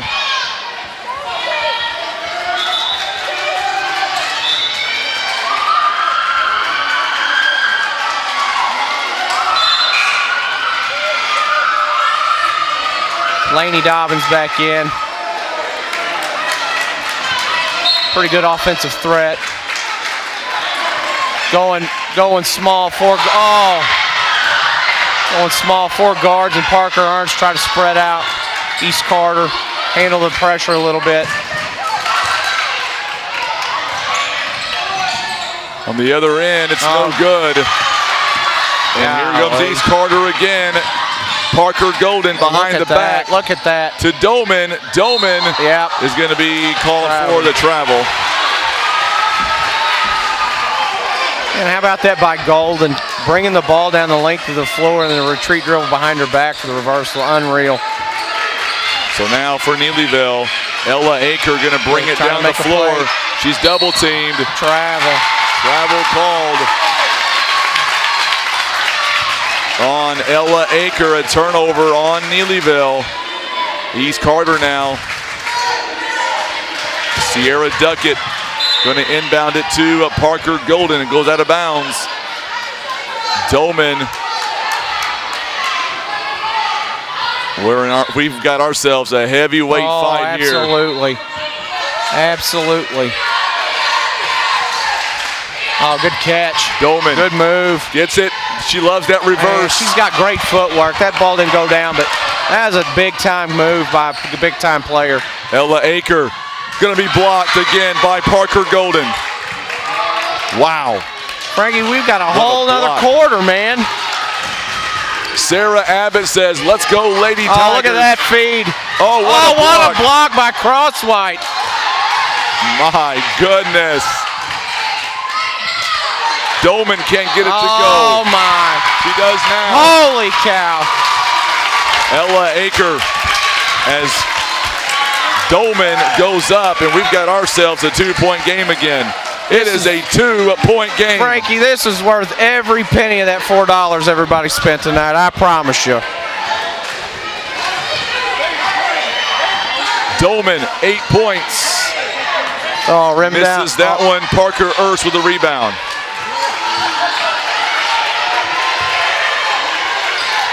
Oh, don't get the shot. Oh, about went in, Frankie. 34-32. Holy cow, what a run. We're going to come right back. You're watching live coverage of the OFC Basketball Tournament presented by PB Realty, Legacy Farm and Land Specialist.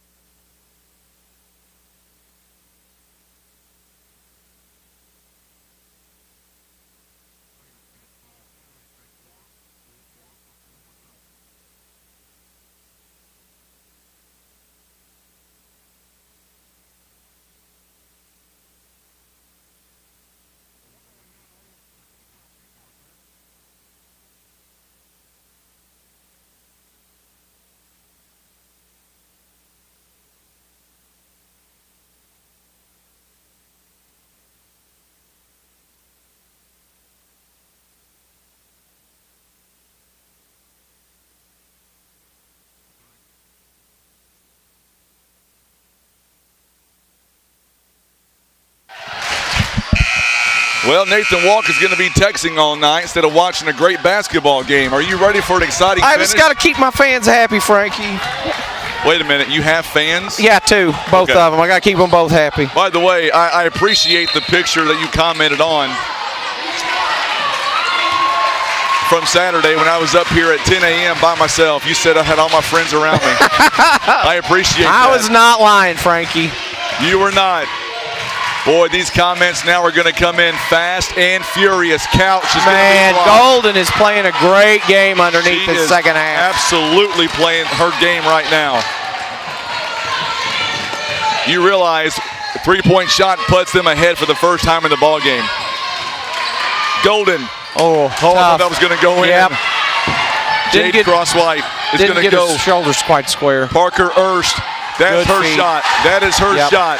She's got 8 points. A very quiet 8 points at that, but it's 8 points.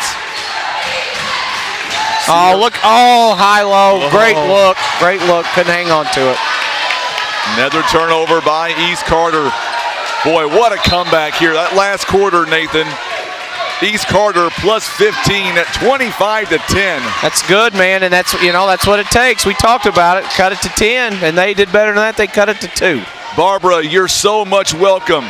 That's right, Neelyville boys, the JV plays tomorrow night. We'll bring you all the action. It's going to be an exciting game. Neelyville takes on Greenville, as a matter of fact. Yeah, I heard that. Oh, good set. Great set play, man. That was big. That's money. Back to a 6-point game again. East Carter. Crowley splits the defense. Crowley could not get nothing on that one. Here comes Cross-White again. And a foul going to be called on East Carter. I believe that's Kirby. It might be her second, I believe. Oh, third. Or fourth. Or third, rather. I'm sorry. Third, yeah. So that's not that big of a deal unless she picks up another one here pretty quick.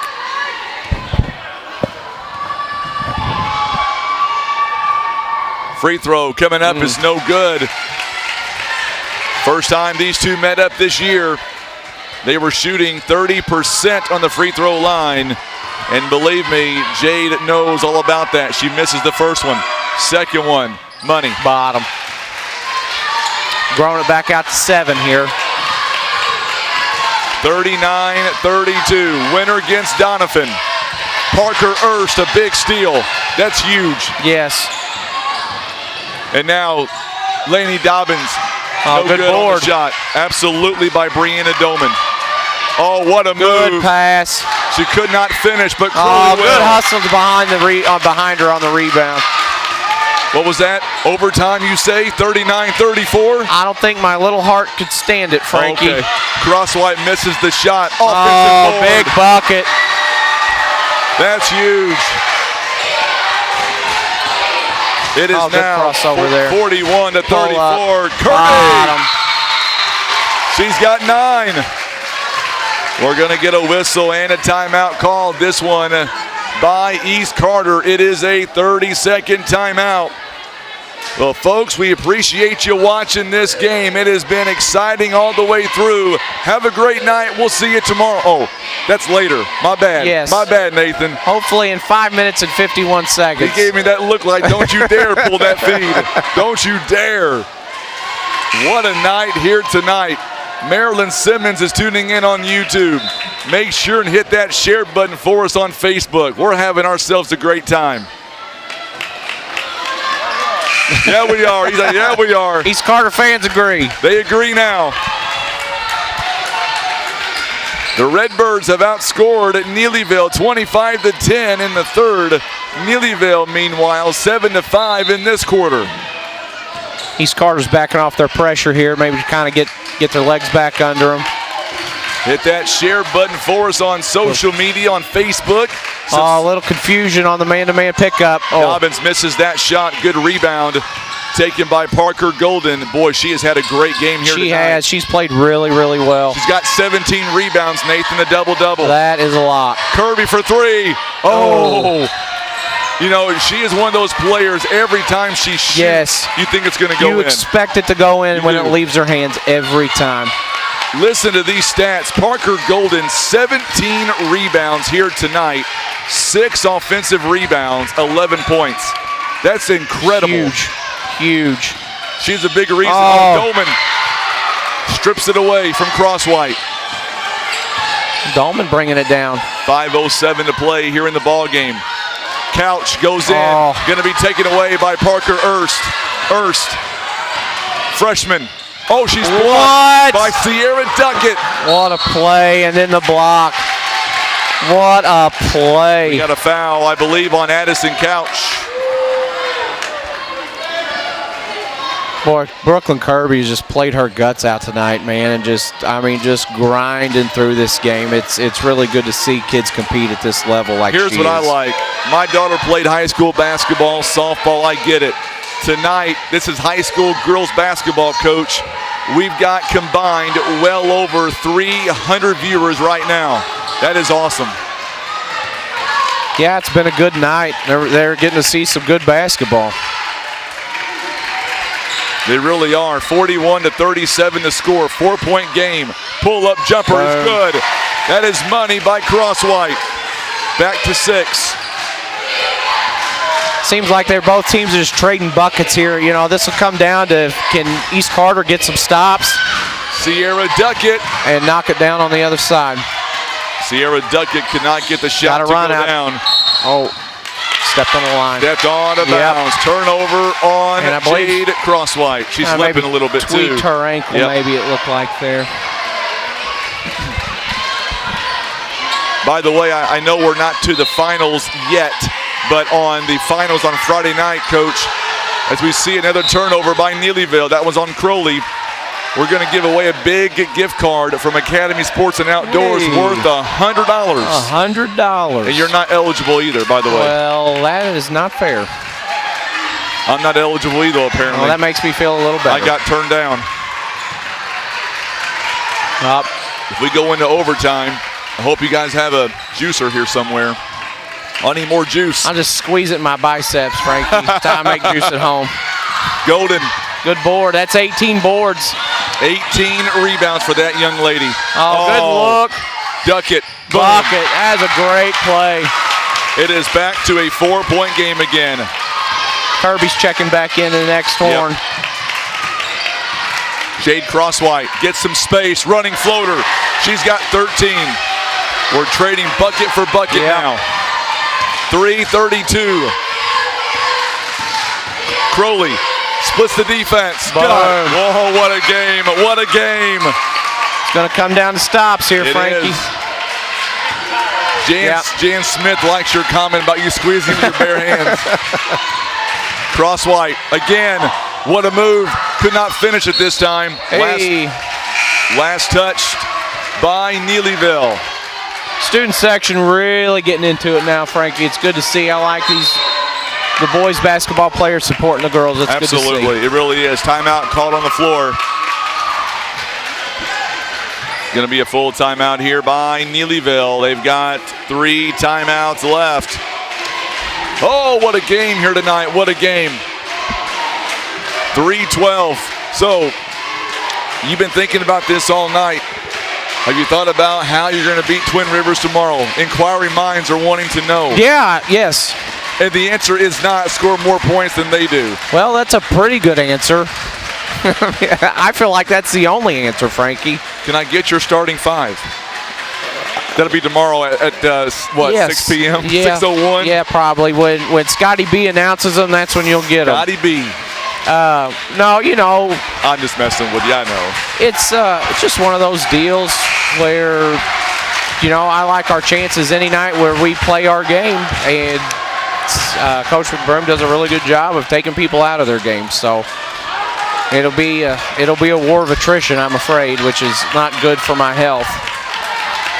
I think Seth has more votes right now for better-looking coaches in the OFC. Well, I would say he stuffed the ballot box. He stuffed the ballot box. 3:12 to go here in the ball game. You ready for a great finish? I am, and it's going to be.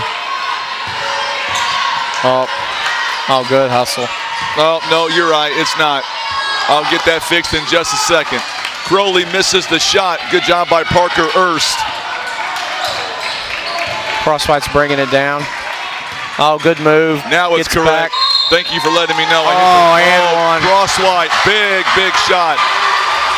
So the scoreboard is correct now. Nathan hit the wrong points for the wrong team. Yeah, that's as right. Usual. Yep, I've screwed up 3 times tonight. Kirby now with a big foul. That's her 4th, by the way. Her 4th, and Crosswhite with a big and 1 bucket. Push this thing back up to potentially 7 with under 3 minutes. That's Crosswhite, a big lead. 15 points. Boom, in rolled and out, no good. Oh, rebound, man. Parker Ernst. 47-41. Or 49-41, rather. That's a 4-point swing, Coach. Yeah, that's big. Oh, trying to force it. Couch, good crossover there. They got numbers. Oh, pulls it out. Smart.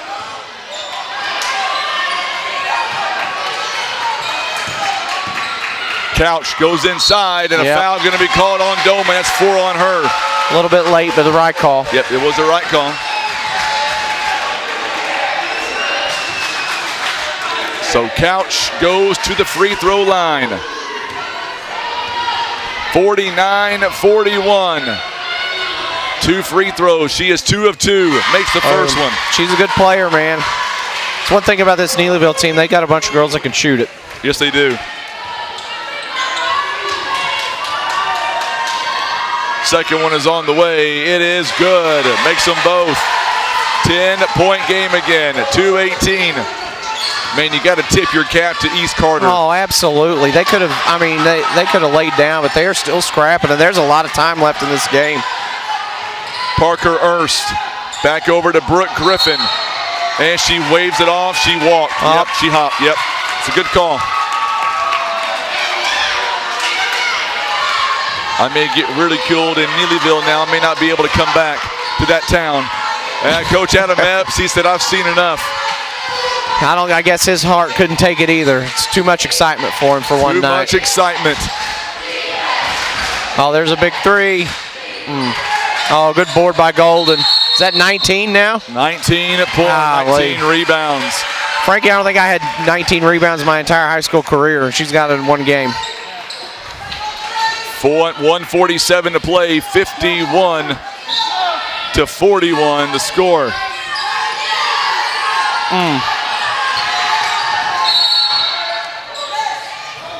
Oh, double foul. Going to get a double foul, it looks like. Yeah. Yep, I think you're right. Uh-oh. Oh, if that's on Dolman, that's 5. I think it's on Dolman and Ernst. I don't know how many Ernst. No, I think it's on Count. Is it on? So Parker Erst, yep, I think you're right. Parker Erst and Brianna Dolman. Double foul. Oh, 25 Dolman, so yes. That's her 5th. Dolman's done. It's a double foul. Dolman fouls out with 8 points here in the ball game. The worst part of that is Neelyville has a possession arrow, so the ball will go to Neelyville. So Parker Erst also with a foul. Is that right? Did they call it on Parker? I couldn't tell. Well, I think so. I saw a 3 for sure, but I'm pretty sure it was on Parker Erst as well. Yeah.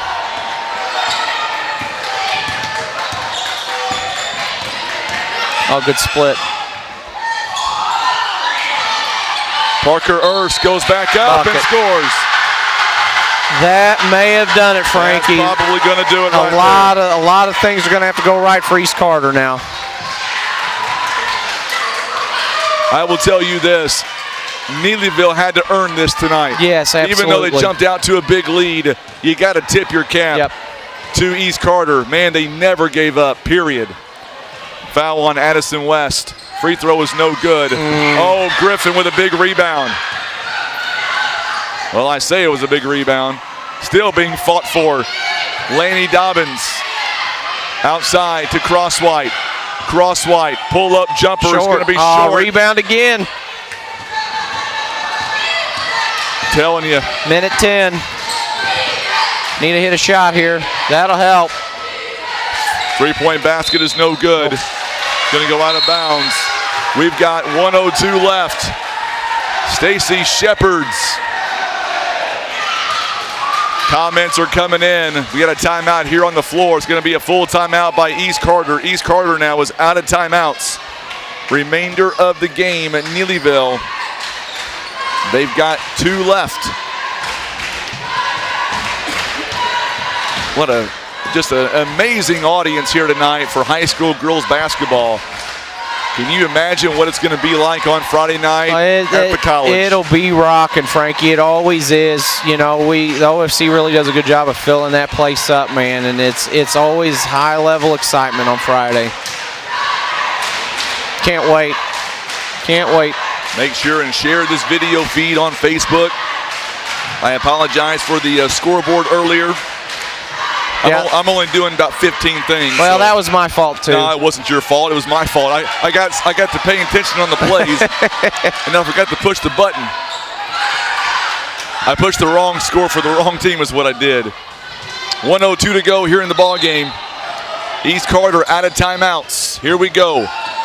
Coming up, it is our first Midwest Bank player of the game. And if you're Neelyville, who do you pick? I've got a player in mind. Dobbins misses the shot. Here comes Crowley. Crowley to Sierra Duckett. Kirby now down by 12. They've got to go, and they know it. Kirby gets open. 3, short. Crowley up and good. Now they got a quick foul here. Need to foul. 10-point game, 30 seconds. Jade Crosswhite letting time burn. And that's going to be a foul on West. So Jade Crosswhite. I'll tell you what, Coach, she might be my player of the game. I don't know. The way she got kind of nicked up early and came back and has handled the basketball, handled pressure, and put it in the hole, man. I don't think you could find a better one. First one is up and good. 54-43. Kirby is going to come out of the ball game. I believe she's just a sophomore. Is that right? Kirby, no, she's a senior. No, I'm sorry, Crosswhite. Yes. Yeah, she's got a bright future ahead of her, too. This whole program does. I thought you were talking about East Carter. I'm like, well, I bet they want her to be a sophomore again. No doubt. 55-43. So Naylor will take on East Carter on the third place game coming up on Thursday night. And that means, fans, all right, fans from Neelyville. Well, we're going to get an intentional little foul extracurriculars out here, yeah.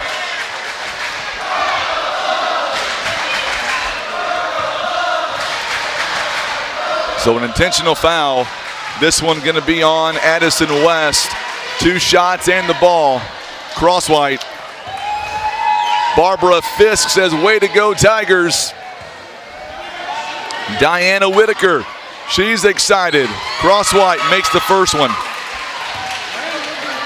Boy, this place will be rocking on Friday night. Doniphan, Neelyville. It's a rematch of the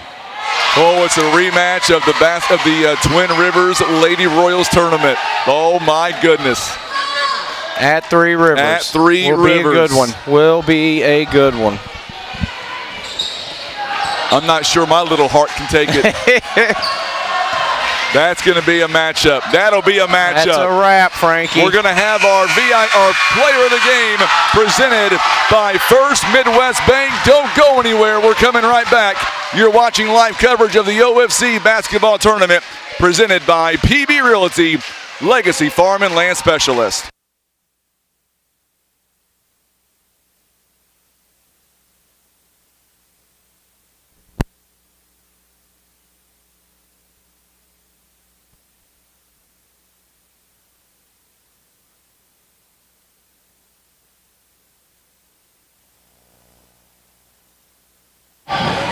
All right, we're going to go down. We're going to go down courtside here and talk to head coach Becky Hale, also maybe a player as well. I want you to. All right, Coach, we'll talk to you first. What a game here. Guys got out to a great lead here, and then they come back. East Carter fought all the way. You guys able to pull out the victory in the end. What changed for you guys at halftime, and you guys were able to eventually secure the win? Yeah, the halftime kind of slowed us down a little bit, but we was able to handle the run, and we, fourth quarter, handled it and got the lead back. I seen the fans overall and your team when the final buzzer went off. They were excited. What about this win for this program? Put it in terms of how important it is for the program this season. Going back to the championship. Going back to the championship. You know what awaits you coming up on Friday? It is Doniphan, and it seems like your team is poised to take on Doniphan coming up on Friday. What will you work on between now and Friday to get ready for the Donettes? Hey, talk about poise. That's her middle name right now. She was our rock fourth quarter. So early in the first half, fouls were all over the place, and you were able to rest some of your people early on, but then the fouls got stronger. And this girl right here, Jade Crosswhite, she went out for a little bit with a small injury. She come back in, and she dominated on the free throw line and rebounding as well. Yeah, she played real smart. I'm proud of her. So what will you guys do between now and Friday to get ready? Practice. Practice. Well, thank you so much, Coach, for the victory. Thank you. All right, Jade, our player of the game presented by First Midwest Bank. And let's talk about the win. What does it mean to you, to your teammates, and the program in general to knock off East Carter finally and get back to the championship game on Friday night? It means everything. I'm just hope I made Coach proud and my teammates proud. I would say you made your teammates proud, everybody watching on YouTube and Facebook. Walk us through when the game first started, you guys got off to an unbelievable run. And then East Carter got back in it. They cut it down to a one-point possession at one point. Talk about the poise. You guys were not going to be denied. What did Coach Becky Hale tell you at the locker room when they were making their small run? She just told us to be ready for everything and play the hardest defense we could play. East Carter, obviously, you guys are so equally matched up. They're big and physical. You look at Doniphan, they're much like East Carter, very big, very physical. What will you guys do as a team between now and Friday to get ready for your ball game on Friday night?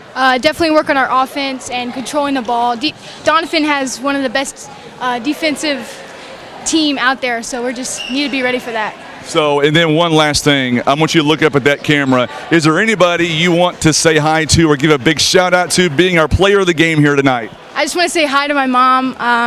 I hope she's proud because she told me that, I don't know, just to be good and try my hardest. You did a phenomenal job. Congratulations. Everybody loved watching you play here tonight, and have a great game on Friday. We'll be there to cover it and go pick up that win. Thank you so much. You betcha. Jay Crosswhite joining us live, our player of the game.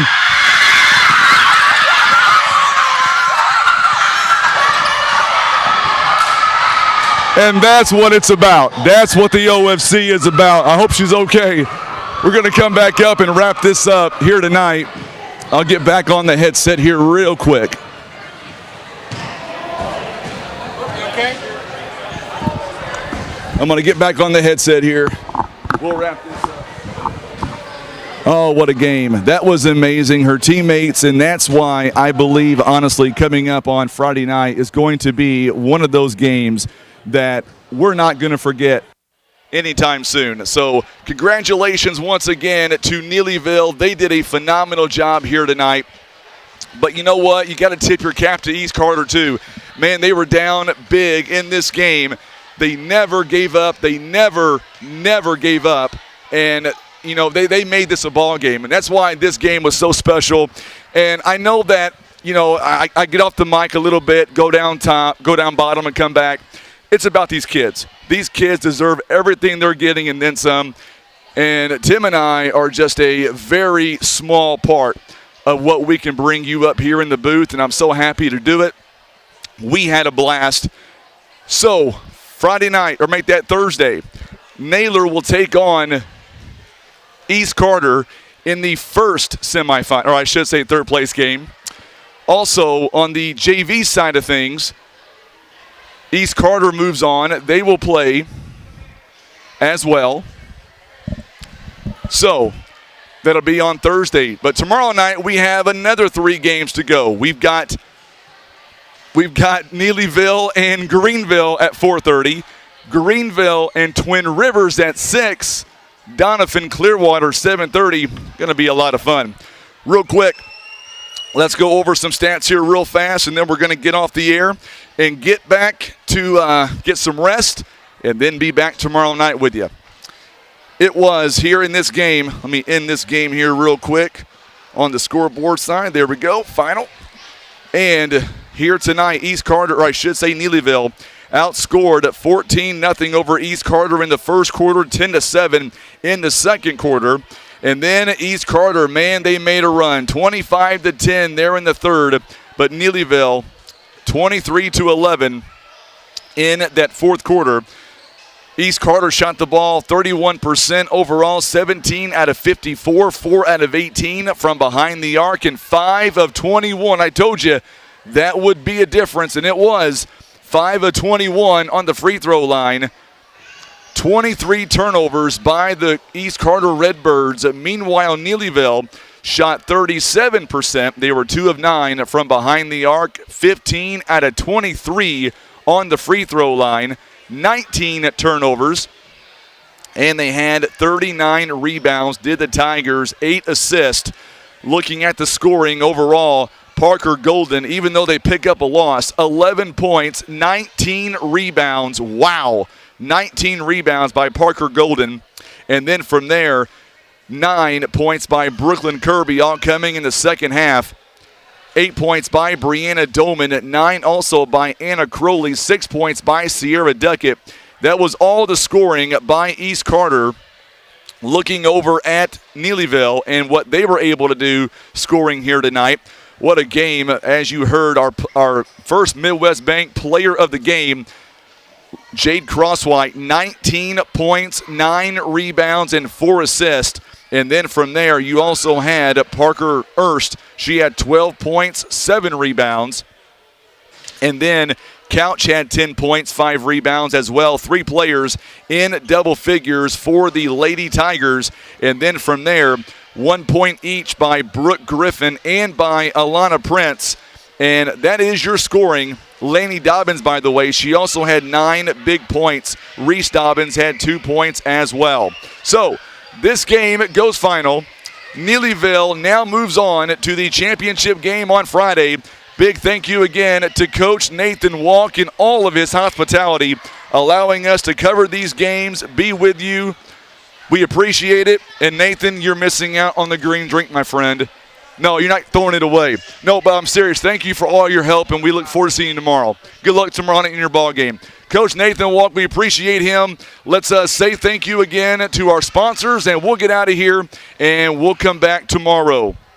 We want to say thank you again to First Midwest Bank, First Choice Insurance, Russians Towing, Scott Law Group, LLC, Day One Chiropractic, Elite Trucking Academy, Countryside Chevrolet, Current River Ford, also being brought to you by Whitworth Gift Chest Jewelers, Barker's Towing and Automotive, J.W. Walker and Sons Recycling, Dorinda's Fast Tax, Christian Automotive, Shooter Shack, Parish Graphics, also being brought to you by Rice Trailer Sales, Black River Shooting Supply and Indoor Range, Baker Implement, also being brought to you by Senator Jason Bean, Smokin' Aces, Mossy Oak Properties, Pepsi Mid-America, Hester Trucking, Stan Bader Wood Truss, Southern Care and Comfort, also being brought to you by Maze Florist, also D's Country Kitchen, Jayco Apparel, and Kevin's Automotive. For Tim Hicks, for Coach Nathan Walk, I'm Frankie Castile. We're back on the air tomorrow night, or tomorrow afternoon, 4:15 for the JV game, and that'll feature the Greenville Bears and the Tigers of Neelyville. And then a good one at 6 p.m. Greenville will take on Twin Rivers. And at 7:30, it is the Doniphan Dons and the Tigers out of Clearwater. You've been watching live exclusive coverage of the OFC Basketball Tournament. It is presented by PB Realty and Legacy Farm and Land Specialist.